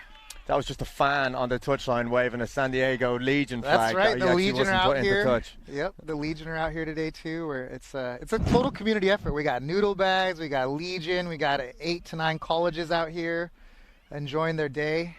Can't ask for much more. Yep. Yeah, future touch judge in the making right there. So that's it. That's the main thing that you're checking out the game. It's just the touch judges for performance, bit of statistical analysis afterwards exactly. On the referee. I'm gonna go shake his hand afterwards. Ask him if he wants to become a ref. Video analysis on the games for the referees. Exactly. We saw you out there. Slow motion, raising the hand, really good. Really good hand motion there. Your eyes were right where they needed to be. Sign them up. Right, again, I think the USD boys look like they have a few subs. They're flipping sides here. He's not stoked on the restart coming to the right hand side, so we're bringing all the boys over to the left. Let's see how he goes here with this one. Yep. Yeah, that's a good nudge. All right. Let's see if Point Loma can finish strong with their possession. A bit of space right in front. There it is. Just leaving a little bit to be desired with that pass, but our man number 10, he's redemption time here for the last one, putting it to touch. That's a good piece of footwork and a good tackle as well, and decent ball placement.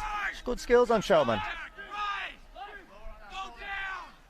Looks like his knee's ground. He's going to have to release. And Point Loma might try get to the edge here. Again, 1 or 2 passes going astray, but listen. We're coming. That's a great call. Alex saw it, let advantage play, but that was clearly offsides by USD. They were about a foot in front of the ruck in their centers and backline there. So we've seen probably maybe 2 or 3 passes not going to hand from the Point Loma boys, but a really good carry up there the left hand side and a decent ruck and good ball placement. So it's thereabouts. They just kind of need to connect on that possibly last or second last pass. Just as I say that, USD get a turnover at the breakdown, and they're away to the races there. That's defense turning right into offense. Another 5 to 7 points coming. Number 16, Logan Tatum, sophomore. Previously played for De La Salle High School, so he's played a bit of footy in the past, and just as he texted, he gave it his all. Tell you what, ACL's working overtime on this game today. The lads are checking the knees, but that's a good try for him. Turnover at the breakdown, and he goes the length. Yeah, it's a tough one now for the Point Loma boys, 39-0, but They had probably a couple of stages, but with the big man's carry up the end and that break there in the last time where they had some opportunity, and it was just kind of that last pass that let them down. But good spirited performance from the boys. Yeah, well done, well done. I mean, it's if you're not winning, you're learning. Wow, that's fair. Too much.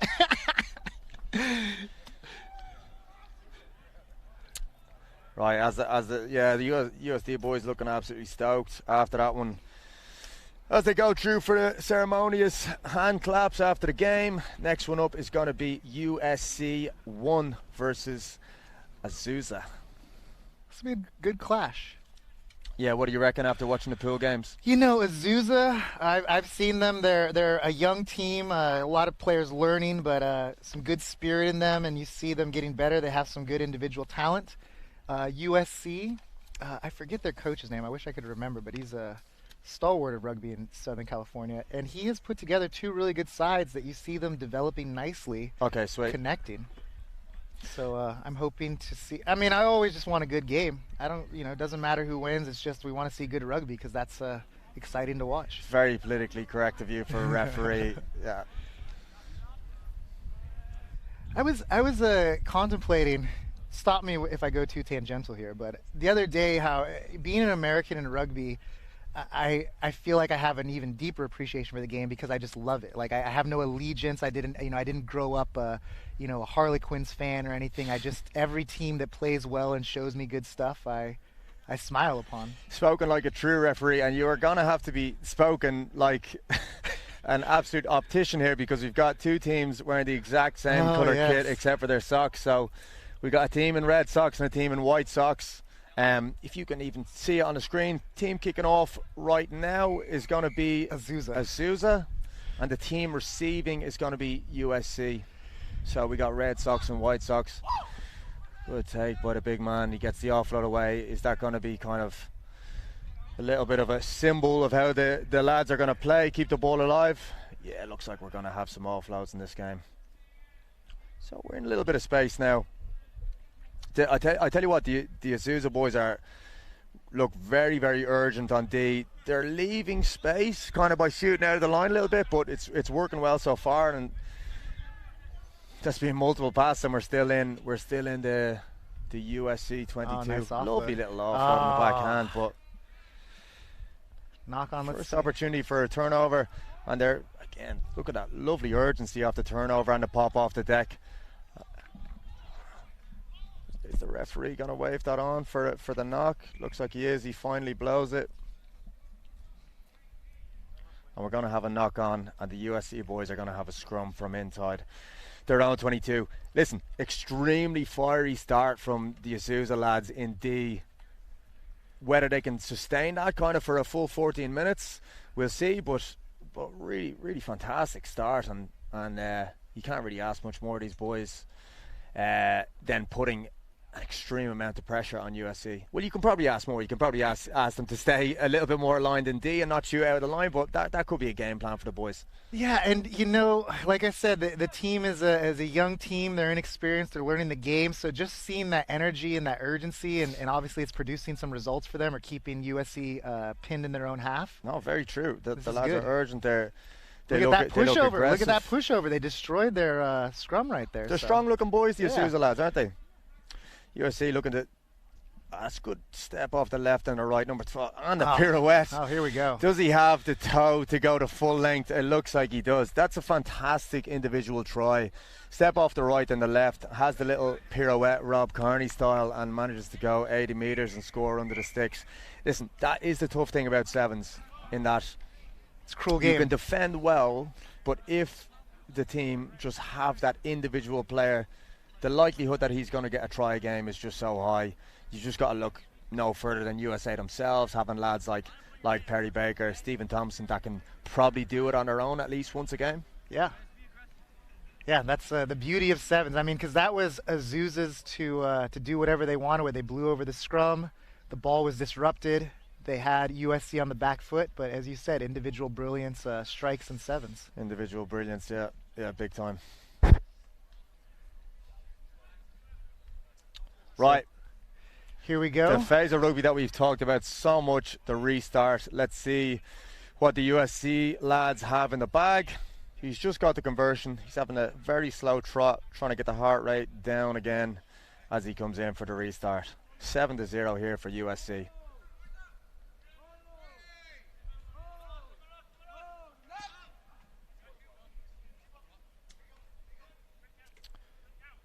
All right. Good take there. You can hear the chat. A little bit of a light contest at the breakdown. Let's see what US. Yes. Oh, that's a lovely little broken tackle, isn't it? Yeah, I mean, it's good footwork. I think he got him. Good. Yes, he did. Number 5, great timing as the the ball carrier went down right on him, holds him up, doesn't release, and here we go. Probably right there on that one.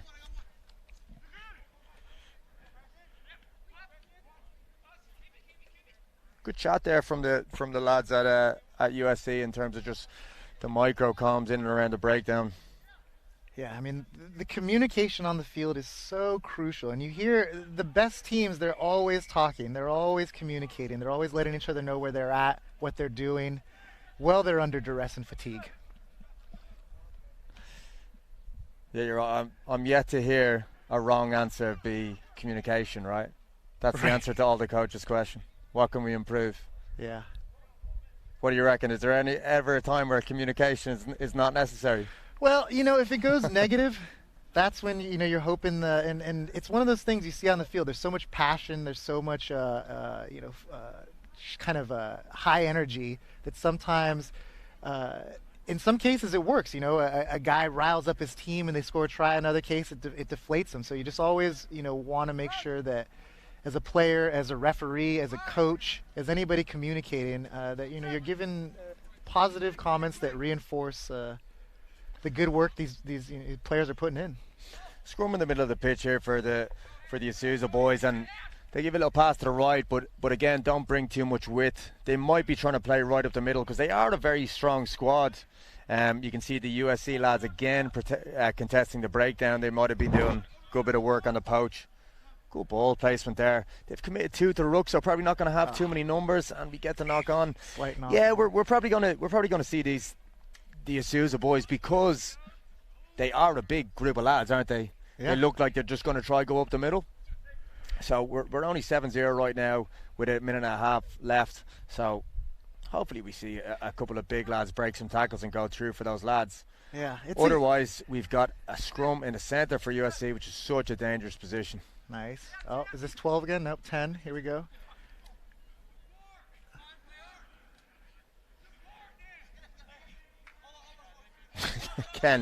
Again, the breakdowns are absolutely mental. It's 14 lads in white jerseys, but he does a little channel hop and gets the pop away, which is nice. That's good work on the deck. He did a little rollover. What do you reckon with that? I know you're not allowed to do the roll anymore, but he's kind of walked over his whole body, so he kind of folded in behind. Yeah, the issue there was the tackler stayed on the ball carrier and didn't release him and started playing him over the ball. So there has to be a clear release and a ruck happening, and you can't stay on the guy and try to push him into the ball as a tackler. Yeah, and just as we talk about the Isuzu lads going up the middle, USC have done the exact same thing. We had a lovely little channel hop and then an offload and just a very good direct line off that. To be honest, a lot of the teams throwing some decent offloads, some good support lines. It looks like a lot of the coaches have done kind of adapted game type trainings, where they're encouraged to make mistakes, encouraged to throw balls like that. So very, very promising. Yeah, I mean, I'm enjoying it. That's I guess what I would say is that I'm enjoying the back and forth. I'm seeing all players, working really hard and figuring those little things out. USC just figuring out a little quicker than Azusa right now. It's still close. It's still a game. 12-0. I would always say you're in touch when you're, plus or minus 2.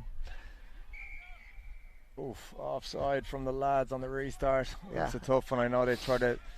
Yeah, you don't want to see that, but you want the referee to maintain the standard You don't want to see that from the players, I'm saying, because it's a simple, it's an error that you don't want to happen. Alexis, you've already used your referee mention in this. Oh, look at that lovely direct line. That is absolutely fantastic line there from number 12. We talked about going direct there, and again, that's it. They didn't use the edge, just picked a short line, and the big man's gone through the middle. That's fantastic play. Yeah, well done. Way to capitalize on the offside on USC. And that's Azusa doing exactly what you're saying, finding those direct routes because they got the players that can really take it through. I don't want to tackle number 12. Yeah, just watching that restart, he's picked a fantastic line. Perhaps the USC boys were a little bit unaware, having the kick not going back 10, or not going 10, and then having to retreat back 10. And the last thing you're expecting is probably an absolute ball-busting short line, but it's worked out well for the Azusa boys. And again, chats at halftime now. I can't imagine that Azusa will want to change much with that direct style of play. It's that last try is absolutely fantastic, and they've got some strong lads. And just like you said, someone running that direct, I don't feel like you'll be wanting to tackle him. Yeah, and I mean, as you said, it's that transition from offense to defense. You're kicking it off, you make an error, you got to get right back on defense and be ready to go. Right, just as we go into the second half, we have managed to get the roster for Azusa Pacific, which is absolutely fantastic. So that was number 12 who went in, Joshua Williams. He's a senior from San Diego, which is class. Give a shout out to a couple of the other boys. Number 10, Oscar Perez, who's a senior. And yeah, Jaden Kneiser, sophomore from Riverside, California, played football for APU. So we're going to try to do a little bit of a better job of name dropping these players as they go on. We've just got the rosters printed out. I know all the family and friends at home want to hear their boys shouted out, so I will try to do a better job at doing that. But again, that was our number 12, Joshua Williams, going in for a fantastic try there just before the half.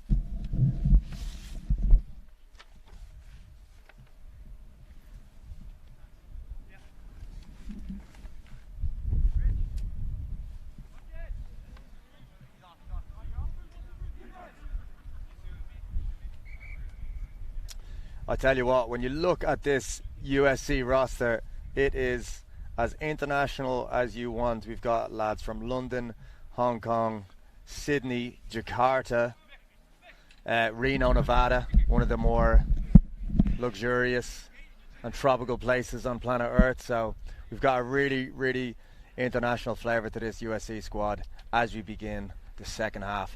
12-5, pretty close game so far. You've got to say that USC have probably dominated both territory, and in terms of mistakes, Azusa has a lot of knock-ons, but just goes to show, didn't convert one kick, had a fantastic try at the end of the half, and we're at 12-5, so it's only a one-score game. Yeah, and you're hoping Azusa can keep their momentum up.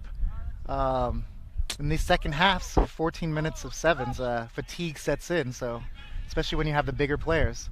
We're playing. Thomas Bullough with the restart. Doesn't quite go there. Ooh, look at that footwork. Here we go. Outside. Can the big man go the full way?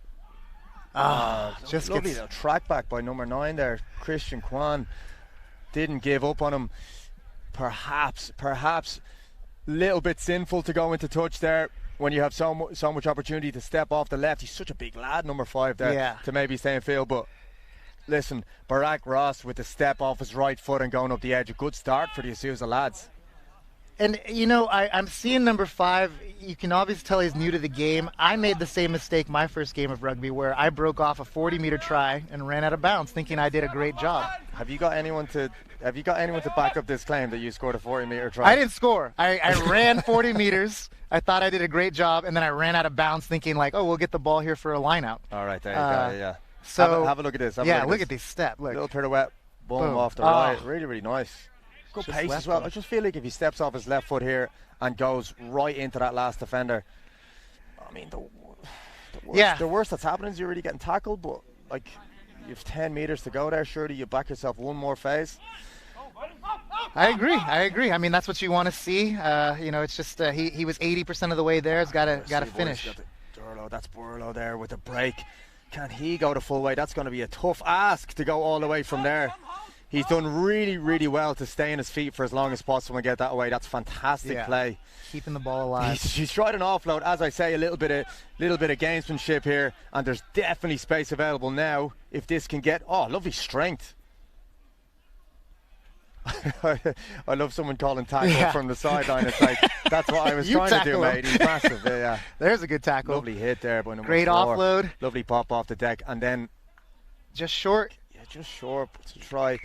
So that's Christian Kwan there, who actually had the initial chase down up the touchline, and then he's got his hands on the second last phase of play there. So he can be pretty happy with himself for 2 great efforts there, both in support, one in defence and one in attack. We're going to see if our man Thomas Bullough can hit this from pretty close to the touchline. Yeah, and you got to give credit to USC on that entire sequence where they get a good break, they keep the ball alive, they stay on their feet, they offload, they keep Azusa guessing and on their back foot.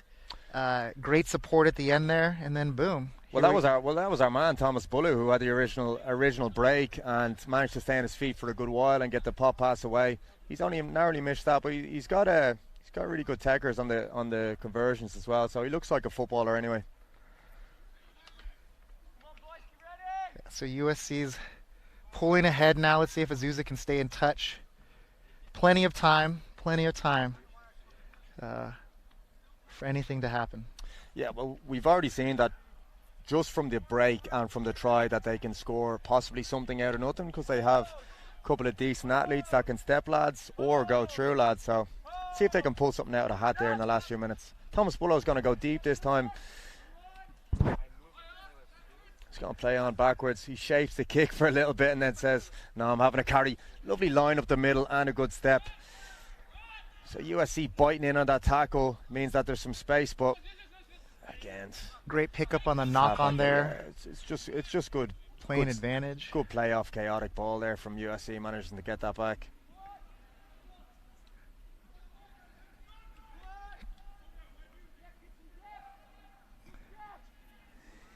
USC sensing a try if they can get it wide. Instead, they get the penalty. That's off your feet by Azusa. So at the ruck, they have fallen off their feet, killing the contest. Must remain on your feet at the ruck. Yeah. So under again, a lot of pressure. Again, USC look like they're having some joy when the offloads are going to hand. They've had a bit of problem at the ruck now and then, but they may not need it, man. Easy offload, yeah. Easy try. Boom.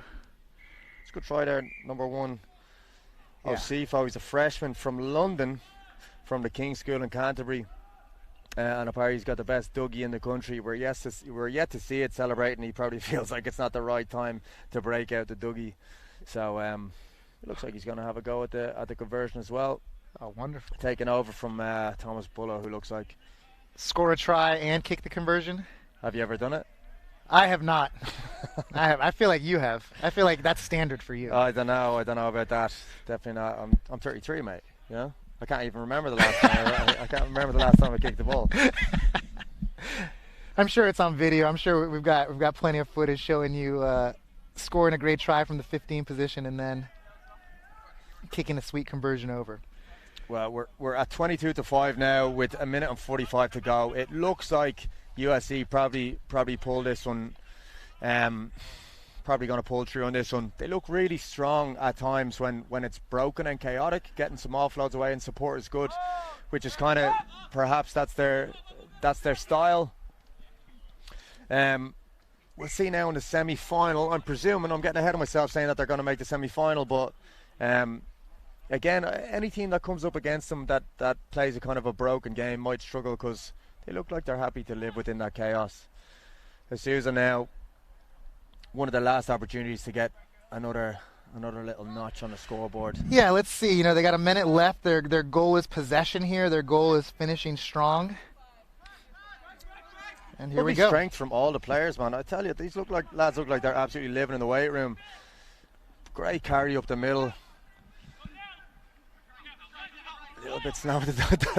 That's some exuberant rucking there for number 11. I love the attitude. He kind of flew off his feet, but everybody was getting cleared out. And that's the big man there again. That's just a little bit of attitude, a little bit of enthusiasm to get the ball and carry it, which I've seen has gone a long way for a couple of the teams so far in the tournament.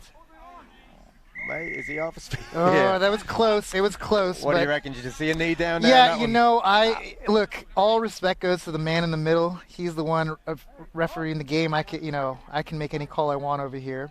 What we're looking for there is that if you're going for the ball, you're on your feet. Was he supporting his body weight? He made it really close. So Frank made a good call there, and there's the game. Yeah, good game by USC. As we said, it's just kind of the chaotic moments where they've done well. Asusa possibly could have got another try on the board at the very start of that half with a step from the big man up on the edge, but fortunately they didn't. And then straight from that line out, the USC have gone the whole way. So again, that's just small moments in sevens. And as we move on now, we're going to see a lot more of that. Small margins, small moments, especially in the semi-final and final. Thank you very much for letting me sit in again. I'm going to welcome back USD Director of Rugby, Kevin Eaton, to the mic, and have a good rest of the afternoon, my friend. And you're going out to referee, Alexis? Yes, sir. All right, we are going to be extremely hard on you on the microphone as you go out to ref. Go easy. Go easy on me.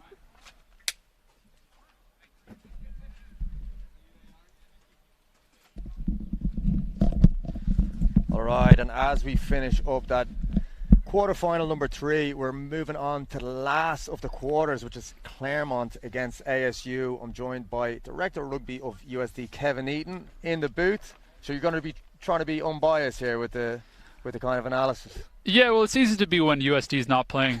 Myself and Scotty, who are both involved in the USD organization earlier, we admitted to the viewers that we were extremely biased, and we were. But this match, Claremont ASU, is just an exciting match as I think a casual spectator of the sporting. These are two strong sides from the southwest region of the United States, and should be a cracker here. Yeah, so you guys managed to have a win against Claremont there earlier. Honestly, very, very narrow game. But let's talk about the ASU side for the moment, because they looked like they had a couple of dangerous players with ball in hand. Yeah, I think you have to look at number 10, Kenji Ellison. Great step and great offload. And then I believe it was number 12, Adam Thompson. Big physical ball carrier. Look for him for some big carries today as well. Okay, sweet. Restart from Claremont doesn't go 10. Again, it's the restarts that are absolutely murdering teams here today. But the ball in hand has been decent, so we're going to stick with the positivity, which will be that ASU with the first opportunity to play a little bit of footy. All right, bit of space on the edge here. Good skills from the boys. They managed to get it wide nice and early. The little loop around, Johnny Sexton style, and the big man finds himself in a wild chance. There's Adam Thompson. That's Adam Thompson. Yeah, he's a strong lad, isn't he? Look at that. And he brings it up just outside the 22. Win it with a single man ruck. And now his prime opportunity to get the first points on the board. Absolutely buzzing to get the ball, number 7. And he does. Steps off the left foot in a little fend. Double one with the left and pop back to the inside. Looks like Claremont are really going to have to maybe contest the ruck, whether they want this to go their way. The big man is absolutely foaming at the mouth to get it on the edge. There's going to be opportunity there. Good clear out there by Thompson, securing the ruck. Yeah, it was decent, wasn't it? He was looking for the ball at the start, but he didn't. He didn't moan. He didn't get it, and you know what? That's a decent try. Should he put it down? That's a decent try. Yeah, I think ASU has. By their standards, I'm sure they'd admit they've underperformed today to be in this 4th or 5th seed. I'm sure they wanted to win their pool. But that's probably the best we've seen them play. They just were consistent looping up the field. That lovely loop on the edge there, I believe that was number 9, Cameron Lugo, feeding Adam Thompson for the big break. And then just patiency. And, I think we've seen a lot of teams today have gotten a bit too eager, over-ambitious, and they've knocked the ball on or lost it or spilled it at that crucial moment. But ASU was just patient, happy enough to work with possession, and eventually broke down the defense for the try. Yeah, and you mentioned ASU not being too happy with their earlier performances. They had a first game of the day where they beat Point Loma by 17-5, but then it was later on that they lost to USC 15-0, and kind of why did that game not go too well for them? If you managed to see. Yeah, I mean, I think just ASU just kind of everything they just did they weren't doing. They didn't stick to their pattern. Their ball carriers weren't effective. And credit to USC. You know, USC is, as you saw in that last game, they've got some good runners of the ball. They've got some good connectivity. But ASU, I mean, it was kind of just shooting themselves out of the foot one time after another. So happy to see them finding some form back in this quarterfinal game. Right, and as we go again, the Claremont boys, they had an opportunity to restart the game. It didn't go 10, and they haven't had the ball in hand since. So let's see what they can do now from their own half. Again, skills look really solid, don't they? As I say, that doesn't go to hand, but the big man on the outside, who I seen him earlier on score a fantastic individual try. He's a strong guy at the edge. Yeah, that's a decent piece of play. They don't look too worried about bringing the ball from left to right. And can the big man go the whole way? He can't. Man, places the ball, real smart decision. We're slowing that ruck. A little opportunity for the ASU lads to contest. And they do that. And again, it's absolutely, it's ruck nightmares here. 2 turnovers in a row, which you'll often see. But the Claremont boys win the reward with a penalty. So great break down the right-hand side. A little bit slow with the ruck, giving ASU a time to contest that ruck. But they've got their deserves now, and this is a decent opportunity for them. Again, look like they play a very expansive game, kind of sit back deep in the pocket, bring it to the edges, and then look for an opportunity. Ooh. 12 with the knock-on. He's going to be disappointed with that one. But again, Kev, you can see the lads, they're kind of going for width here, aren't they? Yeah, and you can see the intent. And I think with Claremont, you know, it's clear the danger man is number 12 out there, who's Matt Sill. There we go, yeah. From Arroyo Grande, California. And he's been the danger man all tournament, hasn't he? I think he had 4 tries in their last match of pool play. So I think a lot of the strategy is, as you know from sevens, if you've got a guy who's the fastest guy on the field, why not get him the ball early and let him have a run in space? Yeah, they're bringing him to the right-hand side. So you're saying that possibly game plan is not bring width. It's just get it to Matt Sill out on the edge. So let's see as they go defensively here. And we have a free kick. ASU lads taking it quick. And a stepper in the middle. That's a lovely step off the left foot. Slap down there from the Claremont boys, but I'm not sure Alexis has seen it. That's one negative mark on his book there, so we're going to count them as we go. Yeah, we'll see if we can get Alexis back in the booth, maybe for the semis, and give him his report card and see what he thinks about it. Yeah, we'll get it's a B- so far. Good dummy there by number 4. Yeah, that's again, Bryce Reyes. Again, opts not to go for Thompson on the edge, but again, Thompson has cleared 2 out our ruck, so. Ooh. You can see maybe the contrast between Claremont and ASU, that ASU not really opting to go to the edges. They got lads who can step off both feet. They got big lads, so they're playing one pass and then go pretty direct. Yeah, you know, I think that's probably something that head coach Peter Hugo probably spoke with them before. You know, hey, we have a bit of a size mismatch on the park here, boys. If you see a guy across me, you think you can break that tackle, maybe have a run. And hey, they're on top on the score sheet right now, so clearly something's working. Yeah, they're doing well, 7-0, and it looks like we're coming to the end of the half here, so opportunity time now. Yeah, look for Kenji Ellison maybe to put a bit of a step on if he's the ball carrier.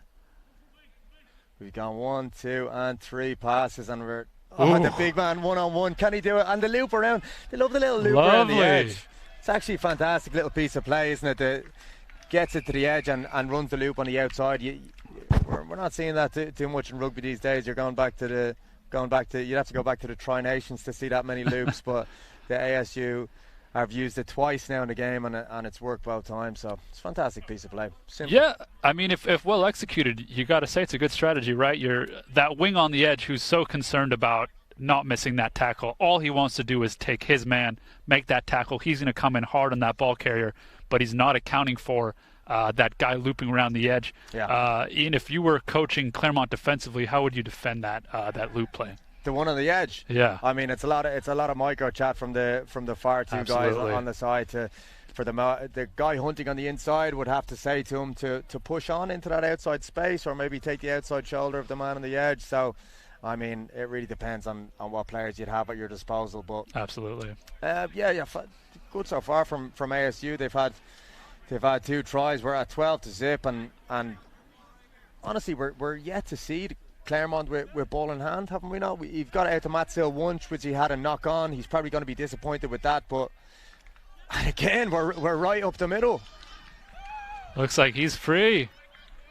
That's number 13, Devin Rivette, with the big carry there. And I don't know if you saw that, but it looks like Claremont coming off the try were slow getting set.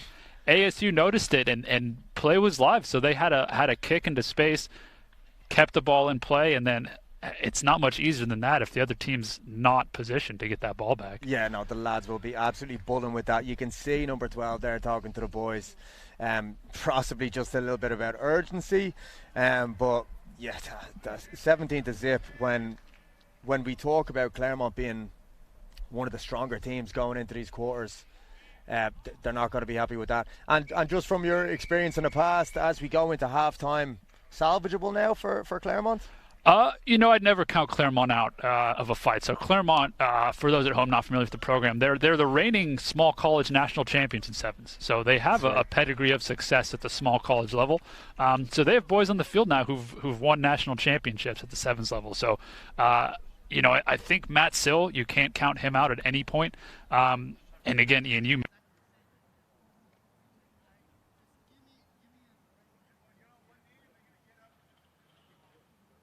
can make up in the second half if you have the ball. Yeah, and as we see, a lot of the quarterfinals we've talked about restarts and both mistakes from ball not going 10, ball not being gathered, balls bouncing deep into the half, and it seems to be symptomatic throughout a lot of the teams. And if you look at that half, it's been all restarts and breaks through the middle. So is there maybe a time constraint on the teams that they haven't been fielding a lot of the restarts in training, or what do you reckon? Yeah, well, I think unfortunately you are seeing a clear effect of the staggered restart for a lot of these programs after the COVID-19 pandemic, right? We have teams like Long Beach and ASU who've been training for quite a bit now together. And I know a lot of these Long Beach players were playing together with Belmont Shore this summer. So these boys, they've been working together, right? They've been practicing their kickoffs. They've been understanding positioning, whereas Claremont, I think, have been back training for a couple weeks now. So yeah, that's tough. It's very, very tough, to get those set pieces right. And that's a difference, right? You're going to notice the teams in the semifinals going forward are going to be probably the teams with the top 4 kickoffs in the tournament. And will most of these teams right now have a full sevens focus at training, or is it 15s and you kind of just break away and do a bit of sevens work, or how does it work? Yeah, I'll speak for us at USD. So, we're obviously in that stage of the season where we've got some boys who come out and want to play 15s, but we're also trying to play some high-level 7s. So we'll have individual trainings that are just 7s that are separate from 15s, and we'll also have some trainings when all the boys are together. We'll split for a bit. It's really up to the coaches for how they want to split their time. And I'm sure some of these teams are only 7s focused, but for us at USD, you can speak for us, we're doing a bit of both right now. Yeah, and listen, the rugby that we've seen, we talk about the kind of maybe negative side on the restarts, but the footy has been good. So it just goes to show that, if you're under a time constraint, you're not going to spend all your time doing set piece. Exactly. You're going to make it enjoyable, and you're going to play some games. And we've seen some good offloads, some good passes, some good footy, and again, a couple of poor restarts and a couple of poor restart collections, which you've just seen there. So Claremont boys once again under pressure here as ASU have a chance to get a score on the board right before the end of the half and at the start of the second half. Tell me here, the Claremont boys going to go up and challenge this line out, or just going to stay on their feet and try rush? What do you reckon? I'd imagine they're going to rush up. I'm thinking you're going to see a pretty strong rush up here from Matt Sill to try and cut this space down before it gets to the wing. Yeah, again, ASU using the loop in the middle of the pitch. No, whoa, yeah, lovely contest for the ball. That's clean an poach. Excellent, really accurate effort there. Well done. And Claremont are going to take this quick. Come on, mate, have a run. He was taking a quick tap, but slowing down slightly. They're very urgent to get it to Matt Sill, but he's got a lot to do on the edge there, man. He's got a bit. Well read by Kenji Ellison. That's Kenji there. Oh, and the fend at the end there. Look like he wanted a tackle there. Yeah, listen, I appreciate what the lads wanted to do, go quick, but just the tap was taken and then there was a little bit hesitancy, and they were extremely quick to get it to Sill on the edge, which can be a positive and a negative thing, because he's they've gone there so quick that they've not actually drawn anyone in. He's got 3 players to beat on at a 20-meter piece of pitch, which is fantastically hard, and tried to pop the ball back, and we have an interception, but that's a tough one there for Claremont. Yeah, and I think, you got to chalk that up a little bit too. You're down a few scores in the second half. You've got the ball, and we talked about, right, ASU, what we liked about ASU in the first half was their patience. And they had the ball in a good position, but they weren't forcing anything. They worked their way up the pitch there. And Claremont there, you could see, just forced the ball a bit to Sill. Sill with a decent half break still, right? He had a lot to do, but he had a decent half break. But then again, forcing that ball inside the offload when maybe going to ground was the correct decision there. And then ASU skipping in with a lovely read from Kenji Ellison, you have to say, and then a good finish. Yeah, it looks like the lads have made a few substitutions. We're talking about restarts here again. They put it right down into the far corner and got the rewards with a line out, which they eventually turned over. Let's see if they do the exact same thing again and try to put it deep down into that corner, or else contest for it. Looks like he's going to do the same thing again. Yeah, I do like that strategy. And a lot of these times we talked about time together high one there. As we go for the high contestable. Yeah, easily gathered. Good feet there. Good step there by 13. Oh, wow. Devin Rivette, and the unlock to 18. That's Champagne Rugby in. Sean Hines with the score. Sean Hines, and hopefully we get a replay of that. Lovely left foot step, goes through and gets a ball with very little time back into his right. That's a fantastic try. Claremont actually trying to put a single man lifter up, and he just didn't get the timing right, didn't come at it, and it bounced him back to ASU. But you cannot deny that is a fantastic piece of individualism there, to step off the left and get the pass away. He'll be stoked with that one. Yeah, how good is that, right? I think we've mentioned a couple times, Ian, that we're trying not to focus on the negative. Obviously, you're going to mention the positive or the negative, but how good is that from ASU, right? We're here, we're 2 years out from our last Big Sevens tournament here in the Gold Coast, and we've got ASU playing Champagne Rugby, steffing, passing, scoring, really everything you want to see out of some offensive rugby, and it's just great to watch for all the fans watching at home and for us here in the broadcast booth. Yeah, a couple of smiles from the boys out there. They look like they're enjoying it. Obviously, they're going to be enjoying it. It's 29-0, and the Claremont boys are not, but it's always positive to see. Deep this time to the big man, and he has a little look up and goes, that's a lovely piece of play. Lots of space here. That's going to be a tough ask. He's surrounded by 4. ASU, a lot of guys around the ruck. Well. Good single man, single one-shot kill at the ruck there. And Claremont have an opportunity to get a score on the scoreboard before the end of the game. Takes the half gap. You can do a kid from the touchline. It's great. Didn't release the ball, but he wasn't big held drive either. into touch after the play. Opportunity here, possibly to pick and go, but number 7 might have a trot right in under the post. That's a good outside break. It was number 19 originally who he looked like he was going to shape to pass right after restart, and had a lovely little step and then a pop to the edge. That's a good score from the boys. They'll be happy with that. Yeah, I love the show and go. Just you can manipulate the defense with the ball, and that's something I was speaking to a parent of one of our players earlier about, how just important it is to keep the ball in 2 hands when you're running with it. Always be a threat. One of the easier ways to beat the man in front of you is just make the ball do the work for you. Show like you're going to pass, let him take a half step, and then just run straight forward through the gap you've created. And that's Alexander Seo, who had the original little dummy and then a pass to the edge. Lovely piece of play from him. He'd be happy with that. And then the score there, I believe that was Lucas Hackett Provenzano from Redwood City, California, putting the try in for Claremont, who are on the scoreboard, and we'd like to see that.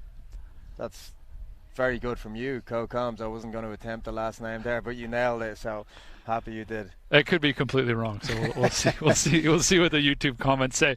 Right. If I know one thing from doing this a few times, the parents of the children, if you mispronounce the names, they will let you hear it in the chat. I'm looking forward to those comments. I haven't attempted too many names so far, but I promise you I will once we get to semi-final and final time.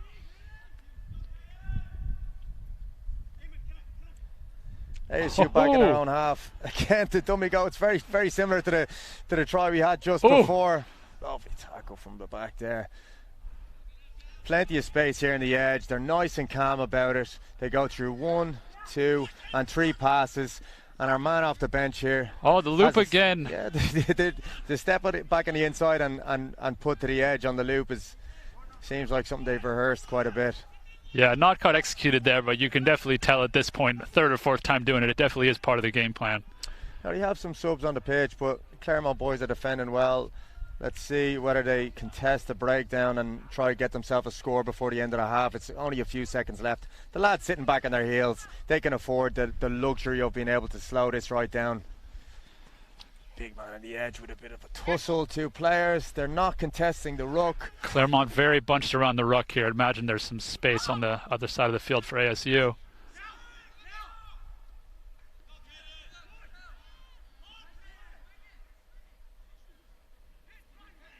I think we're seeing some tired legs out here, Ian. Some tired bodies, but they've held this for, this is the 5th or 6th phase now, so they look pretty calm, nice don't inside they? They're ball. happy to go left to right, and then the big man's going to break through the middle, gets the pass away. That is number 9, Cameron Lugo in support. Number 8, Anthony Ruffalo, wanted no part of the 50-yard sprint to the try line there, it looked like. No, he didn't. And I know it just looks like a run-in, but he's picked it up off his shin pads there. The pass didn't exactly got the hand, so he had a little bit to do, so he deserves the try. Yeah, and Lugo been another standout performer for ASU. On that first day versus Point Loma, I think 2 or 3 clean poaches out of the ruck, which is such an important part of sevens. We talked about possession, and when a team's playing just kind of stale rugby, keeping possession for long periods of time, it's very hard to get that ball back. And someone who's able to master that art of poaching out of the breakdown is very important for your seven side. Yeah, well, we've seen a contrast from a lot of the teams, whether lads go for the ruck. I see the USD lads, when they do have an opportunity, they will go for it. The lads at Claremont there for the last few phases let the ruck go and decided to bring some line speed. Unfortunately, it didn't work out for them in the end. Yeah, didn't get what they wanted out of that match, but I think Claremont, who, like a few teams here, first hit out in about 2 years or so, they're going to be happy with pushing a top side like ASU as hard as they did. And just a couple points in a couple games separated them from being in the semifinals. And it looks like up next we have an all San Diego clash, which we always like to see the local rivals play. It looks like we have Point Loma, Nazarene University versus UC San Diego. Yeah, the lads who lost their first couple of quarterfinal games. Point Loma lost to USD, obviously, and then it was the Long Beach boys that put UCSD to the sword. So it'll be the last game of the day for these boys. Yeah. It depends. So if they win, there's the opportunity to play for the 5th place playoff for the winners of these the teams who lost in the quarterfinals. So it really depends. It's how bad do you want to play, right? If you play strong in this game, you've got one more game and you can claim 5th best out of an 18 tournament, which is never what you want to go in hoping for, but a bit of a consolation for some of these teams in the lower side of the bracket. No, it's nice. And listen, if you've played a sevens tournament in the past, this is the tough time to try and rally. You've lost the quarters. I know you talk about things to play for in the 5th, but anyone going into the tournament wants to win or get to the big dance. So it's going to be, let's see if either of these teams can kind of muster the strength to bring energy to the start of the game and get the win. Yeah, it's such a hard thing to do mentality-wise. Yeah, absolutely. And this is when I think you really just let the young players have a go, right? If you have a freshman on the bench who hasn't seen a lot of action today, low stress game, low pressure environment, I'm sure he's itching to get 14 minutes of rugby in. Yeah, true that. Good take, and we're underway. And it's going to be UCSD who have their first shot in anger here with the ball in hand. They've got some passes. Ooh. Clean pass to number 2 for Point Loma. Point Loma with the shot straight off the counter. Scrappy piece of play to start, possession on both sides, but really you would say kind of urgent play from both teams. I know that Point Loma kind of shot out of the line and managed to get an interception. Maybe a little bit more chat needed from the UCSD boys. Remember, if someone is managing to get themselves an interception, the chances is the space is right in behind them. So maybe a little bit more communication of just being direct if lads are shooting out of the line, trying to get intercepts or trying to get reads where they smash players. Absolutely, and you know that's something you generally try to coach out of the team defensively. Is you don't want a shooter arrowheading out of that line because, as you said, there's space around that player, and you're really hanging your defenders inside and outside you to drive. But worked out for Point Loma. The lovely little one, the feed right through the scrum, picks it to the far side. Might have been a bit of a knock there. There we go, scrum to Point Loma. Let's see how they set up here now. It's close enough to the middle of the pitch where they could possibly put a man on here on the left-hand side, which it looks like they might do. No, they're gonna go 3 to the open side here now. So options-wise, probably not too many, other than trying to bring some width to the right-hand side. Let's see if they can. Yeah, get you could some clean ball possibly from have the scrum. 10 loop around weak, but yeah, kind of limiting your options here. It looks like they're just gonna swing the ball wide. First bit of shot on the edge. Oh, Ooh, it looks to good take the step. space. That's good pace, isn't it? Good cover tackle. And I apologize, folks. We don't have a UCSD score sheet, or rather roster ahead of us. But we believe number 12 for UCSD is Bailey Shantz. And he's been the unquestioned MVP for the side today. Hard running. As you can see there, great cover tackle to make it over and tackle that speedy Point Loma winger. So it was good performance by again. him. It was Max Pion Kentel off Point Loma, both fast-looking lads. So that's a pretty good matchup. It's number 15 actually, was it?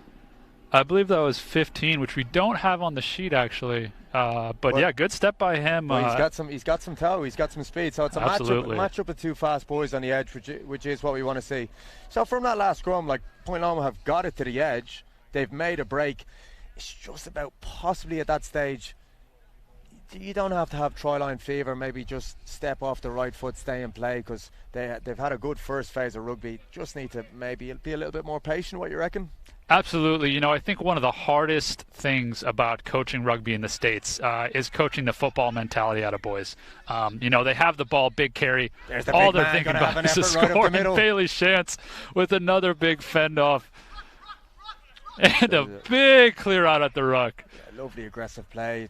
The pass didn't quite go to hand. It was down at the shin pads, but UCSD still have the ball. And they've got a couple of big men, don't they? They might go right up the middle of the pitch. They do, got some size. It's kind of hard to bring this man down, carrying that like a loaf of bread in one hand.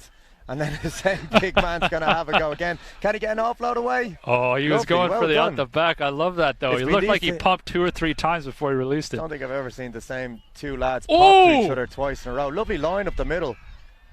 This is some great football by UCSD. Loose ball Point at the Loma ruck there. Contesting at the ruck, and they managed to get a turnover. Can they take the opportunity now to go? Oh, lovely! Go on, big man, put the head down. That is number 10, Connor May, the senior from Bozeman, Montana. Had a couple of good tries today. And how good was that, Ian? That's really good. I mean, if you actually look at it, that's our first score today, believe it or not. The UCSD, the two lads, we've got the man you mentioned earlier, number 12 and number 22, had 3 pop passes to each other, and then a fantastic pill right in the middle of the pitch, which was picked off the counter ruck. And then they've gone the whole way. So it's just good opportunistic rugby from Point Loma, isn't it? It is. It's lovely. And the offload and the tackle in particular, I didn't catch the number on that, was great to put him away into space. UCSD, a couple really good offloads, a good break in the middle by number 2. But if you watch the replay on that, and I think we already rolled it, what let them down there was the placement in the ruck. The ball was placed back loose, scored it out of the ruck. And again, this all just goes down to reps, right? These guys haven't been playing a lot of 7s recently. And those little micro skills like placing that ball back clean for the 9 to come pick it up are just something that will come with time for both these sides. It is true. They were a little bit late to the ruck as well, which is something that you're going to have to take if you're trying to play an offload game where you're trying to keep the ball alive. You've got lads running into space. You've got lads perhaps overrunning the ruck because they're running support lines. So it is a fine balance to do between keeping the ball alive and winning your rucks when eventually it does go to deck.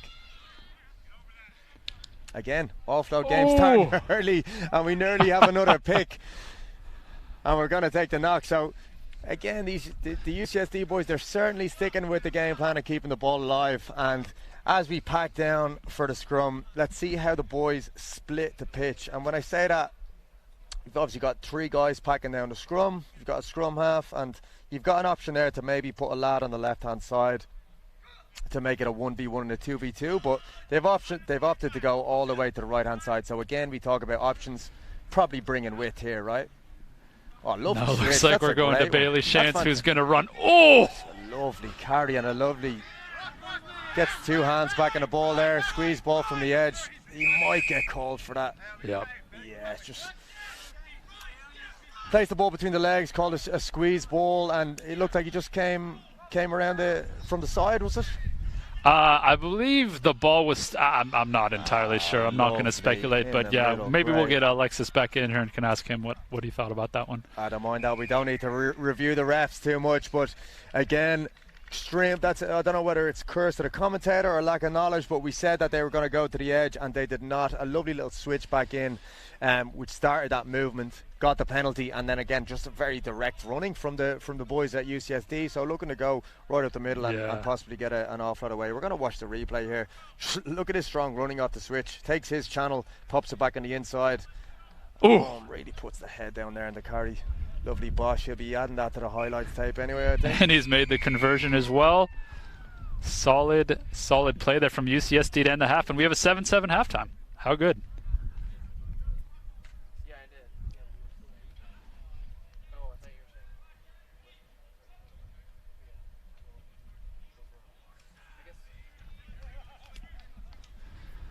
Now, Ian, I'm not sure, I wasn't on the broadcast earlier, but have we introduced you at all and your pedigree in the Southern California rugby scene and everything you're involved in? No introduction from me. We're in the Noodle Bags booth right now. San Diego's premier swimsuit company for rugby teams. So that's we've got plenty of the teams out here repping Noodle Bags. Hopefully we'll get all of them one day. But happy to be down and check out a little bit of footy and hopefully give some unbiased opinions, you know? Always happy for that because you need to balance out the biased opinions coming from this side of the booth. And Ian, tell us a bit about, I understand you're involved in coaching at the youth level as well and have had some success recently, correct? Yeah, big time. Well, it depends how you measure that success. I mean, if the success is measured by the amount of lads that are playing out here today that I've coached in the past, well then it's very good. I've coached lads on the Claremont colleges, UCSD, USD, and of course San Diego State, who unfortunately cannot be here today. Coached with La Jolla High School, Torrey Pines High School, and with the Mustangs Rugby Club. And really you can just see youth rugby in the area growing a lot. And I guess one of the better ways to measure that is lads going on to the 3rd level and playing. And yeah, hopefully I haven't taught them too many bad habits. So yeah, we'll see here as the game goes on in the semi-final and final. Some of the local lads can possibly have some good impacts, you know. Absolutely, yeah, and I mean the growth of rugby in Southern California with San Diego, in my opinion, being the heartland of it all, has been really great to see over the past few years. And as someone involved from the college level for a while now, we're just increasingly seeing really high quality players developed in Southern California, and it's just great to see that these guys have good coaching from all the way from U8 levels through college, and we're developing some really good players. Yeah, big time. You can see as well on a lot of the rosters, a lot of the lads from the Bay Area in California. Really great hub up there. I know San Diego, the Bay Area, and a few other places throughout the states. You've got to say are maybe the heartbeat of youth rugby. Ooh, solid collision there. Right off the bat there. This man is just absolutely ferocious with every bit of contact that he does, and the quality of contact as well. So he's doing well both physically and just mentality-wise. Point Loma boys with a little drawn pass. Can he put the foot down the edge? That's going to be a tough one to catch. Wow, that is some top-end speed from number 15 there from Point Loma. As we said, we don't have his name, unfortunately, but That's some great toe from the edge there. And Point Loma starting this second half with a score straight off the restart. That's some fantastic toe to be able to round someone in a 5-metre channel. And he's absolutely stoked with it. He's got the gum shield hanging out his mouth, or the mouth guard hanging out his mouth. And it looks like, is he going to attempt to convert his own kick? No, he's not. He just gets a little bit of water on board. And just a quick update for all the viewers at home who are choosing to watch this match over the USA versus New Zealand. Shout out YouTube, streaming this at no cost for you, instead of, I believe, the $30 a month from Flow Rugby to watch that USA game today. I believe 59-7, New Zealand up at halftime, which is not unexpected. And Scott and myself were talking earlier about how there's some great San Diego links to the USA team today, who are obviously outmatched by, top-class New Zealand team. But it's great to see. We talked about building guys who are local. Ryan James from Cathedral Catholic getting his first cap for the USA against New Zealand. What a time to get your international debut. Yeah, it's fantastic. I was very fortunate to be able to coach Ryan James as a freshman at Cathedral Catholic. So, yeah, to be able to see him line up against the mighty All Blacks is it's a dream, really, isn't it?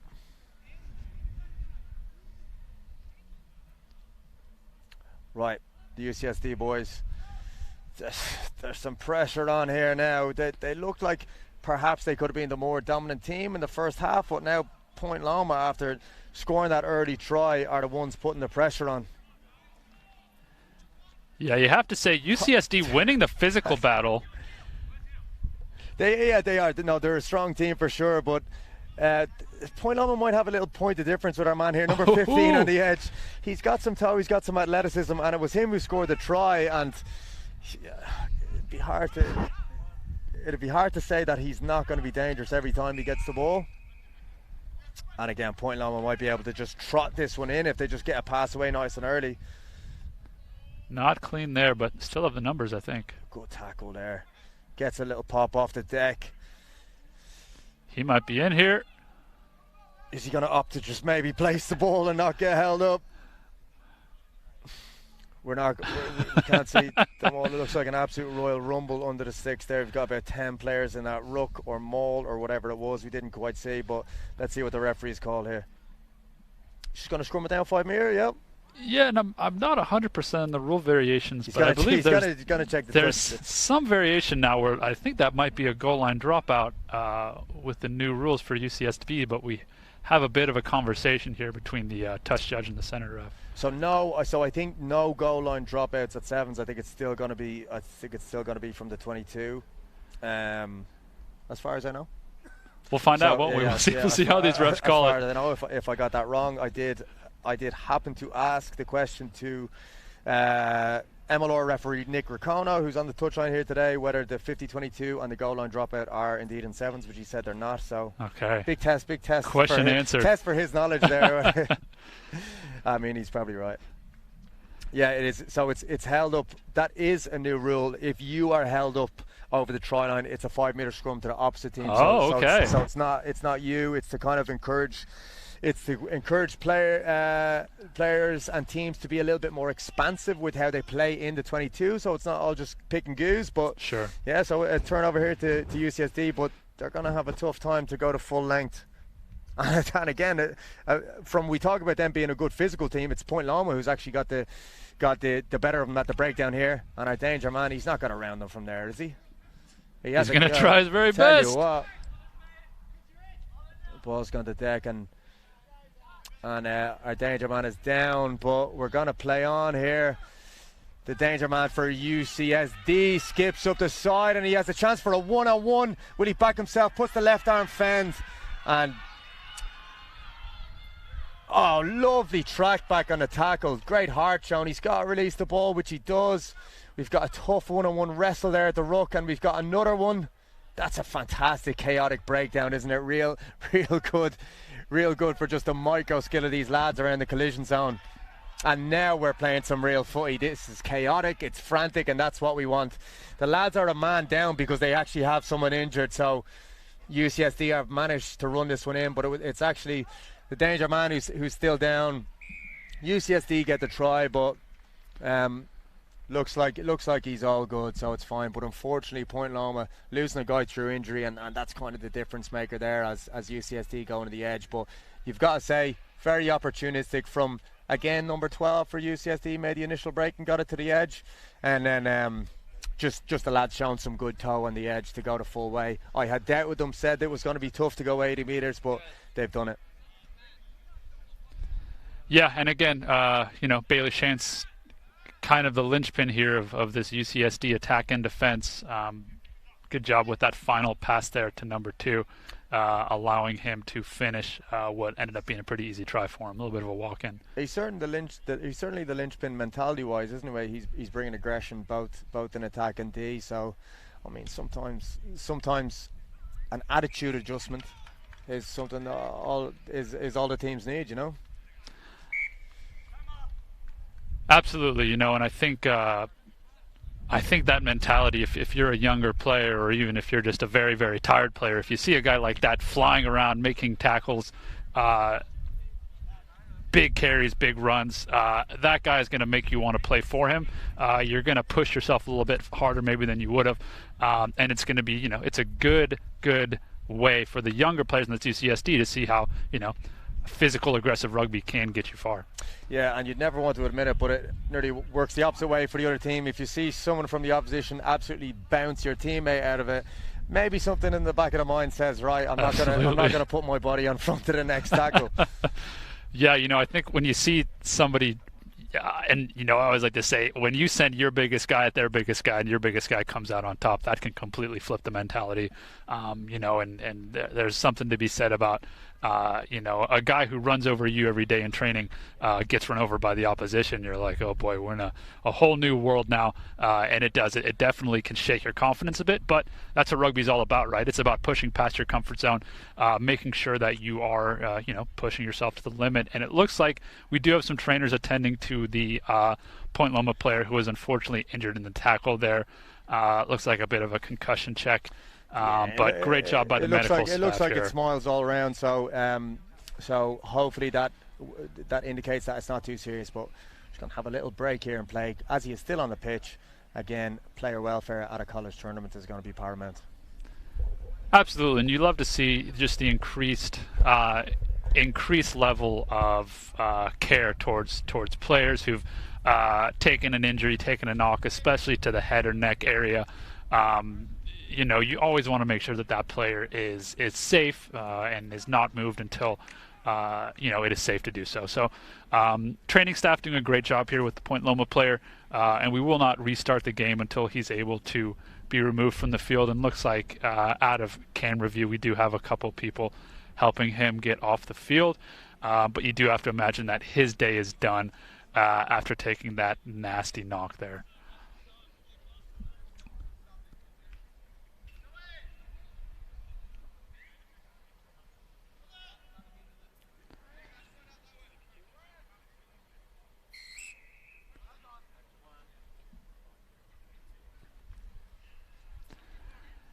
And it is just me currently in the broadcast booth. Quick break for our head announcer, Ian Denham, as the kick does not go 10 for UCSD. Point Loma still in the lead here, so you have to think that their mentality, their strategy here, should be just keep possession for the remaining minute or so left in this game, and then they should be able to ice it.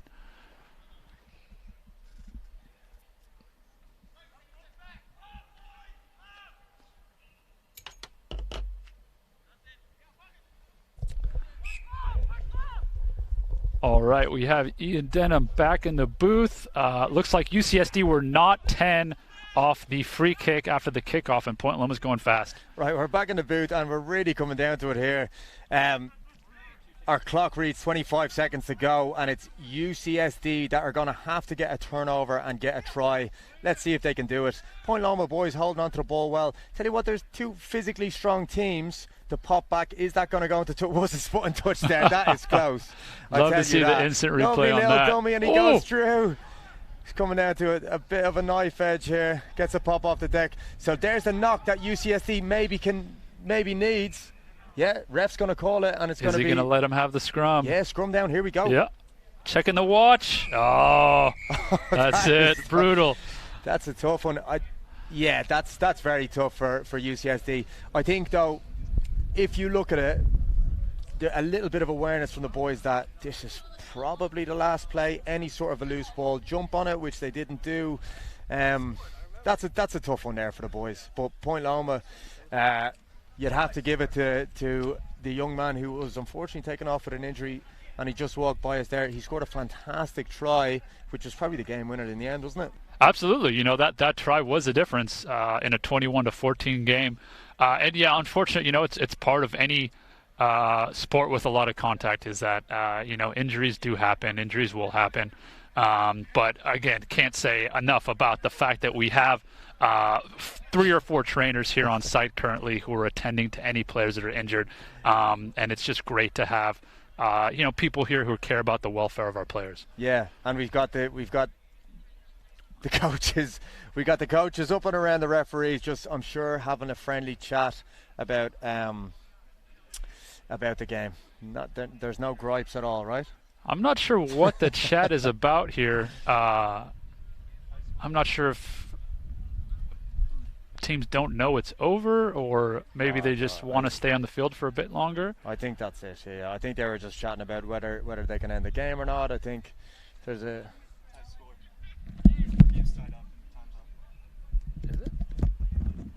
I'm pretty sure we're getting some intel here.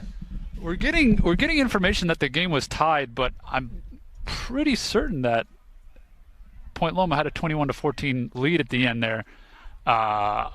Maybe we're going to have a bit of an arm wrestle on the sideline to decide it. I'm not entirely sure. Yeah, for the moment, we are going to get the drama to the touchline, and we're going to continue on as the boys from Claremont, who just lost the quarterfinal, are going to go on to the other lads who narrowly lost Azusa in this semi-final for, let's call it would it be the bowl, or have you got a name for that?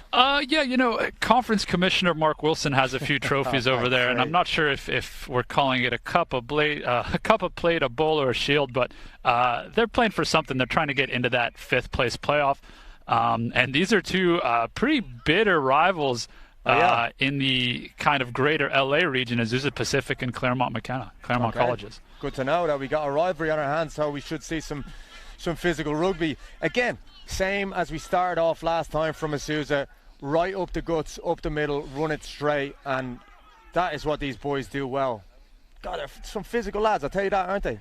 There's some big boys, and I was chatting earlier to a couple people familiar with this APU program, and they've always relied a bit on football players as they're going for the try there.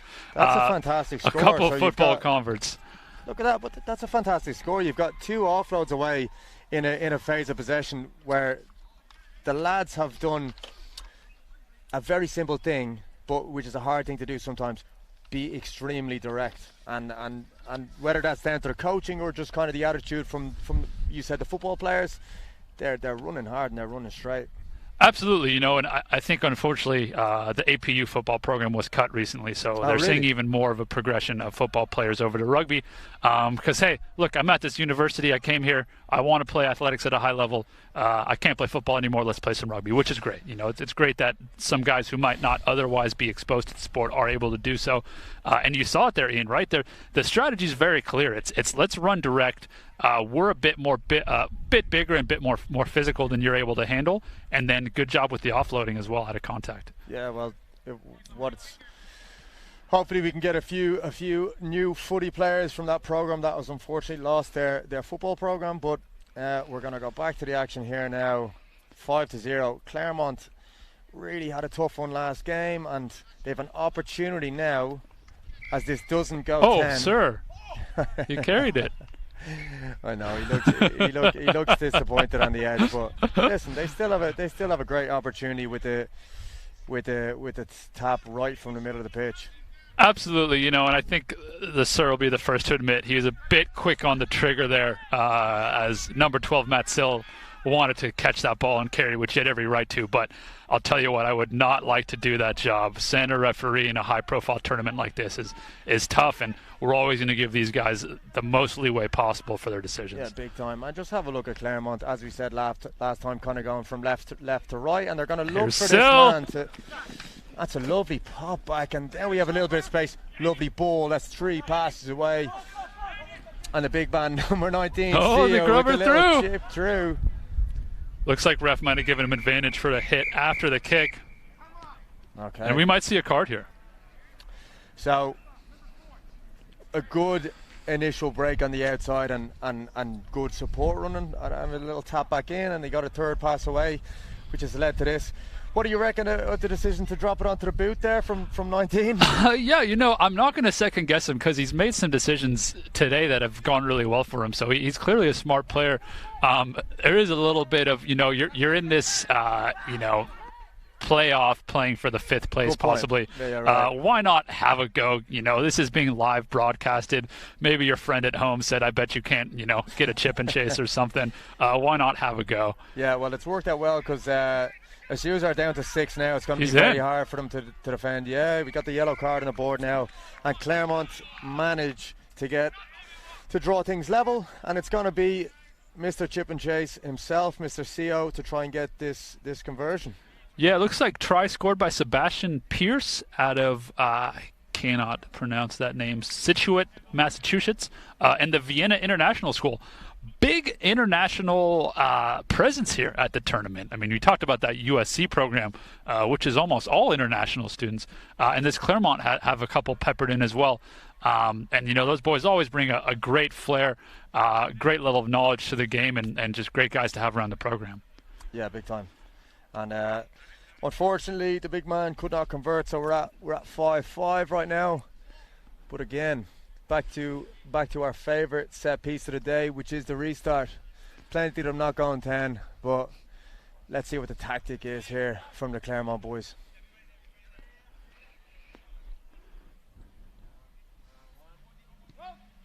Again, yes, we are restarting from the 45, just with the way the pitch lines up. That is the middle of the pitch. He's going to get called for obstruction there. Crossing there. Lovely opportunity now for number 6, Ala Michele, looked to be away, but called back for obstruction. Not a lot of width available for the boys, but they do have their danger man on the edge. He's tackled pretty well and leads to a very, very long tackle and wrestle, which will give Isuza a little bit of time to set up on D. Again, pressure around the ruck area. It's been a little bit of a problem around the ruck for Claremont, but they look to go quick now, which is great. Still down to 6 men from Isuza, so there's space there on the pitch.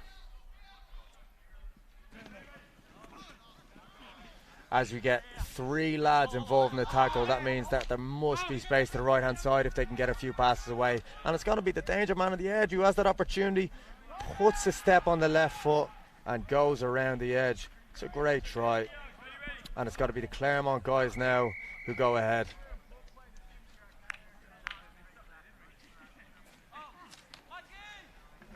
And that is our same man, Matt Sill, who manages to get it. But, we're getting calls for the yellow card to come back on the pitch here, so that the Isuza guys are back to full capacity. But it just goes to show that yellow card there. It's been 2 tries within that time. See the step there from Sill. Yeah, it's going to be very hard to defend with 6 men. Really got also a guy with that much pace on the edge.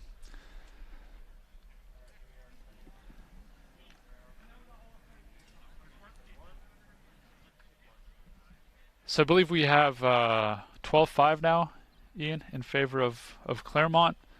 And you have to say they've looked pretty good in this first half. Apart from that good first burst by APU, great, well-taken first try, Claremont's looked pretty good. Yeah, no, everything kind of changed after that yellow card, but it was a good initial phase of play, which got them there from RL Chip and Chase. But look at that! That's number 12, fantastic. Josh Williams.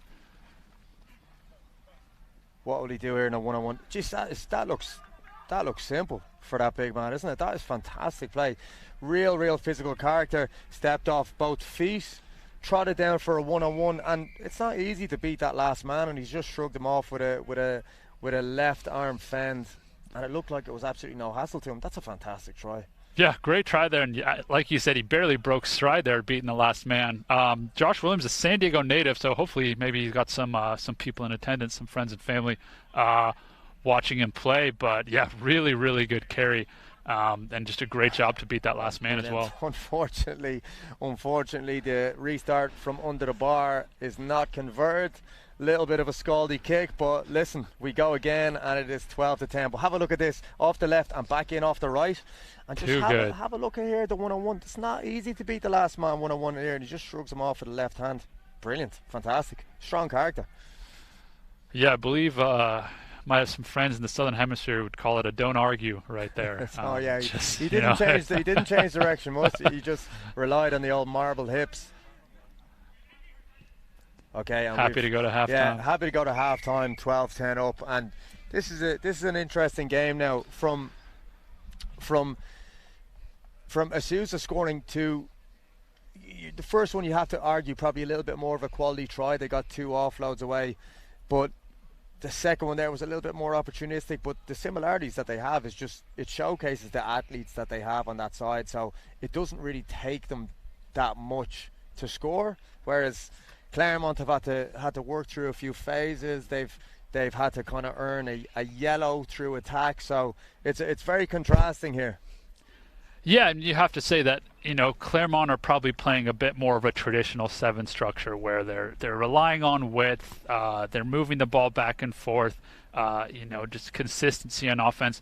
Whereas APU, you know, and you have to say it's working, they're relying on some very, very good athletes who are, you know, obviously great rugby players and have a good knowledge of the game with good steps, and some big physical boys in the midfield who are happy to have a carry. And here we go. Here's this first try from APU. Big carry from number 2. Yeah, and then the really offload good, to number really 4. Direct. You've got to kind of respect what they're doing out here.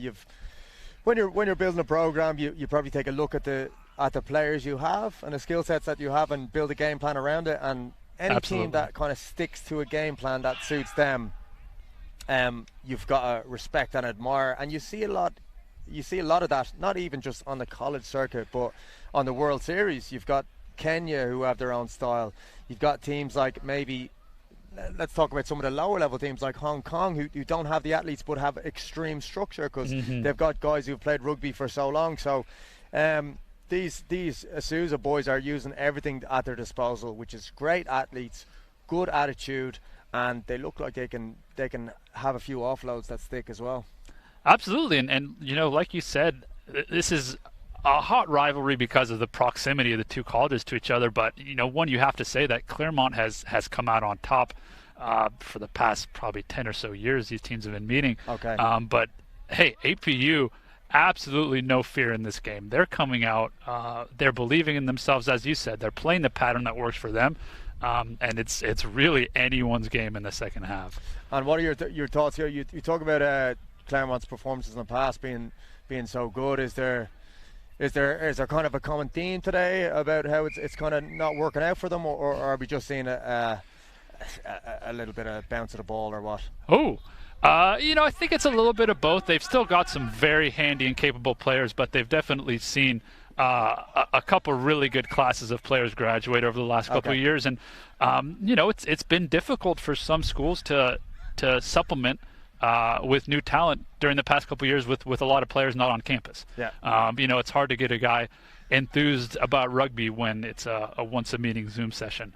You know, it's not quite the same as a Gold Coast Sevens tournament in regards to how fun that is. So look for Claremont to be back on the scene later this year even, but just a bit of time probably to restart the program. Right, and we're going to restart now with a scrum as probably the most jacked referee of the tour gets us underway, and Claremont have the ball. And again, the shape is going to go from left to right, eating up space a little bit, but gets the offload away. That's called a tough one, isn't it? I know what he's trying to do there. He's trying to bring the outside guy into him to get the offload away to the big man, creeping across the pitch a little bit. But listen, it really worked out for him, and it's a very tight call there with a forward pass. Yeah, I do have a text in from Alexis who heard the comment about the most jacked referee and has taken a bit of offense. You know, he has been working I believe he's still doing P90X, one of the only people still doing it, but he's trying his best out there. Look at this guy. Look at this referee. He's an absolute specimen. He's a block. It's certainly not P90X. He is absolute progressive overload, 100 calorie surplus a day for 3 months. Yeah, as we get underway here now with the Sousa, let's see if they're just straight up direct again, which they are. Seems to be the strategy. And again, there's possibly a seatbelt tackle around the head. The referee hasn't seen it. But again, just a carry straight pick from the ruck. It's direct, and it is... lovely effort on the offload. There's calls for a knock, but I don't think we've seen it, and we're just in play now, and it's going to be Sousa's ball again as he carries him into touch. Again, game plan, isn't it? Straight in direct, and they're strong boys. So it's going to be on Claremont now to maybe adjust to that, to maybe just narrow up a little bit defensively. Absolutely. And say, let's put a shot on them and kind of get themselves in and around those offload channels, you know? Absolutely. You know, I think if you're Claremont, you maybe, exactly as you said, maybe make it a bit more narrow defensively and look for a quick poach at those breakdowns, because those big runners are coming, but there's not necessarily always a support. Might have had a pump fake there from the thrower in the line out, which is illegal, and we do have a half-arm free kick to Claremont. I don't think he managed to have a little bit of a smile about it. So, but remember, although Sousa are playing well, Claremont are still ahead, and that is the danger man going to try take the edge. Is he grabbed? Yeah, he tried to slap it out and didn't manage it. But listen, fantastic try. I appreciate what he tried to do with the defensive effort. Come around right in the back and slap the ball out. Just didn't work out for him. It's hard to mark a man with that much pace, and yeah, Claremont now look like they're creeping ahead by even more, and let's see if Sousa can come back into the game. Yeah, and you do like the pursuit there from APU. I believe that's Barack Ross, because he did make So work for it, and he's had to then put it down out wide here. The conversion's missed, and we still have a 7-point game now. It's going to be 17-10 Claremont, which, you know, 1 try versus 2 tries is a huge gulf in 7. So the fact that he's kept it within 7 points with the pursuit, really beneficial. Yeah, that's true. Well, I wouldn't really doubt that from these Sousa boys. They've never shown a lack in attitude from the whole day. Like a couple of balls haven't gone to hand, a couple of maybe mechanical or skill mistakes here and there, but they have never lacked attitude, and you've got to admire that. Yep, and we'll see if they can collect this kickoff clean. You know, if can keep possession, play direct, and maybe get 7 points on the board to tie it up. Restarts, and again, kind of an easy area to take, but the ball's bounced, but they've managed to come back up with it. Just as I say that, I think it was holding on the deck, and he stood to his feet, and Claremont have an opportunity to maybe seal off the game. Yeah, and in general, off the kickoff, the bouncing ball is not your friend. If you can take that ball clean in the air, that's always going to be a better result. That is a tough call, because it was a great effort at the breakdown from number 6. He gave clear daylight with his hands and then tried to get over the ball. That should ice it there for Claremont. Yeah, that's a little bit of a tough one there. It's not taking your own restarts is always going to be tough, and. Again, I mentioned number 6. He had a great effort at the poach. I'd love to see a replay of that. Yeah, I believe that's number 6, Ala Michele the third, who I did think he went in well for the breakdown there, but really tough to see it. And here's the finish of the try here. Yeah, just a strong carry. Very good. But yeah, I mean, the breakdown, probably one of the most difficult parts of any sport to referee. There's so much happening. There's moving limbs. Who's in there first? Who's got hands on the ball? Always very difficult to referee. And you know, the call goes your way, and sometimes it doesn't. So APU on the wrong side of that one, and Claremont, hey, you have to say, did well to capitalize. Yeah, big time.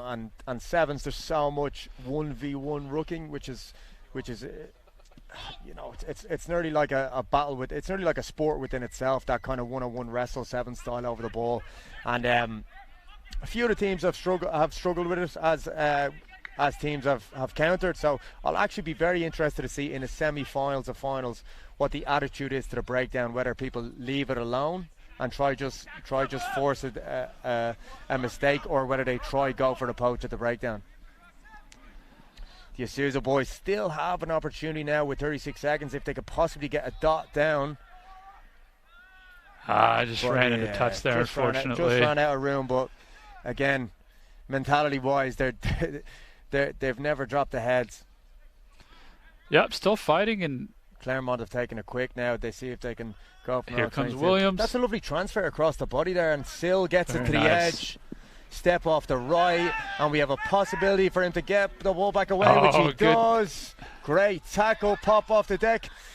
That is unfortunate. Just a foot and touch, unfortunate there. Great break from Sill. I tell you what, a good piece of footy all around from the lads.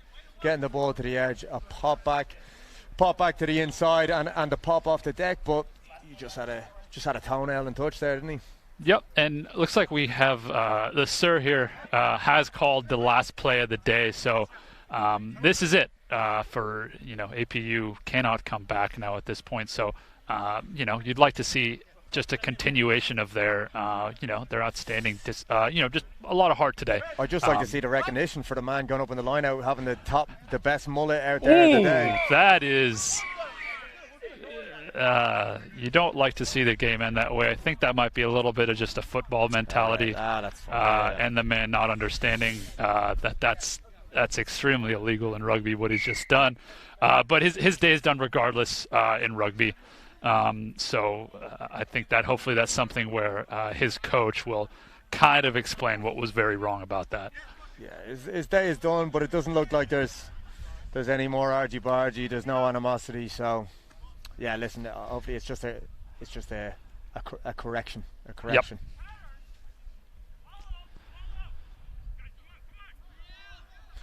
So the Claremont boys still eager to play, even though we have reached the end of the game. I know they probably have a couple of substitutes on, wanting to get their name on the score sheet. So let's see if they can manage that.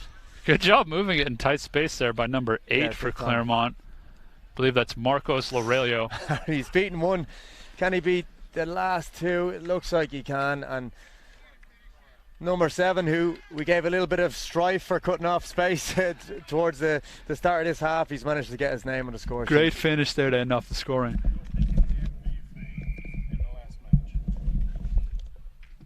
You're picking the MVP in the last match. Okay, and I've just got the word that from the Gold Coast Conference of Intercollegiate Rugby that I will have the job of picking the MVP from the last game, so I will be accepting bribes via Venmo at Noodlebags if you're watching live.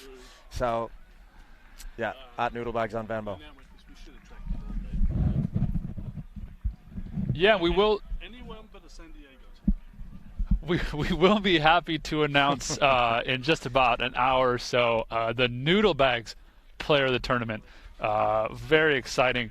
And hey, there are a couple names I believe that are in contention at this point when you look at the semifinalists. When you look at Long Beach State, Gibson Channel has been outstanding. The younger brother of the new U.S. Eagle, Adam Channel, who's had an outstanding breakout onto the scene this season. Yeah, no, he's been very good. Outstanding. You also have the number 9. That's Peter Seo's Peter Seo, yeah. Also called Peter. Yeah, and he's been outstanding. I think Ethan Moxley's been very good. And then, obviously the other semifinalists, you have USC and USD. For USD, Jordan Sandoval and Captain Cam Wilmer have been very solid. And then for USC, it's got to be your man, Angelo Roviglio, who's been great on some breakaway tries so far today. And I'm going to hand over the mic to our rules expert, Alexis Alfaro, who is back here and is going to just guide us through this next match so that I, as the coaching staff, do not give you very biased commentary for this one.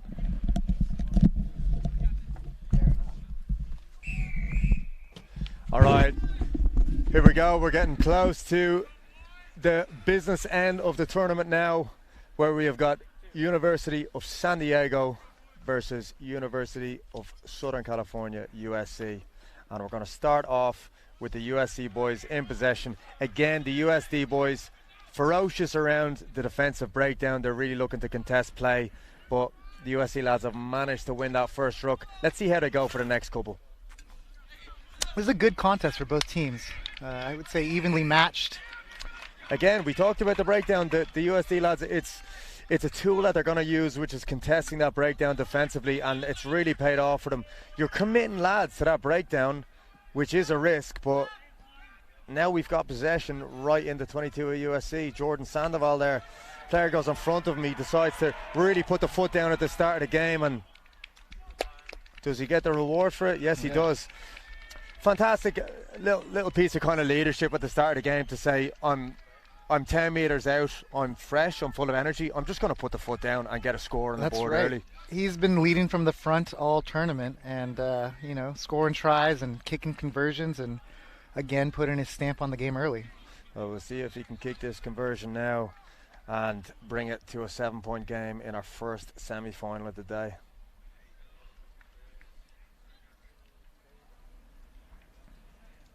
Let's see how this kick goes. Tough from the corner if he gets his team 7-0 up. Another thing, to just from a referee's perspective, you want to make sure these kicks happen in 30 seconds. You want to make sure the kickoffs happen in 30 seconds. Everything in sevens, you don't want any time wasting happening, because every second, every minute is precious. Just short. He's had a good go with it. Maybe didn't take enough of the squirt of that water, but maybe the ref was telling him 10 seconds left. Listen, tough to convert your own try, but again, he's backing the ball here, and the play might be go deep and contest the breakdown, which they have been doing. Lovely feet there from 12 at USC, and going to have a break up the touchline. It's going to be hard for him to go the full way, but he's beaten 2 already. And he just has to outrun number 5 there. Oh, we got. Looks like number 5 from USD hasn't marinated the hamstrings enough, and he's pulling up there, and they're going to have to bring on a sub there. Yeah, that's Michael Ramos from USD. He's just pulled up with the chase from the hamstring. But let's give it up to Troy scorer here. Try to get his name. That was number 12 for USC. Yeah, it was. Unfortunately, we don't have the names here in the Noodle Bags commentary booth, but we do know that Mr. Ramos has had a bit of a hamstring pull, so he's going to be off. So again, that's a back and forth. That's a back and forth first few minutes for USD and USC. Just evenly matched teams going at it. Some individual brilliance from top players. There we go. It looks like we do have the names. That was Angelo Reviglio Jr. from Reno, Nevada. Only his second year playing rugby, and he's gone the length of the pitch. So fantastic from him. And where we have a really decent tactic from the USD boys to go long at the very start and compete at the breakdown, you've got some individual brilliance there from the 12 from USC.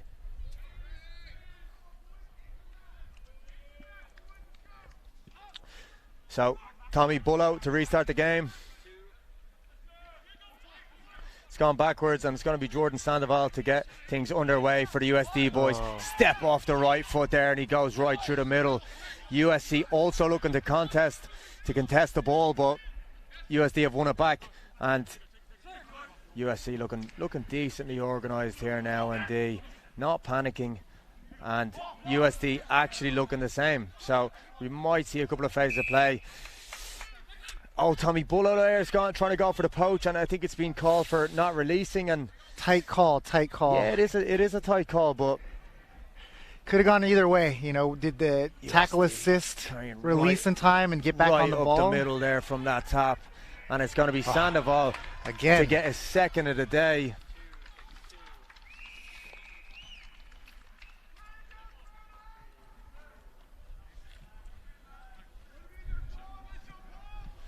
Yeah, that's a well taken try. That's 2 of them. Just good initiative from the number 10 here, Jordan Sandoval.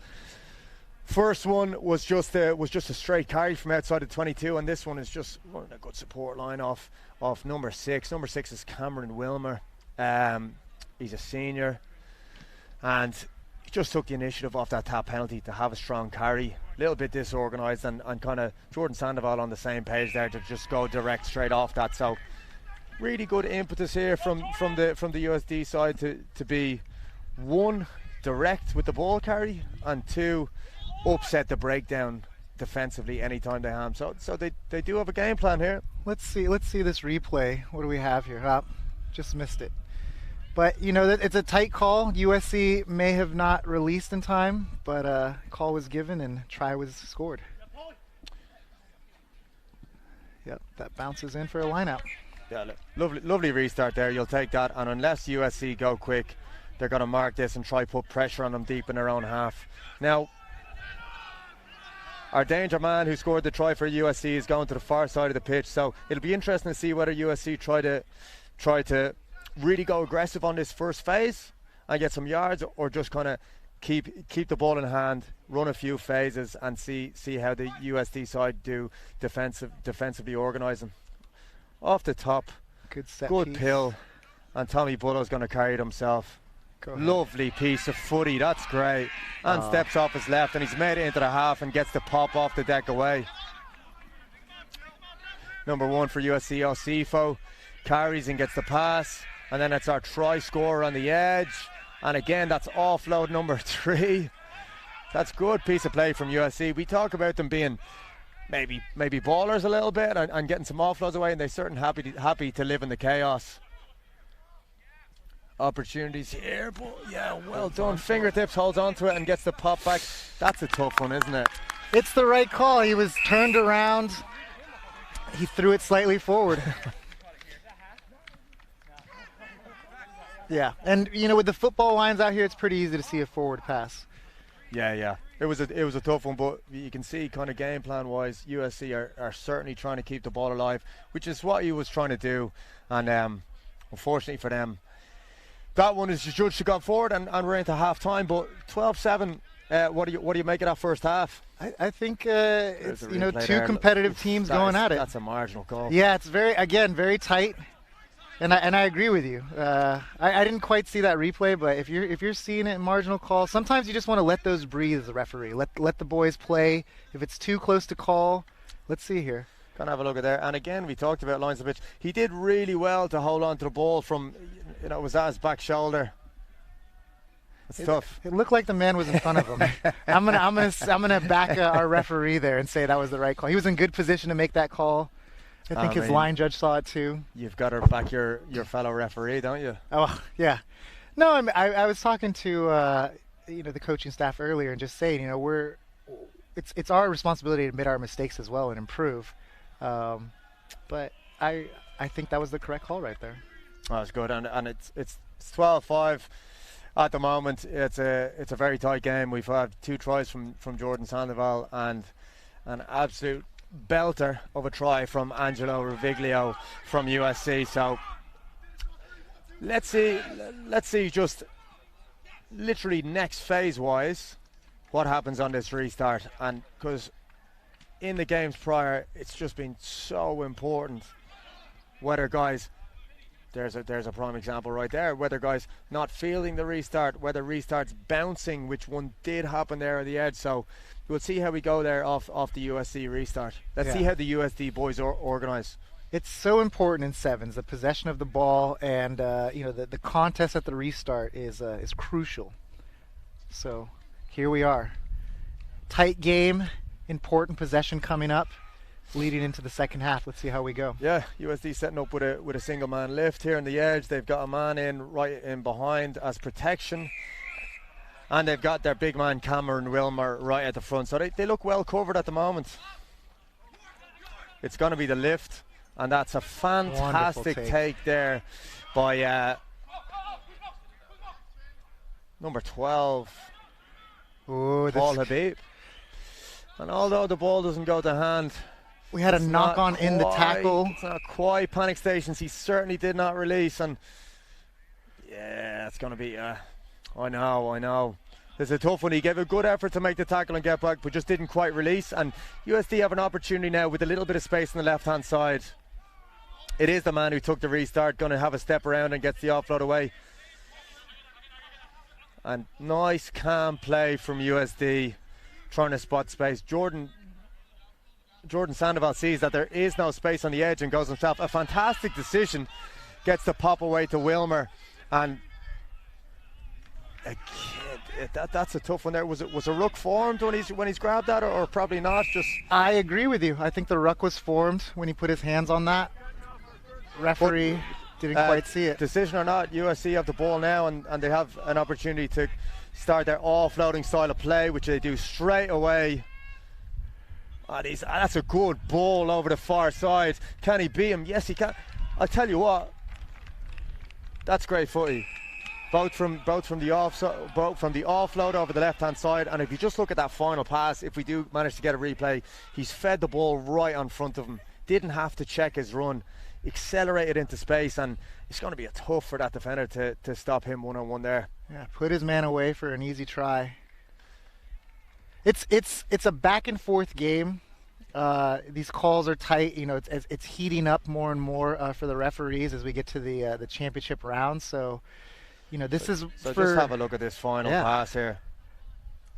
Great, just perfectly led him right onto the ball. Just has a little check of the defender, and then takes the outside.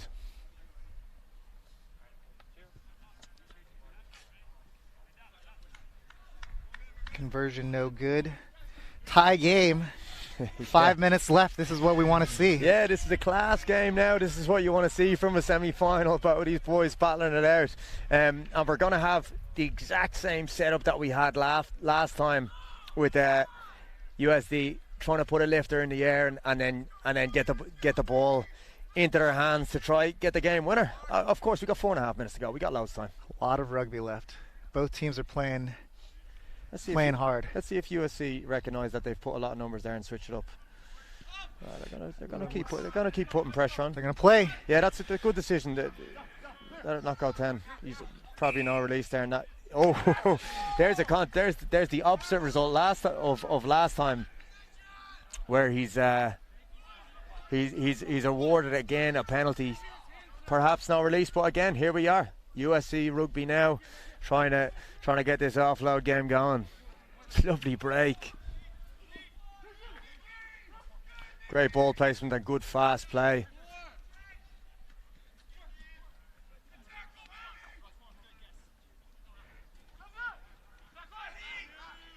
Gone back, so they're going to play on. He's going to take that space in behind and manages to stay nice and strong. Get the ball back. That's an offside by USD, jumping the ruck. Yeah, and it's the danger man Angelo Reviglio coming in off his wide position where he's held. No advantage. To get his hands on the ball. No advantage. USC now, they probably won't be in a whole lot of hurry.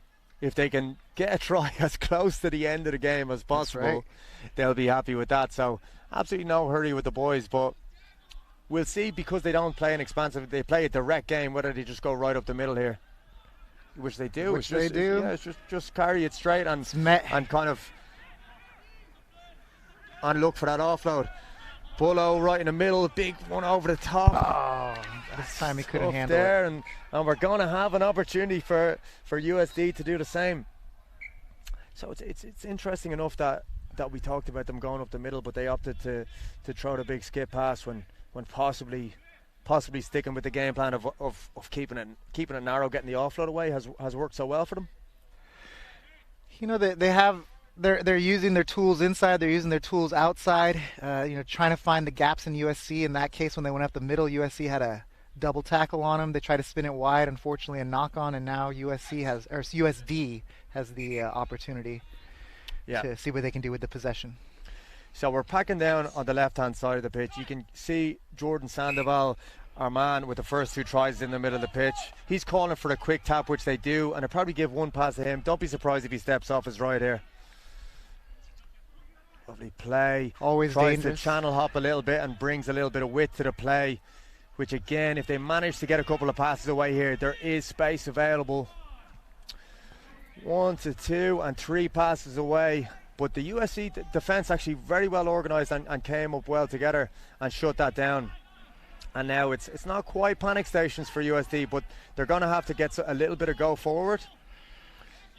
Just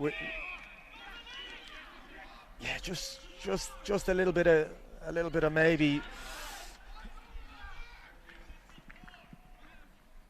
Oh, unfortunate. Yeah, that's opportunistic on the turnover penalty from USC. Perhaps a little bit of uncertainty or lack of clarity with the USD boys in terms of when they get stopped in the middle of the pitch, what they have to do.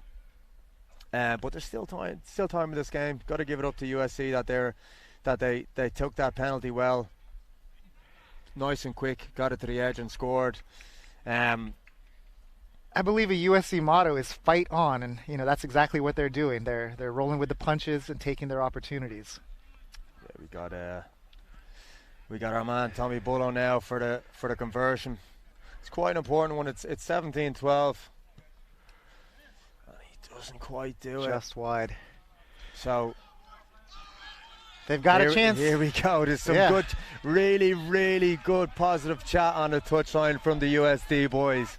And let's see, off this restart, if they can get all the way up to the other end and make this a game. Yeah, this is the do or die moment for them. Yeah, big time. Bullo taking his time. Wants that clock to wind right down. And here we go, balls up. Decent restart, gotta say that's lovely. Goes past the jumper and takes it to the safety in the back. Number 7, he's going to try hold on to the ball. Lovely little shapes the dummy and gets it off away. Lovely. He's want to stay in touch. That's great strength to stay in touch. Can he? That lovely. Just. All right. Fantastic win from USC.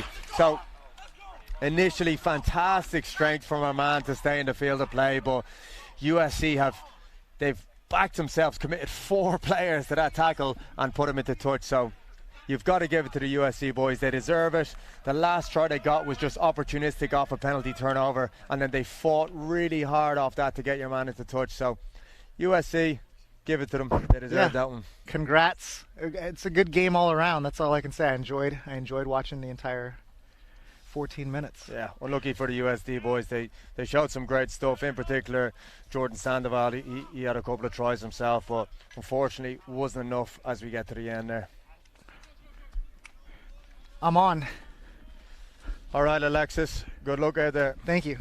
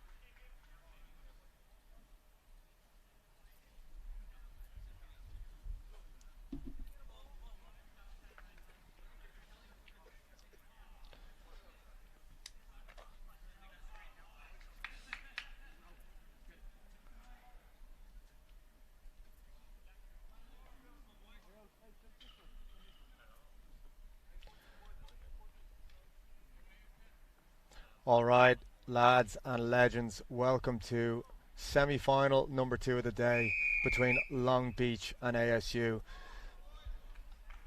The restart's going to come from Long Beach, possibly the favourites on the day. They've multiple danger men, but also a fantastic style of play. An initial knock-on from ASU gives them the first opportunity to get their hands on the ball, and it's going to be from a scrum on the left-hand side. So, as we said, lads to look out for on this Long Beach team, number 9, Peter Seo. We've got number 12, Callum Lapper as well, who's done some good things today. But as we pack down and we see our man, number 13, Ethan Moxley in the middle, he is going to be the man that they go to first, and he spreads the ball, gets it across his body. And a first real shot and anger down here on the right-hand side. And that's what speed does. Speed kills, but great tackle by ASU. Do Long Beach have the opportunity just to walk this one in? They're going to try to bring some space in the edge. Peter Seo with 2 steps off the left, and he goes in just to the right-hand side. I'll tell you what, from number 15, that's Gibson Channel, that's Adam Channel, USA 7 player's younger brother.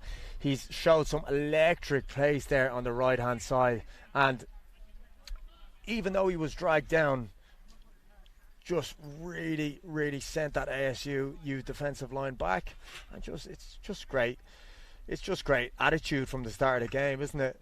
Number 13, Moxie's got it across his body to Channel, and he's just backed himself, put the foot down, and said, I'm going to go hell for leather here for the try line. And it was, of course, our man Peter Seo who got the double step off the left and managed to get the try away. So a really good start for this Long Beach team. And we're going to go again straight away off the restart. The ASU lads will looking to clean up things. Thompson on the outside off this restart and show what they can do with the ball in hand.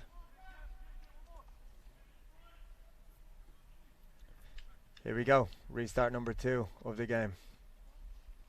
Put it with the left right up in the middle, and it's well taken now. So ASU have the opportunity. Gone up the middle of the pitch, shows clear release there, and gets a penalty. That's Seo showing out he has multiple things in the toolbox there with that poach, and that's Channel there in the edge, and it's our 2 danger men, 2 out of 3 danger men who we talked about at the start of the game, getting us off to a 2-try start. So Channel showing his speed on the right hand side, pops up on the left off the poach turnover and gets himself on the score sheet.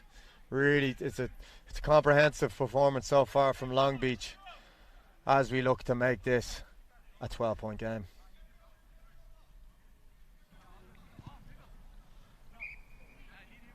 So you've got a feel for ASU. Once not taking the restart, and twice just not getting there to the ruck in time and being poached. So as the ball comes in for restart number 3, they'll want to just get the ball in their hands, show what they can do after a couple of phases, and let's see if they can win the first couple of rucks and the restart, which is coming now.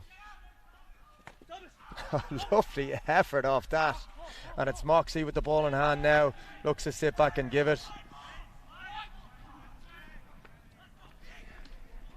and Moxie again gets his hand on the ball and the offload. That's a fantastic try. If we can get a replay of that, I'll tell you what, from the restart going to from the right hand side right into hand, we've got 2 offloads and multiple steps off the left and the right. This Long Beach team really well equipped in attack.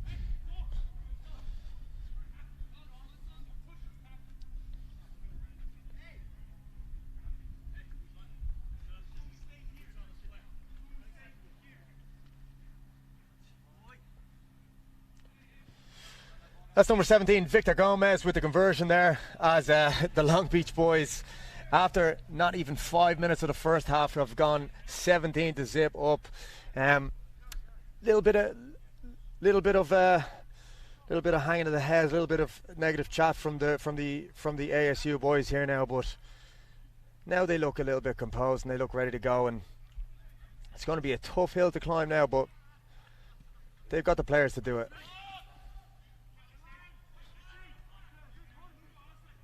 ASU gets it to the edge. This time they decide to put boot the ball. They say, let's back our defence here for a while. Lovely chase, and that's a lovely grab there.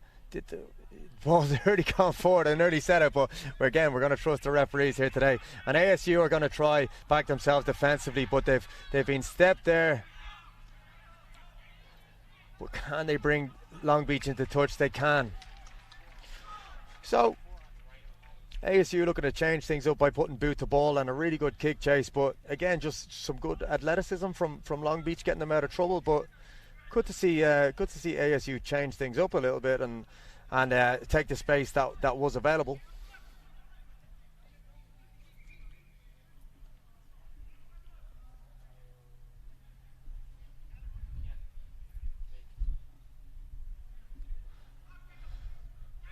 First line out of the day does not go to hand, and it's Long Beach who managed to win the turnover. That's another string to their bow. A defensive line out. It's Channel here now. He's going to back himself right up the middle. He's a strong character, and arms around the back, and The seatbelt tackle was in, and Channel is down, and Moxie's got his try. There's a little bit of concern here, and player welfare is paramount. So we're gonna have the medical team on here. That's Adam Channel down after, or that's Adam Channel's brother down, I should say.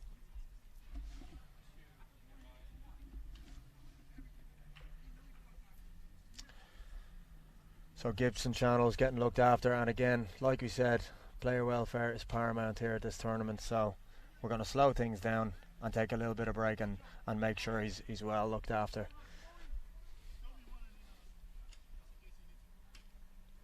Fantastic offload, and it's Moxie there who gets the try, but immediately there's a little bit of concern for his teammate, and rightly so. And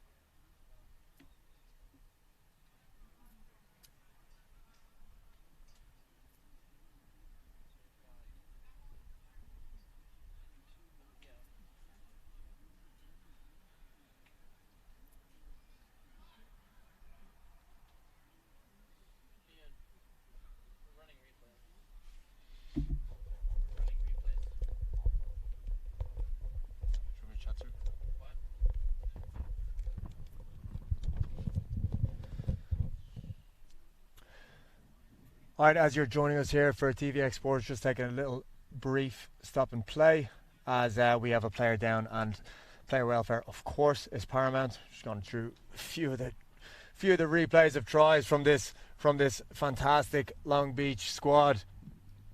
You can see you've got pace to burn on the outside. This is Gibson Channel getting himself his first try of the day, certainly not his first try of the tournament.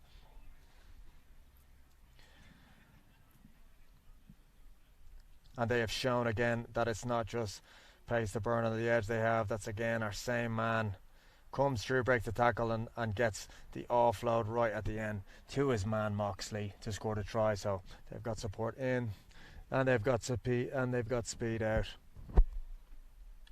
Just taking a little break in play here, as again I mentioned that we do have a player down, so we're just trying to make sure that he's well looked after. There are protocols in place now in terms of moving athletes when they're down, so all signs seem to be great. So we're just taking a little break and play in the broadcast. Please stick with us, as you will have the remainder of the semi-final and the final coming right up.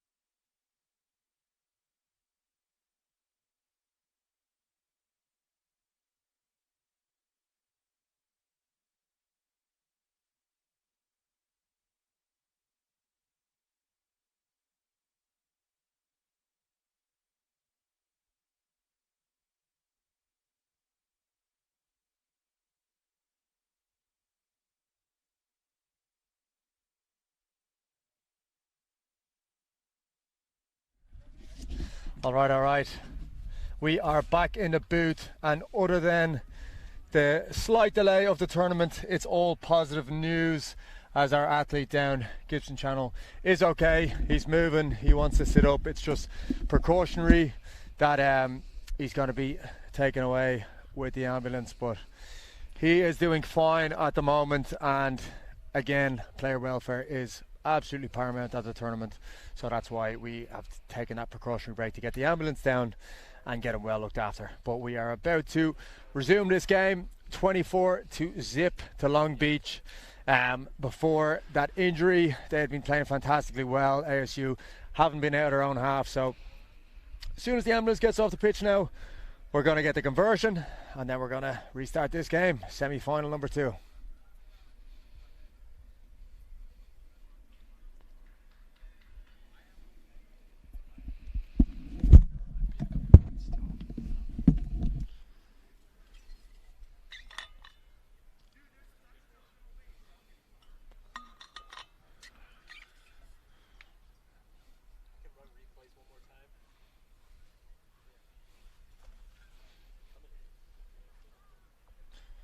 Right, as we look through the replay of tries from the first half, again, this is where the injury happened. It was Gibson Channel. Oh, this wasn't where the injury happened, but it was his first carry of the game. This is him taking the ball at the edge, and it was Peter CO with the double step off the left foot back inside to get us off to a fantastic start.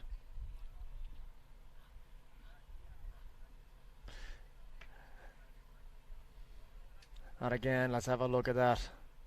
Off the left and off the left again. He's just such a hard character to get a hold of, and he's delighted to get the first try of the day, and that's what got proceedings going. And then the second one, just move it straight to the edge here, and Gibson Channel shows he's got real toe to take it on the outside, and that was his first try of the day.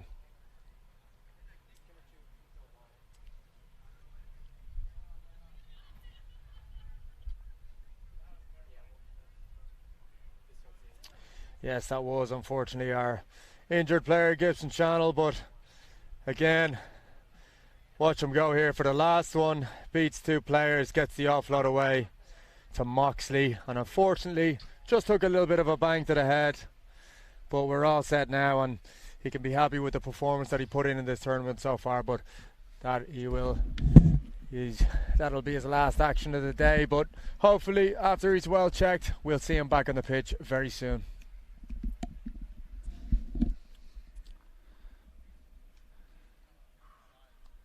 Yeah, and we now see the paramedics and the ambulance leaving the field with Channel in tow. So glad to see him awake, responsive, having a bit of a laugh over there with the paramedics, in good spirits, and obviously, taken to the ER here for some checkups. But first-rate job done by the trainers here on site, as well as San Diego's finest, in responding to the call and helping him to the ER here. Yes, absolutely fantastic. Thanks for bearing with us through that break as we made sure that everything was absolutely done perfectly for Mr. Channel's health. And as the conversion doesn't go under the sticks, we're going to stay at 24-0 as we resume this spicy encounter for the second semi-final of the day. ASU have got a big hole to climb out of here, don't they, Kev?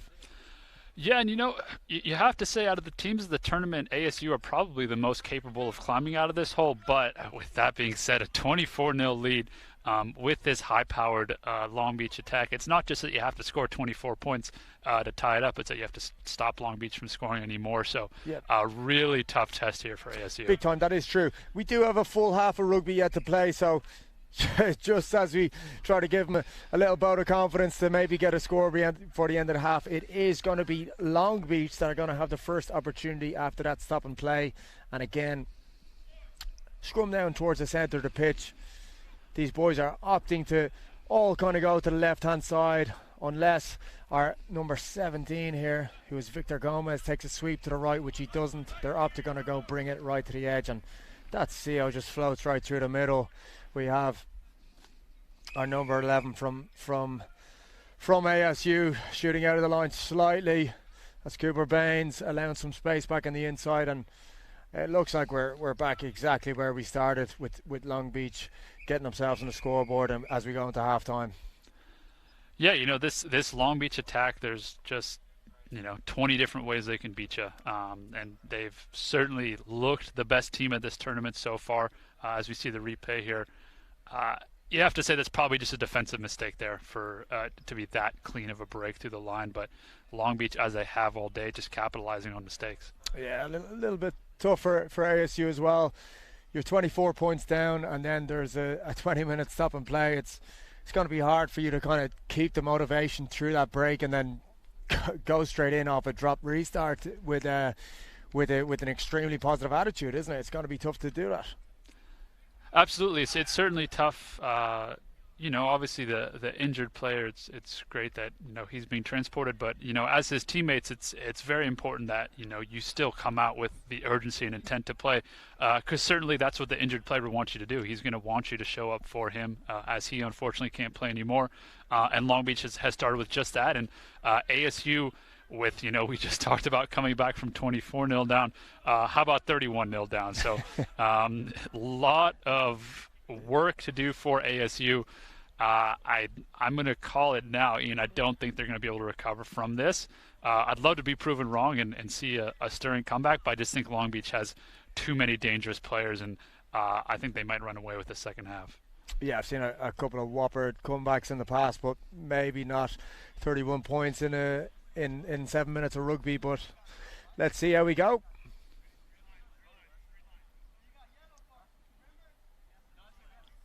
So if you can see the setup here from the Long Beach team, they've obviously done a fair bit of sevens practice. They've got 2 lifting pods on either side of the pitch, a guard right in the middle, and 2 safeties right in behind the pod. So they're really well set up. It just shows that they've put in a good bit of work around the sevens set piece, and as the restart comes, pod drops off and it's the safety that takes it deep. They're just very well organised off the restart there.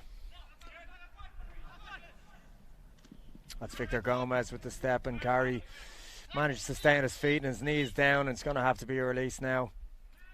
And that's one of the first few rooks we've seen from this Long Beach team, because mate, they're very tackled. Lovely pop back to the inside, and that looks like it's Moxley there going to go, and they're getting close to being the 3rd game where they've scored 40 or more points in this tournament. So they definitely know their way around that try zone. Yeah, and I think Moxley's going to be quite content to just run the clock out here for as long as possible. As he's sitting in the try zone, he's really under no obligation to put the ball down until an ASU player comes and pressures him. And Long Beach, well on their way to the final, they're quite content to just sit on it and wait for the next play. Under no obligation, just etiquette, is it? Are you meant to do that? Get on with it, or just listen?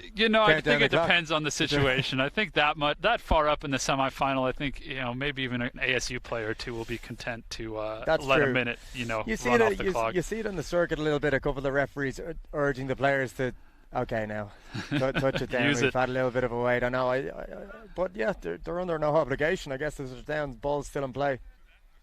Yeah. I always found that interesting at the end of the basketball games when they would just obviously being a foreigner, but they would just stop play 30 seconds to go. It's like both teams have agreed we're just gonna play out the clock here. Yeah, and when you talk about collegiate sports in particularly, famous Duke coach, Coach K, would always have very harsh words for any opposition who would break that unspoken rule and maybe go for a deep 3 or a dunk with no time on the clock and the game clearly over. He would be none too pleased. And it's all about your interpretation of the game and what's the right way to play. And certainly, what Long Beach just did were by no means implying there's anything wrong with that. No. It's all completely kosher and kind of be to be expected. You'll see that all over the world, from internationals down to the young boys, and it's just part of sevens. That is true. I guess there is, just like baseball as well, there's a couple of the unwritten rules. There probably is a couple in rugby as well. Thompson there with a little bit of strong carry when he was on the back foot, still manages to get some go forward. That shows the strength of the lad, and lovely little step in midfield. And it's the first time they've actually managed to have the ball in hand now. Looks like a little hand to the ruck there from number 12 from Long Beach, but he pulls away straight. Really good discipline.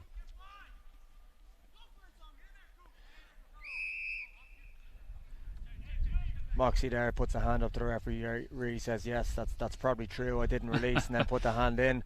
But yeah, it's the first time we've managed to see ASU even play with the ball in this game. They looked so threatening in the last previous games. They look like they have players that can really score. It's just, God, it's hard to get the team going with at 38 points down when this Long Beach team are humming right now. They're all eager to make hits. It's the first time they've played D, so why wouldn't you be eager about it, you know? Why not? Yeah, I mean, especially if you're a true rugby player, right? You should enjoy the defense as much as you enjoy the offense, you know? I guess maybe it's okay to enjoy offense a bit more, but you should be wanting to get up, make some tackles, and, you know, we love to score tries, but there's probably nothing more satisfying than a great defensive stand in rugby. Just you and, you know, 6 other teammates stopping the opposition. That's always a good time on the rugby field. Yeah, that's true, and they look like they're certainly enjoying it right now. As Thompson gets the pop away and keeps the ball alive. This is a big nice ball. There. Moxie goes for the intercept. Can they finish this now after one rush over the line? Good pursuit by Cortinas on the edge there in CO. I believe he got the ball down there. Yep. That's number 13, Devin Rivet there, is it? Yeah, he's had a couple nice breaks today. Yeah, he did. Good speed. He had a lovely try in the quarterfinal, and good reward from here to get a try towards the end of the game. They'll probably look to get another by the end of the half as Long Beach ring in the changes here. Yeah, you know, I think I said it a couple minutes ago, but we can, I think, fairly say now with all certainty that, you know, there's no way back into this game for ASU. So Long Beach State, it's all about looking to the finals, probably getting the guys that you want to play 14 minutes in the final off the field. And then for ASU, you know, came a long way for this tournament. You know, I'm sure they want to put some more points on the board. And hey, I'll tell you what, great start with the conversion there. Fantastic nudge from the man with a headband on the touchline. Yeah, he'll be happy with that one. There's a break there you see by number 13. Yeah, he's a strong Rivet. lad, isn't good he? finish there. Good pace. Couple Long Beach players, looks like Cortinas and CO, try to keep him out, but had the ability to finish that. And hey, first 7 points on the board for ASU. Let's look for hopefully another try from them before the game's over. Restart goes deep. Fielded by Long Beach, the lads who have been sitting on the pine now will be looking to get their hands on the ball. So it's not as if they're going to be easing off. This is a full squad of players, and lads coming off the bench, they want to try, and they want to show that they can possibly play in a final as well. Absolutely. Lovely out out the back from Moxley. You can see 5 ASU players on screen, means there must be a good little bit of space to the left. Cortez with a nice pop back on the inside, just opts not to go all the way to the edge, which is nice. Carried in the middle. Releases the ball back up on his feet and gathers it again, fully legal. That's a good little bit of sevens knowledge there, showing again that the boys from Long Beach have got the rugby IQ and sevens IQ under their belt, as well as the athleticism. High tackle there, and Long Beach will have a chance to quick tap. Takes the space right in front of him. And now they're going to look for an edge here. Lovely hands from Long Beach. Yes, lovely step off the left. Great recovery from ASU. I think, was that Kenji Ellison with the poach and the quick tap? He's been outstanding all day. Jojo Nuez had a couple of good steps off the left, but he was poached in the end. And that's Thompson looking to stamp himself onto this game any way as he can. And that's big counter rug. Good counter as well. Quality of contact here, pretty good from both these teams.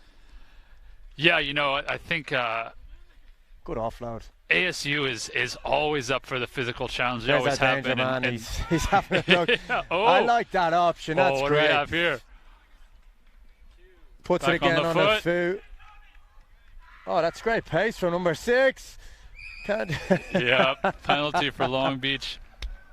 That is number 6. I think that's Thomas Terrell for Long Beach. And you had to say, when you saw that chase get started, you probably thought Devin Rivet, you know, for my money, probably would win that race. But what a job to chase back from Terrell. With no real incentive to, right, the game's over, but just pride, right? I'm not going to lose this foot race. Love that from Devin Rivet, though. It's a good piece of football, isn't it? Yep. Sat back, make all 7 go up and then tap it in behind. lovely way probably for himself to finish the game by having an individual effort. But it is without a doubt the stronger team that have gone through to the final. Yep. Long Beach are going on to face the lads at USC in the final, and we're going to have a couple of games before that, am I right? We're going to have... Yeah, so we're going to have the 5th-6th playoff here, Claremont versus UCSD, and it would appear that we were incorrect earlier, Ian, when we thought Point Loma beat UCSD. It appears that UCSD either has won or, at this stage of the tournament, possibly Point Loma decided to pack their bags and go back home. Unsure. Either way, though, we have Claremont versus UCSD, and then after, currently slated to be USD versus Arizona State in the 3rd-4th playoff, and then the final, Long Beach State versus USC, which, if I was a betting man, I'd say Long Beach looks pretty good for that one. Okay, grand. Well, if we were wrong about that and you were watching this on YouTube now, I want you to let me absolutely have it in the comments. I apologise, but you can give some harsh words in the comments there for me for getting that wrong. And here we are, the same matchup that we had earlier, which is Claremont against UCSD. As we said about UCSD last time, they like to go up the middle. They like to try and offload. This Claremont team, they look to bring it to the edge. They've got a danger man over the far side, and they look to play a little bit more structure. So we're going to see chaos versus structure in this game. Yeah, I think we are going to see that, but I do think that this is a different matchup. Ian, I think earlier we had APU versus Claremont, I believe, and now it's Claremont versus UCSD. But again, UCSD does play similar to APU. You'll see a couple big units on the field for UCSD, and then Claremont. You have to say strategy probably is going to remain get the ball to Matt Sill, see if he can break it around the edge. That's it, yeah. Game's underway from the big lads at UCSD. Oh, it looked like we were going to have a strong carry, but he backed out and the ball is still alive. But I'm sure the would-be Claremont tackler very much appreciated the stutter step backwards right before contact from the big UCSD ball carrier. Made his job quite a bit easier. Yeah, big number 7 built up a good bit of steam, but then there was just a little bit of a little lack of clarity, a little bit of indecision, and he decided to pull out, and it is going to be the first opportunity for Claremont to use the ball. Let's see if what do you reckon, go straight off the bat to the edge, see if they can get an early one on the board? I think they're going to try and work the ball to Matt Sill if at all possible. There's 1 and 2, and we're going to... Yeah, it looks like a try to me. Yeah, it's good. It's a very similar to what we saw earlier. Number 7 kind of drifting across the pitch, but he managed to engage that winger and give a trot in for Matt Sill. He's got enough pace at this stage that if you even engage that winger slightly and give him a head start, he's going to score, right? Yeah, and you'd like to see here from UCSD, looks like they're having a bit of a chat on the back line about how to prevent that next time. I think there's obviously a bit of a mismatch in speed on the wing, but there are ways to adjust to that. And UCSD can push that defensive line maybe a bit earlier to try and get across. But hey, it's been the Matt Sill show for Claremont today, and I don't know why we'd expect this one to be any different. I would put money on at least one more try from Sill in this one. Yeah, big time. A lot of the times, if a team is relying heavily on a player, you nearly want to have your outside defender on his outside shoulder, bracket him on the inside and outside, and force Claremont to possibly problem solve and find a different way. Yep. You're always going to, no matter what way you defend, you're always going to give up space, but maybe they should try target their danger man for a little bit and see if Claremont can problem solve and find another way. Yeah, completely agree. And as we see a big tackle into touch from Sill, who is happy to contribute defensively as well as offensively. But yeah, I think the strategy, is make anybody else beat you. And not that Claremont don't have those players. They've got a couple other handy guys out there. But certainly, let's let anybody but Sill score the next try if I'm UCSD.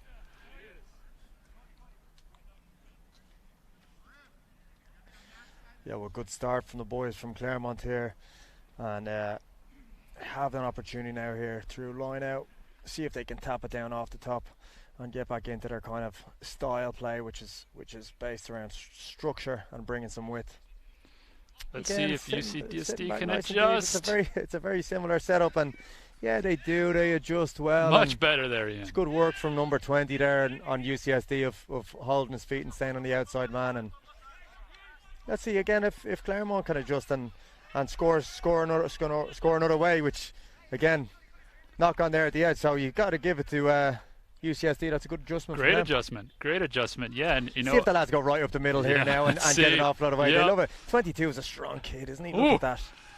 Ooh. Big carry in the midfield there. Good win with the single man ruck now, and Claremont are getting bunched defensively, but I suppose it doesn't really matter if UCSD are going up the middle. No one at the ruck there, and we're going to have just 2 pop balls, and again, Bit of a run here from number 14. He's through. give me a name there, Co-Coms, Kev. I think the UCSD sheet is the one I can confirm we have no names on at all. UCSD, we don't get a sheet, but number 14, good opportunistic play. We talked about them going up the middle, and it's exactly what they have done. Yeah, really, really good work there from UCSD. And like we spoke about, Ian, right? We talked about how can they adjust and prevent Matt Sill from doing the same thing. And in that build-up, it was the same play, right? Almost a carbon copy. And UCSD did well. They bracketed him, made the tackle, forced some. Oh, we gotta want to have that one back after the well-taken try.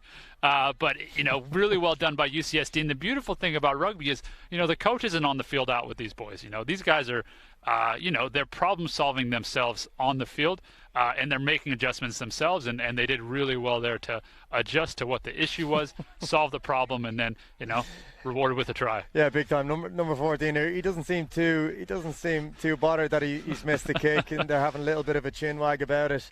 And we're going to go back. I'm delighted that the boys are enjoying themselves. That's really what it should be about. Yeah, I mean, especially you talked about UCSD, first game action in nearly 2 years. Oh, really? Just these boys being on the field is got to be a great sight for them all. And I used to play rugby in my younger days. It was whoever scored took the conversion. And I think UCSD might be playing by those rules. Lovely. He's touched the ball as well. Lovely piece of footy. He's tried to just have the grubber straight up the middle, and might have a card here. Oh, and that's a card for Sill. That's unfortunate for Claremont.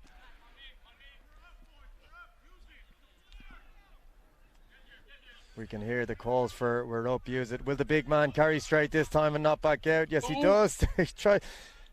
We're back at play, and the Claremont team, who are down to 6 men now, are going to have to deal with possession just inside their own 22. So what's the go here? Do you play with 6? Do you look for space? Do you try hold on to the ball? Do you put the boot to ball? I'd probably like to just keep possession here, if I could, and really slow the ball down here. Looks like that's what they're doing. It looks anyway. like that's what they're doing, and maybe have a bit of a probe, see if there's space, maybe a bit of a half gap.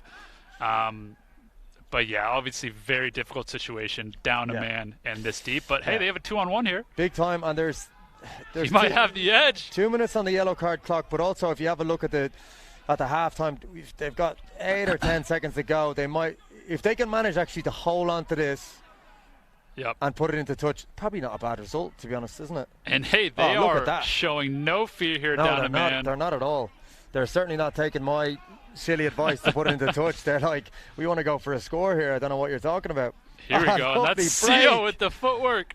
Lovely little out the back as well. And the big man on the edge cops a tackle, pops it off the deck, and they're kind of realising that, Jesus, it's hard to play with 6 men, isn't it? Like, Yeah, they say, where's that next guy to take the ball? Oh, he's off the pitch. So what's your go here? We're still just up over halfway. Do you try score at 6 men here? Yeah, keep it in play for a little bit longer. I'd probably tap and kick it to touch here if I were Claremont. Run backwards and try to take 10 more seconds off the clock. Yeah, if I could. Off the yellow card clock. And it sounds like coach is asking Sir for the time here to see if they can do exactly that. But if not, hey, they've had 6 on 7, but they've worked their way up the pitch, so maybe they're going to kick the touch. Yeah. Interesting decision from the team there. Another option, they could have possibly taken a line out to take a little bit more time off the yellow card, but you're risking the opportunity of losing that line out Absolutely. And given UCSD an opportunity to go and score against a 6, but yeah. And depending on your line-out structure there, if you are committing 3 yourself to the line-out, then of course you've got a 2-on-3 disadvantage in the line-out. And if you do lose that ball in the line-out, you're in a world of trouble, as we're going to see that first try here from Claremont here. Yeah, we can see just at 20 from UCSD, gets just in the periphery. He can see that number 7 coming in, gets a little bit tight, bites in with his hip slightly, which gives Sil the room, but he adjusted really well the next time they tried to do that, didn't he? He did, and that led to this break from the UCSD number 14. Fancy footwork right through the middle, and I think he's going to be happy that we're showing his try and not his conversion. I was wondering if they're going to show that conversion, yeah.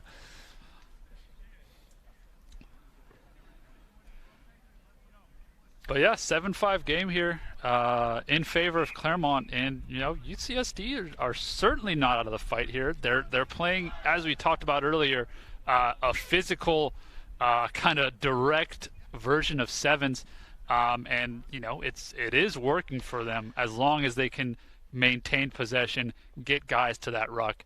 I see no reason why they should abandon that strategy in the second half. Yeah, well, you've got to also appreciate that these boys are playing with a smile on their face. They're actually trying things. If you have a look at the restart where they grubbered it forward and they got a good result off that, and they had a quick tap penalty off that. So, mate, they're industrious. They're playing with a smile on their face. They're sticking to a game plan. They're having some laughs and giggles along the way. We won't talk about the conversion there, but looks like we might be showing it. Here we go.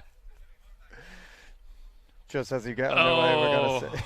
If we have a super slow-mo on that, we can see the moment that his foot just cleanly misses the kick. And I'll tell you what, folks, the pros might make it look easy, but the drop kick is not an easy skill to master. And I've seen a fair few player just with the clean whiff on that ball as it bounces up off the ground. Yeah, and a knock on from Claremont at the start gives the boys, who are back to full strength now, back to 7 men, an opportunity to go and get themselves a try and get ahead in this game. 7-5 right now. Yeah, 7-5, and UCSD with a great opportunity here to get themselves back on the scoreboard.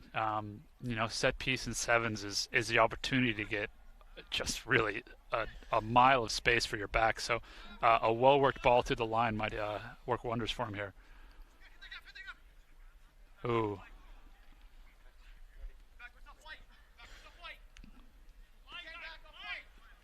Bit of a messy ball here from UCSD. Probably not what they had in mind off the set piece. Yeah, I think he just tried to kind of straighten and get a line off his centre, off the scrum. Oh, looked a bit forward there, which didn't work out for them. Yeah, just maybe a little bit of lack of clarity. We tried to do a little bit of a direct line and a pop pass off that in the centre, who was just on the pitch, wasn't on the same page. So let's see if Claremont can have a little bit more kind of clarity on this first phase. Yeah, it looks like we do have a scrum just about in the middle of the field here, so we'll see if Claremont does keep all their players on one side or if they do split the back line up. Yeah, they do, and interestingly enough, it's their danger man, as you talked about. Sil is lining up at centre right now, so maybe we've got some fresh legs on the edge who can give them a bit of speed and bring some width, or maybe they're going to try attack our new man lining up in the centre for UCSD. Possible, and this beautiful part of rugby is it's entirely Sil's decision now. Yeah, looks like that's the one. Good tackle there from the center, and he's forced a bad offload. He's got a turnover, and this is where UCSD probably want to exist, into unstructured play against Claremont, and they're doing fine, and it's our number 22. Absolutely. With and you don't get much more unstructured than a couple offloads and then a chest pass 20 yards across the pitch, but yeah, it is time. Working. We're playing on right now. There was talk about forward pass, there was talk of not releasing on the deck, but we're playing on. There's this free-flowing game, and that's it. As much as the UCSD boys tried to find some space by popping it around, good set of D by the Claremont lads there. Yeah, and the chest pass, Ian, you probably didn't grow up in your fundamental skill sets, but any American guy who played basketball, you grew up with the chest pass. And UCSD executing that fundamental as well. And maybe we'll see a bounce pass, which is another staple of the listen, we talk basketball. I'd be lovely to see that. I know we talk about fundamentals and how certain passes look glamorous and passing like Johnny Wilkinson with your hands to target, but if you look at the best sevens team in the world, who are Fiji, probably the best movers off the ball, how many of those passes are chest passes or flick passes or pops off the deck? A lot to do with the passes, to do with movement off the ball of the assisting player. So as long as it gets there and it gets into space, I am for that. 100%, Ian, especially this sevens game. Some of those passes and offloads, if you saw them on a 15 field, the coach might be a bit upset. But in sevens, with the amount of space, it's just all about getting the ball where it needs to go, and it really doesn't matter how it looks. And you're quite right about Fiji. When people ask me what the American equivalent is to Fiji rugby, I almost want to say the Harlem Globetrotters is the only thing that compares with just the razzle-dazzle and flash they play with. So certainly there is a little bit of basketball carryover into rugby. Oh, big time. Yeah, big time.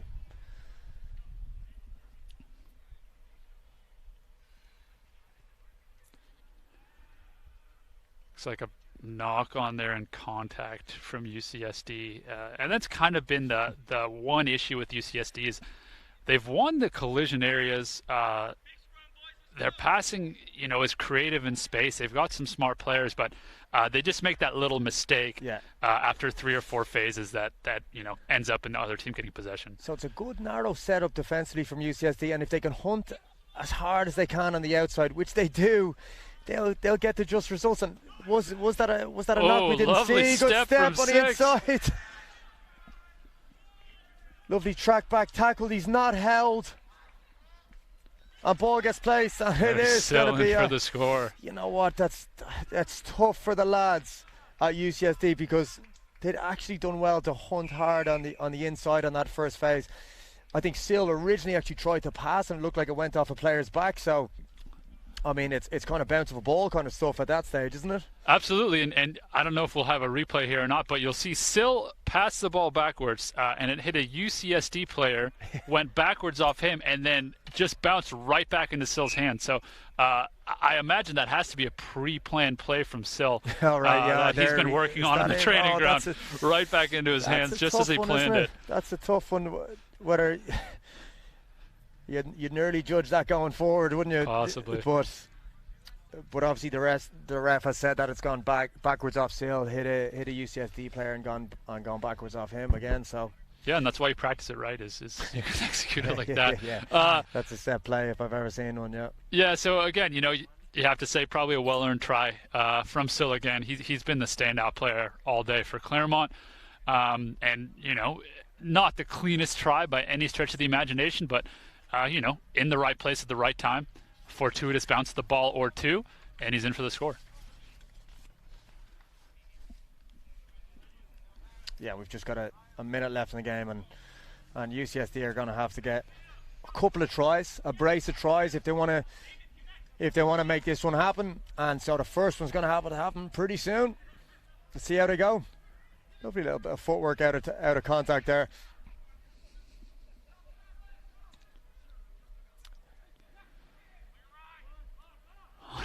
Cheeky steal at the breakdown by 6, but I believe we were playing advantage for an offside at the earlier breakdown. Yeah.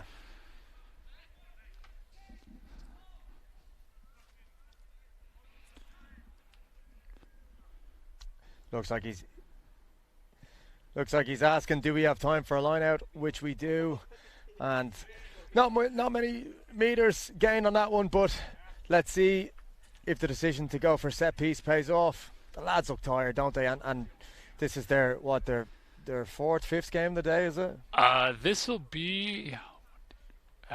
this will be their 5th game of the day. So yeah, this is about the max capacity, right, for all these guys. They're leaving it all out on the field, which you love to see. I mean, especially if it's your first tournament back. Oh, and then not straight off the line out. That is an absolute killer, isn't it? Punch to the stomach there on that one when you're just looking for one more opportunity to play. And Claremont now will look to feed this in, get it back, and absolutely boot it into touch and end this game. You'd imagine so, and that's probably conventional wisdom would suggest it. But we'll see if maybe they want to just have a run Would love to see maybe 14 with that fake kick to touch, pull it down, maybe play a bit more rugby.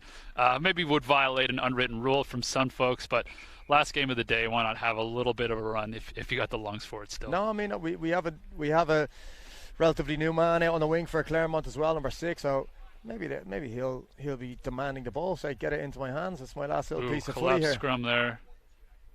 Collapse scrum. He's given a free kick to UCSD. I don't think they've realised yet what's going on, but yeah, no, they're gonna go straight into it. Go on, lads. This guy's gonna have a run. Ball I goes think. to hand. Ball in one hand.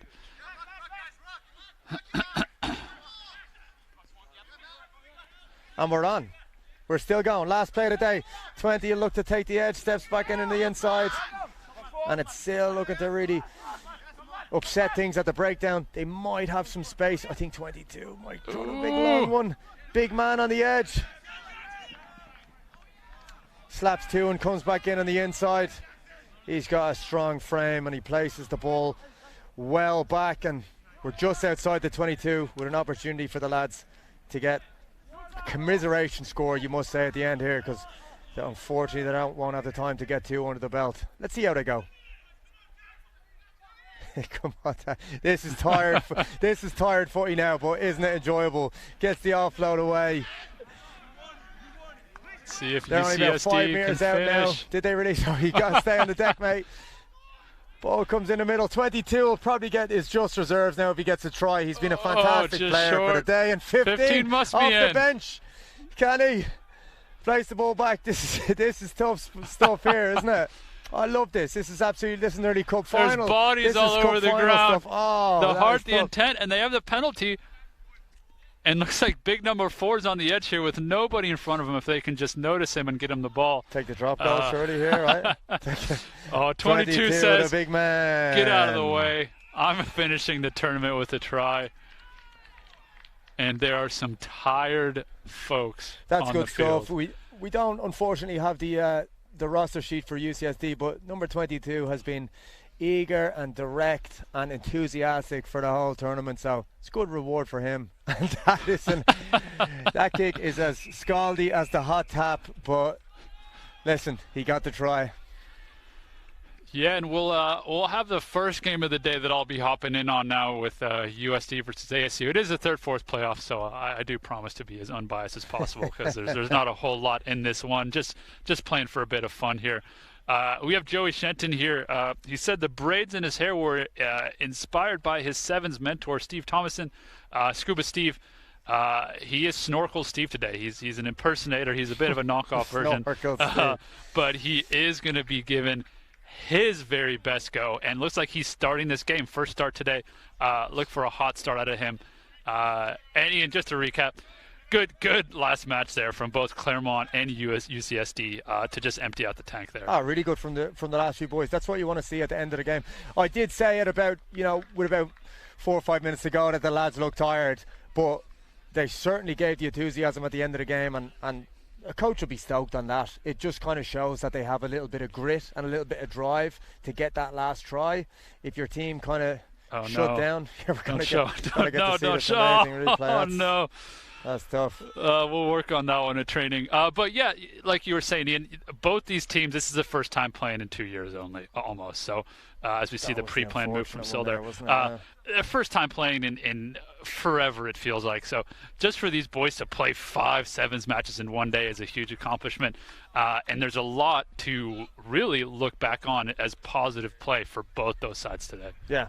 It's fantastic. You talk about the Scuba Steve impersonator out there, but it's fantastic. You got lads like Stephen Thompson who did start playing rugby in college. He was a football player originally, wasn't getting any love from the SDSU football program, and went over to rugby, and then had a summer straight away playing sevens with the old Aztecs at the national championships, and played pretty well. Loved the chip and chase at the time, but was brought down to the OTC and hasn't looked back. So listen, it's in the wheelhouse for a lot of these boys, Good kick there from Sandoval. That's been a bit of a strategy all day for USD is to pin the opponent deep and make them contest the line out. Fun quick story about Steve as we're setting up here.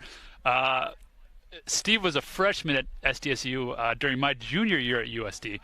And, we had the scouting report on some of their players, but Steve was pretty new. And Steve took a pretty hard crash line in our first sevens game against them. And I'm not sure it's really possible to run more straight through a person than he ran straight through me. And I can't tell you how happy after that moment to be able to say, you know what, he ended up being an Olympian. So that was the only it wasn't reason. just anybody doing that to me. I was an Olympian. It wouldn't have happened otherwise.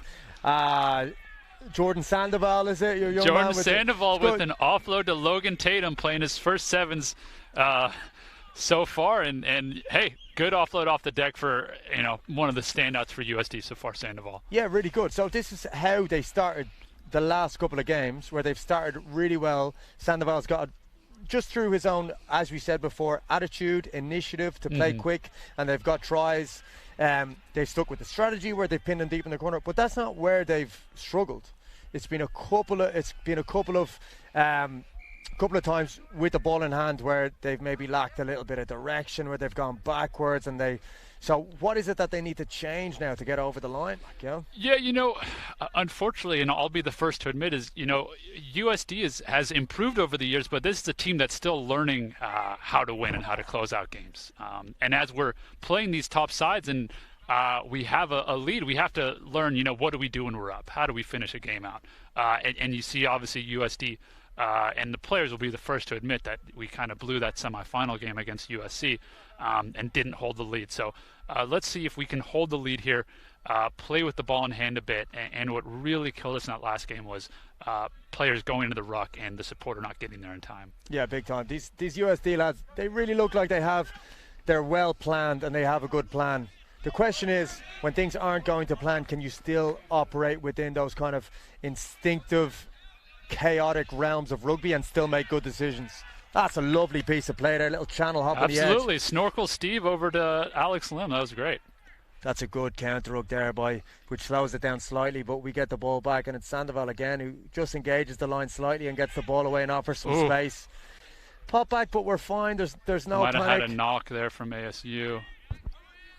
Nick Klassen, he's a prop in 15s, and he was only going to do one thing with the ball there, and that was put the foot down and score the try. Great work from Klassen there. He's happy with that, and there you go. The next time someone says don't recruit the props for sevens, you can say you're probably wrong on that one.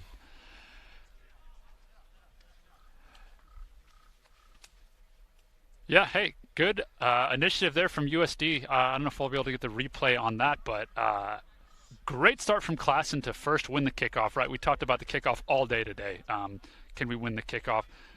And did well to win the kickoff. We swung it out wide and then came back the other way. And Klassen, who started the whole play, just got the stiff arm on the opposite number there and went in for the score there for 5 points. Yeah, big time. Even though the ball has gone to deck at one stage, there wasn't too much panic. It was a good pickup and a skillful offload to the edge. It'll be interesting to see as the game goes on in the more kind of chaotic realms if USD can keep that kind of composure. Yeah, and unfortunately, guys, we have a bit of a delay. ASU player took a bit of a knock. It doesn't appear to be overly serious with how the player's responding. Looks like responding well to the trainer's cues here. And hopefully we can get him doing all right. Looks like he's getting up. That's great to see. And looks like we can continue on with the third, fourth playoff here. But yeah, this ASU team, they're started last game a bit slow, starting this game a bit slow. But as you know, Ian, they've got some dangerous players, so we'll see if they can recover. Yeah, they do. And how has this ASU program developed over the last few years? Yeah, they've had a bit of an up and down time over the last 5 or so years, I'd say ASU, but they're certainly on the upswing. They have now moved into the same conference as USD, the Gold Coast Conference in the D1 two-way bracket, so they are a conference opponent, and they're traditionally very strong ASU, and we'll expect to see that continue. They got great players like Kenji Ellison. You saw Adam Thompson, the big runner, as well. So definitely, as we said, some dangerous players over there. Yeah, they do have a couple of handy players. All right, yeah.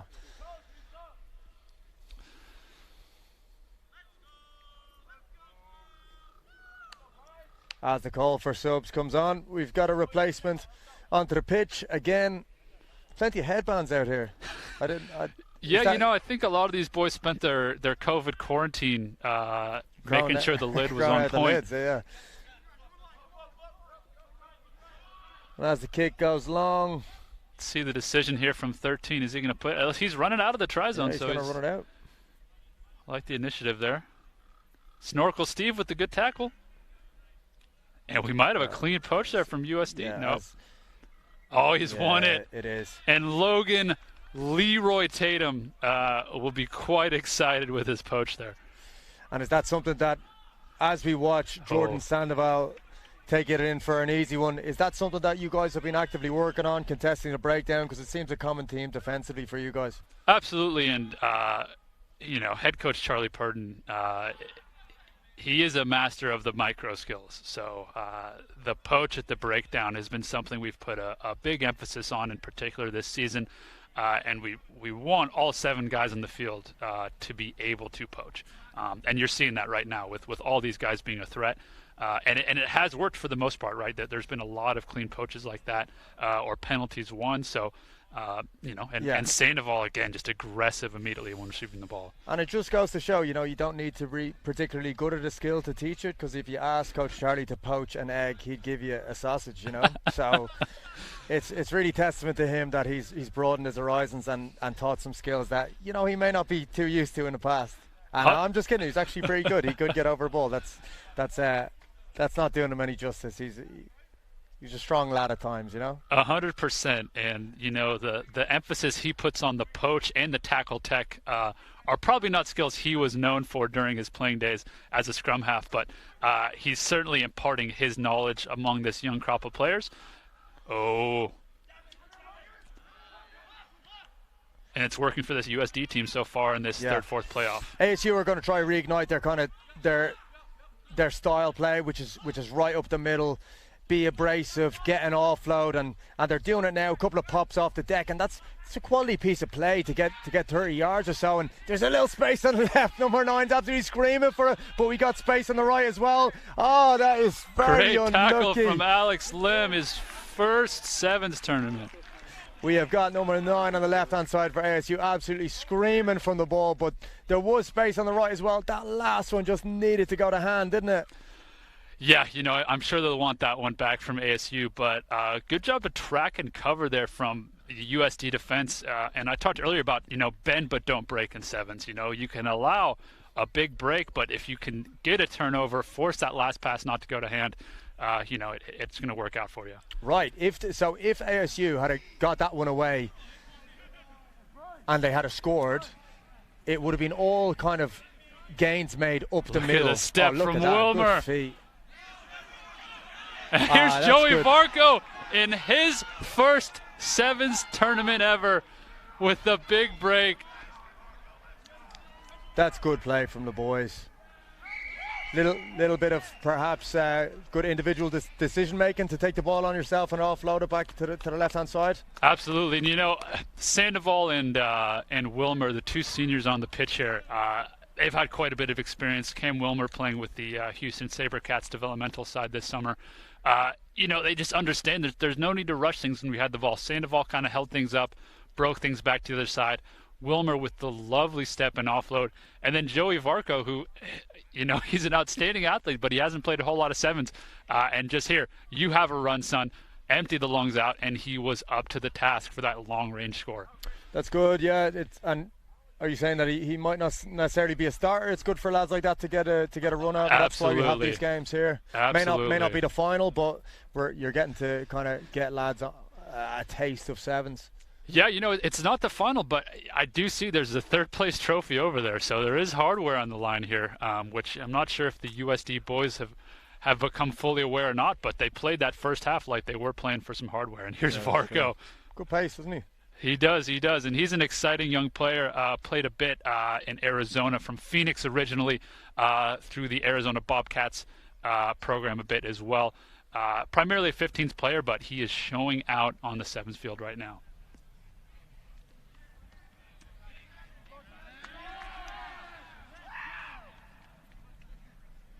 Right, we have got our very brief halftime powwow where USD are going to look to continue playing the way that they were and hopefully see it out this game. And then after that, we can see warm-ups are well underway for the lads in the final, who is Long Beach against USC. And what do you reckon yourself? We can't really doubt that Long Beach are going to be favourites, but maybe what are the keys for USC? Should they want to compete? Are there any areas where they feel that they could be dominant? Yeah, well, USC, you have to say that they do have some good players. Angelo Roviglio, one of the fastest guys on the field so far today. Christian Kwan, number 9, good footwork. But yeah, you have to think that maybe the strategy is just slow the game down a bit. Make Long Beach play slow. Don't allow them to jump all over you in the first 2 minutes. And then we'll harp on it one more time, kickoffs, right? If USC can collect those kickoffs and not allow Long Beach to start the game playing a whole lot of offense, that's really going to allow them to actually have a shot in this game. Yeah, it's very interesting that we've seen USC actually play pretty well in chaos. And so against any other team going into a final, you'd probably back them to play a chaotic game. But Long Beach have, again, be the ones they've also strived in that area as well. And they've been so opportunistic, and they don't mind playing the offload game. They don't mind playing the scrappy game. So it's going to be a tough one for the USC side. Absolutely. And if you see the second half starting for USD brought a couple more subs on, playing their very green players. Josh Feingold here, number 5 on the wing. Let's see if he can clear this ruck, and he's running away from the ruck, which is not what you want offensively. Looks like we might have had an advantage there.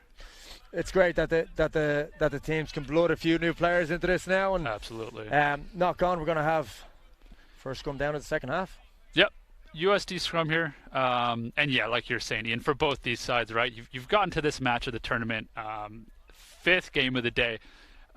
Why not let the young guys have a run and have some fun with it? Yeah, big time. So 24 to zip right now. The ASU lads, again, they've played so well at the start of the day, and the last 2 scorelines, including this one, have been disappointing. They'll want to end on a little bit of a high if they can. There's the big man there that you talked about again, taking ownership himself to carry the ball. Let's see if a couple of new lads can get their hands on the ball and get themselves a meat pie. Good counter up by ASU there, playing the physical game. The ruck. Sloppiness at the rugby. You've got to give credit to the physicality there of the counter up from ASU there. They've committed 2 players to the ruck. Absolutely. And kind of hedged their bets on that one. They definitely probably deserved the turnover on that one. 100%, and they noticed, USD not fully committed to the breakdown, and they capitalize, and that's what good teams do, is they notice where the opposition is weak for a second, and they pounce all over it. And now USD, let's see how they haven't played a whole lot of defense here, so let's see. This is a very, very green defensive line here, so let's see how they defend this potent Arizona State back line. Yeah, big time. They've got the danger man lining up at center for ASU, so perhaps just one pass from the first receiver here is gonna give the lads at USD a little bit of danger. What would be the advice be? USD, probably one of their best defensive players, actually, Dylan Farr, is lined up at center, so I would imagine he's up to the task. But Josh Feingold on the wing here is very, very green, so he might be on a bit of an island here if the ball gets moved. Good feet there, and you're right, he's patrolling him very well. He managed to get the basketball pass over the top, which is good play, and just as you talk about, our good defender wins it in the end on that one. Got lots of players committed to that ruck, which must mean there's some space over the far side. In fact, there's space in the middle, and our Scuba Steve replica gets the offload away. And here's Wilmer with a bit of a carry. He's got fancy foot. Channel hop.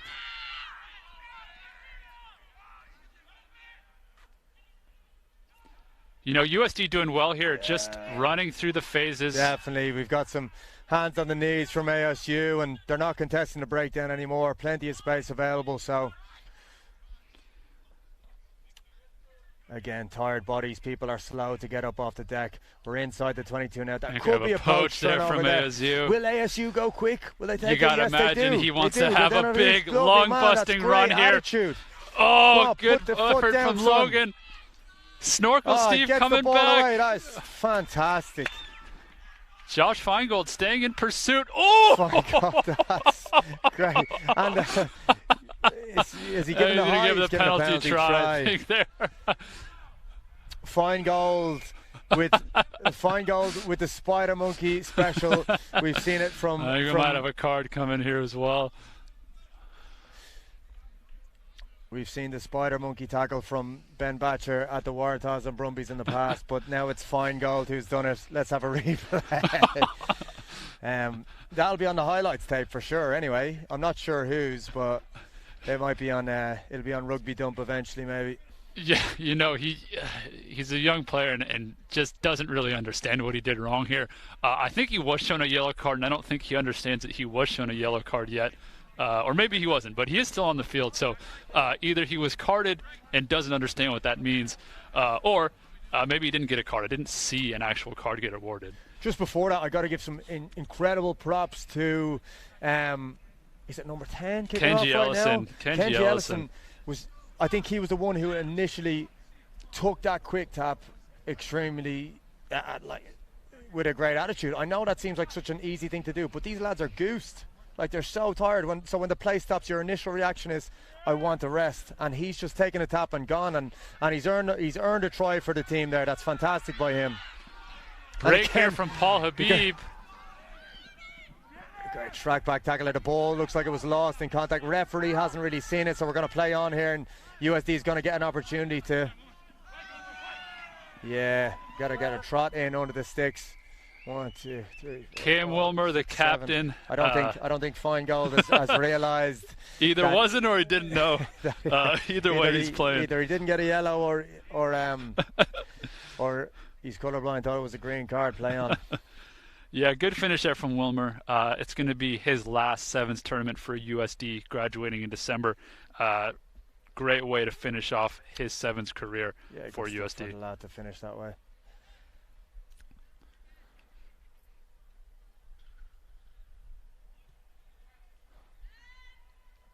Conversion missed, not done quite as glamorously as our UCSD man earlier with the clean whiff, but you got to think USD has sealed it now here. I think we have a 29-7 score line here, so USD just kind of go through the formalities of closing the game out. Yeah, big time, and they looked really good in this game. Looked good earlier with the win against Claremont, but unfortunately it was just that they'll probably rue those missed opportunities against USC, and it's those small margins which have them here playing for the third place rather than in the big dance the next game. 100%. You know, they'll be very disappointed to not make it to the final. But you know, the positive is, you know, this is an Arizona State team that was in D1A until very recently and has dropped down, and USD has taken it to them in this third, fourth. So, you know, when you go by program pedigree, you know, ASU certainly has a higher pedigree. So, good to see USD with a dominant win in this third, fourth final. No, big time. It looks like that.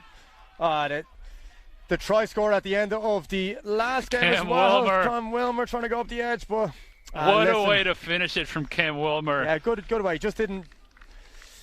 Yeah, maybe not enough in the tank there at the very end, or not enough support. But fantastic effort from the ASU lads. That's Cam Wilmer and Kenji Ellison, two ballers, man. Two ballers looking to really take the game by the scruff of the neck or into their own hands, and just when they have the opportunity, they went for it. So respect to both of those boys.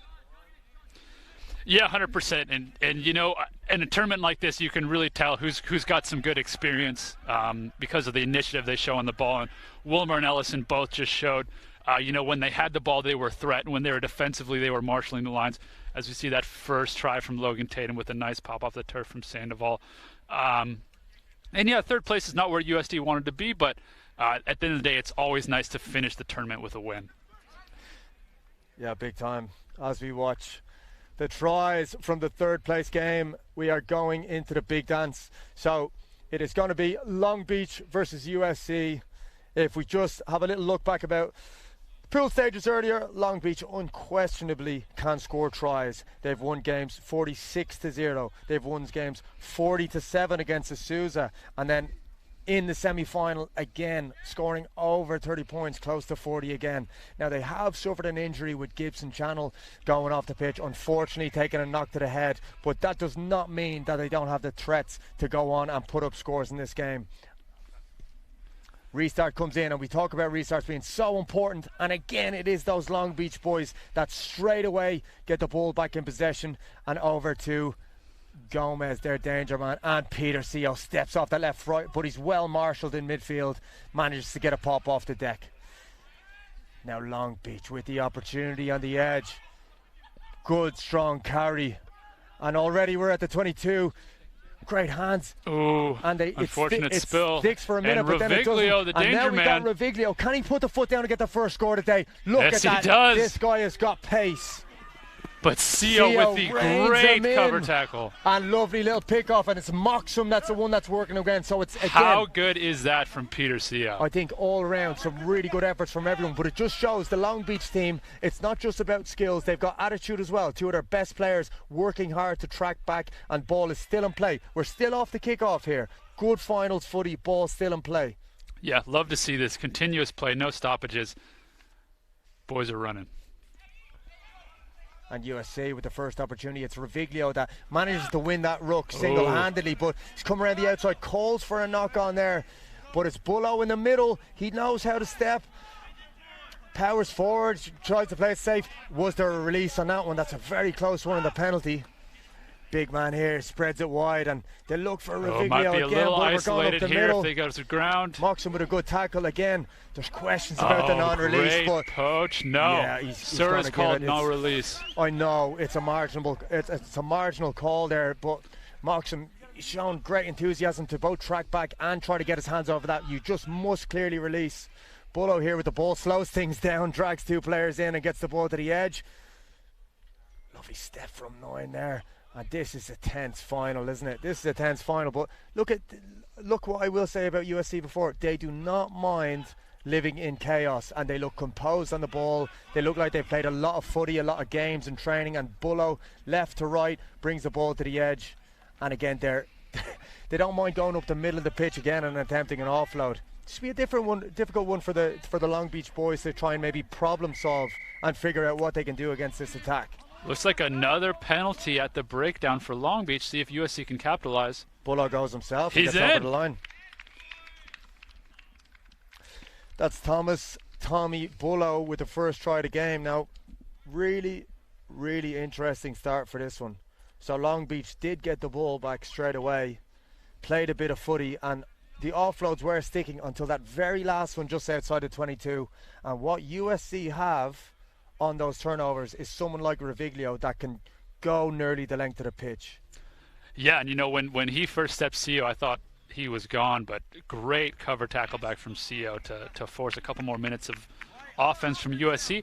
And here's the one thing we haven't seen yet from Long Beach. They have not been down all day, so let's see how they play from behind here. I would like to think that they can just remain patient, stick with their structure, and hopefully there's no panic here from Long Beach State. Yeah. But if you're USC here, you certainly want to press the issue, right? Yeah. One more score quick off the kickoff could really turn things around, and we have an exciting about 9 or so minutes of rugby left in this one. Yeah, big time. Restart comes in to the right-hand side. It's a high hanger. They were going to have a lift and then just looked like they backed off last minute, but they have regained possession. They look to maybe get it to Moxley right here on the edge. Peter Seo has a little dance around and goes through, and they're shepherding him well. What can he do here from distance? Great offload. Bullo's going to be the one to chase. Can he rein him in? No. Lovely pace there from... And that's Lapper, I believe. Number 12, Callum Lapper, in for yeah. the score, the captain. Miracosta High School, so really good reply there, and you don't really have to look too further than Peter Seo in the middle causing havoc. But again, when you have a player like Moxley hanging out on the edge, you have to kind of spread your defence a little bit, or he's going to tear you outside. So just having that many threats means that you're going to have to make decisions on defence, whether you want to narrow up and keep Seo from stepping, or you want to widen up and make sure they don't get around the edge of you. Yeah, 100%. Ian. And I think if we look at a replay there, the only guy who can tackle Sio on the field is himself. He's almost overstepping and bringing himself down. But there isn't really a guy in the park who can actually catch him one-on-one. So lovely last little offload there. Really if you watch nice. him, body's fully turned out, one-handed offload, and it's Lapper who has an absolute trot into the try line. He's a fast lad, number 12. Restarts up here. We've got no lifting pods from USC. They're just going to try back themselves and their athleticism to regain the ball. They're gone up to the left-hand side. It's not taken, but it's gone backwards. So there is possession regained, and that's Christian Kwan, who's done a decent job of keeping that ball in play. Bullo now under a little bit of pressure, gets the ball away nice and quick. Got to think of a USC. You just want to get the ball to Reviglio again and let him have a run. True. There's a little bit of call to release at that breakdown. And that's a very similar call to the one that was given against them, but this time they say it's okay, and the knock-on comes. They're very, very close to not releasing on the tackle and breakdown, but you can see that kind of sevens style defence from all the lads, where every time that they do make a tackle, they're encouraged to get back up on their feet and be the one to contest the ball. Absolutely, and it's great work right there, from both sides of the breakdown. And you have to think this kind of favors USC because their strategy here, maybe just get the ball to Reviglio and see if he can have a run. Yeah, Christian Kwan here looking to step in the middle, kind of loses footing, but manages to do well. They do contest the breakdown. They look for Reviglio, and it's going to be him against Sio. Again, that's 2 slips in a row. That's going to be tough for them. Sio, he gave a shout. He had it possibly got his arms around the ball there, but we're going to play on, and USC are going to play their same style of footy where they go up the middle and try and offload, but it does not work out at this time, and it's Moxley who manages to win a turnover, takes the tap himself.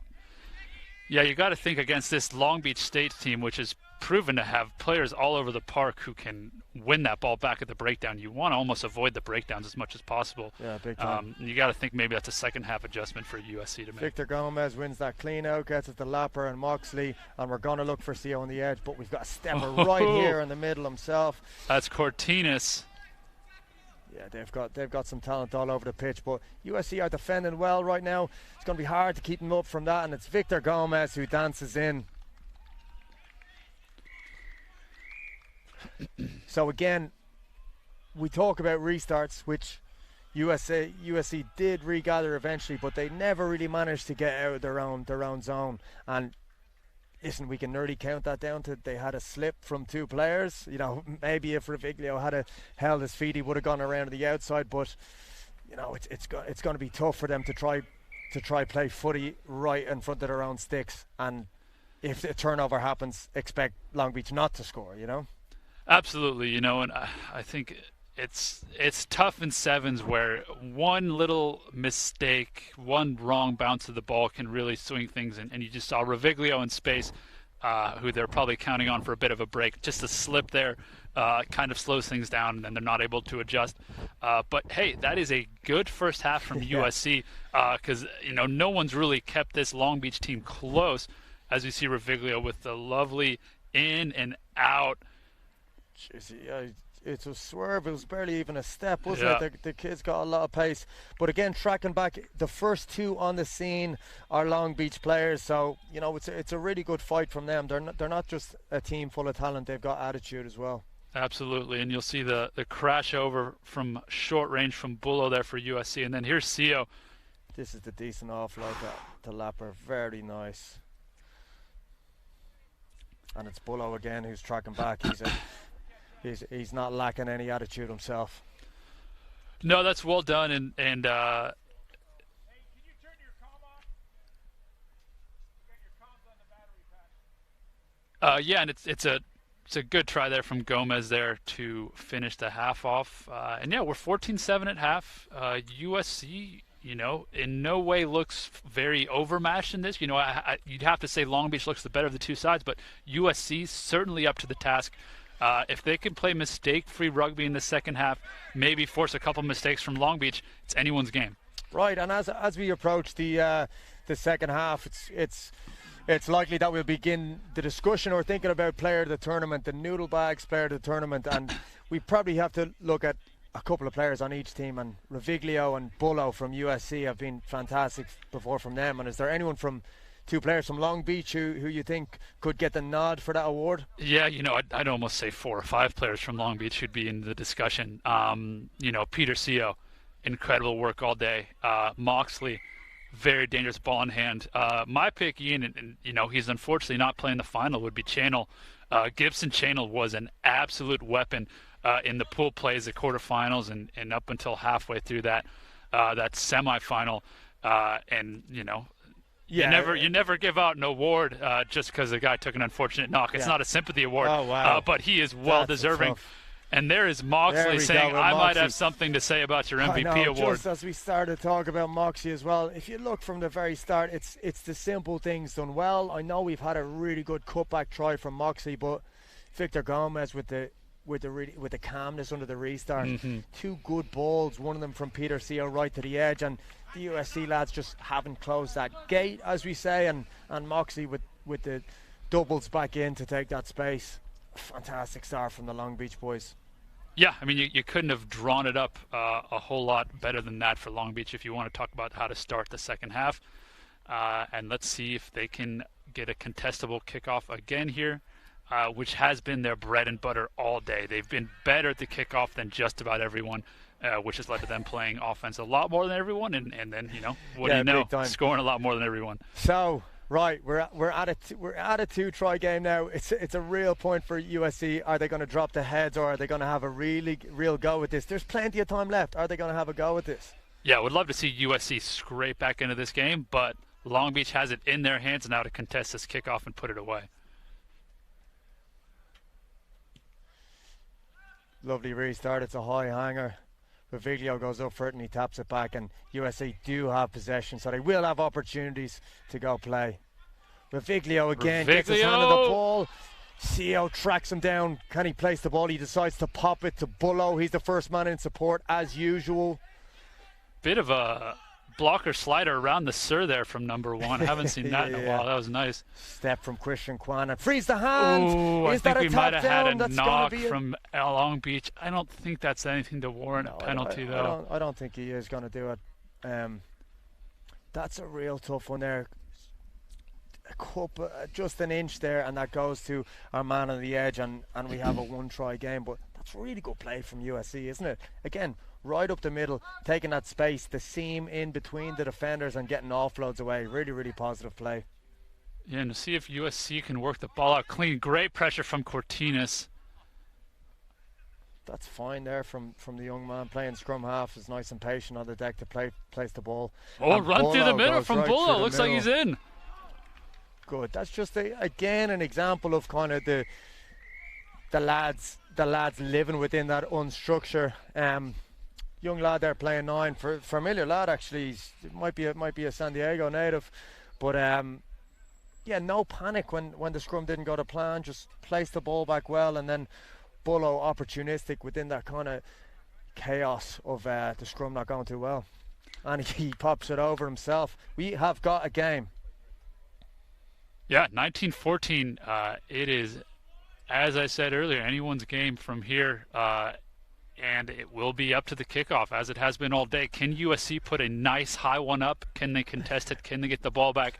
And can they take the lead? Right, here we go. Let's talk about the pressure that's on here. We've got Victor Gomez getting latched onto. He's going to be the jumper. And we've got Bullo, again, one of the better players of the day, is going to try stick up a high restart. And we're going to try get a tap back. And he's going to switch. No, he's not. He's coming to Gomez. Let's see how he goes. Does he get a lift in? Lovely great accuracy lift from Gomez, and it's going to be Lapper who takes the space on the inside, and a great pop back. And Long Beach are out of their first little bit of danger, and now can they use that ball and get themselves back on the score sheet? Seo takes it. That is lethal. Takes a step off the right foot and goes through the middle. Really good. Just the initiative there from Seo to say, after we've got the restart taken, things are a little bit calm. I'm just going to take a step off that right foot and go right through and back myself. Fantastic play. USC have got to be a little bit disappointed in that. maybe narrow up on that danger man and back yourself. If they do go to the edge, hunt hard on the inside. But listen, it's all and easy to say that from the commentary booth that we would have tackled him. Yeah, I'll say it right here. If I was in space, Peter C, I would not tackle him. Not for lack of trying. I'd certainly try my very best. But yeah, I said in the first half, I think the only guy in the field who can tackle Peter C is Peter C. And he did the step there, stayed in his feet, and he was just clean through. That step off the right foot was absolutely lethal. And it all started from a great contest and catch off the kickoff here. Here's the step here from CO. That is deadly. Right, as you can hear, the kind of the in-game comms from the boys saying last bit or last few moments. They know that there's just a couple of things that they need to get over the line before they can win this tournament, and it would be deservedly so. But USC might have a little bit to say yet. They're going long and they're going deep. Lots of space. It's a good change of tactics from the boys. Christian step Kwan from with Kwan. a lovely step, gets a fend in and gets the offload away. That is the style that USC want to play. Again, ball goes to deck. Let's see if they go nice and direct again and get offloads away. Big man has the ball in hand. Yeah, attempting the offload, that's absolutely fine. Ball is still with USC, and it's Revigilo, a strong carry. He is a very strong kid. Opportunities here on the right hand side. You've got Kwan back on the ball. He decides to give. He's double tackle there, goes for the strip, and he's lost on the deck, and it goes back to Long Beach. Just with 55 seconds to play, that might be the last opportunity for USC to try and score. Ball's gone back off. Moxley says, that's fine, let's calm it down, get some players behind me. I'm going to step off my right. Hits to the CO. He's probably not going to carry. Gives it to Lapper. Lapper again across the body. And a step from Cortina. The call is for not releasing. Looks but like the ref USC is, ball. Yeah, well done there. I think that's Kwan in there. I think you would have had to be absolutely a little bit more aggressive on that ruck there to clean a man out. He was well latched on. Kwan shapes the pass and then steps, carries straight. He's had a really fantastic final and carried well. Absolutely. Again, across the body, space. If he can get it up inside. If he can get a pop off the deck. Looks like Bolo might go himself here. Step off and the a right, lovely step off double the right step. Again. And he's in, which unfortunately for USC is a consolation really great try from Bolo. He should try tap it over straight away. Ask the referee. Have the TV export got the time wrong? Is there time more? But let's see. The Long Beach boys are coming out in force here. Either a mass substitution or that is the game. All right. That is the final. And that's it. Listen, well deserved. The winners of the West Coast Sevens for 2021 is Long Beach. And Kev, what do you reckon for our Noodle Bags player of the tournament? You know, I think I gotta say, and let me know if you disagree. I think we gotta give it to Peter CO after that performance. Defensively, his work at sweeper to track back and make tackles, and offensively, just a lethal step. I think we'd be hard pressed to find a better player of the tournament than Peter CO. Oh, big time! Your Noodle Bags player of the tournament. It is Peter CO. And again, your winners here, it is Long Beach, the champions of the West Coast Sevens. Absolutely great performance. Yep, Long Beach State champion of the Gold Coast Sevens, and they will earn an automatic berth to nationals with that. Second and third place teams will be in consideration for at-large bids, but keep an eye out for Long Beach State in the spring at the Los Angeles Sevens. They will be there with the international tournament, playing alongside it, the collegiate tournament. And here, look, if you want to talk about why is this man MVP, look at the chase down there to catch Reviglio, get back up on his feet. Just outstanding work rate from CO, and he is our MVP of the day.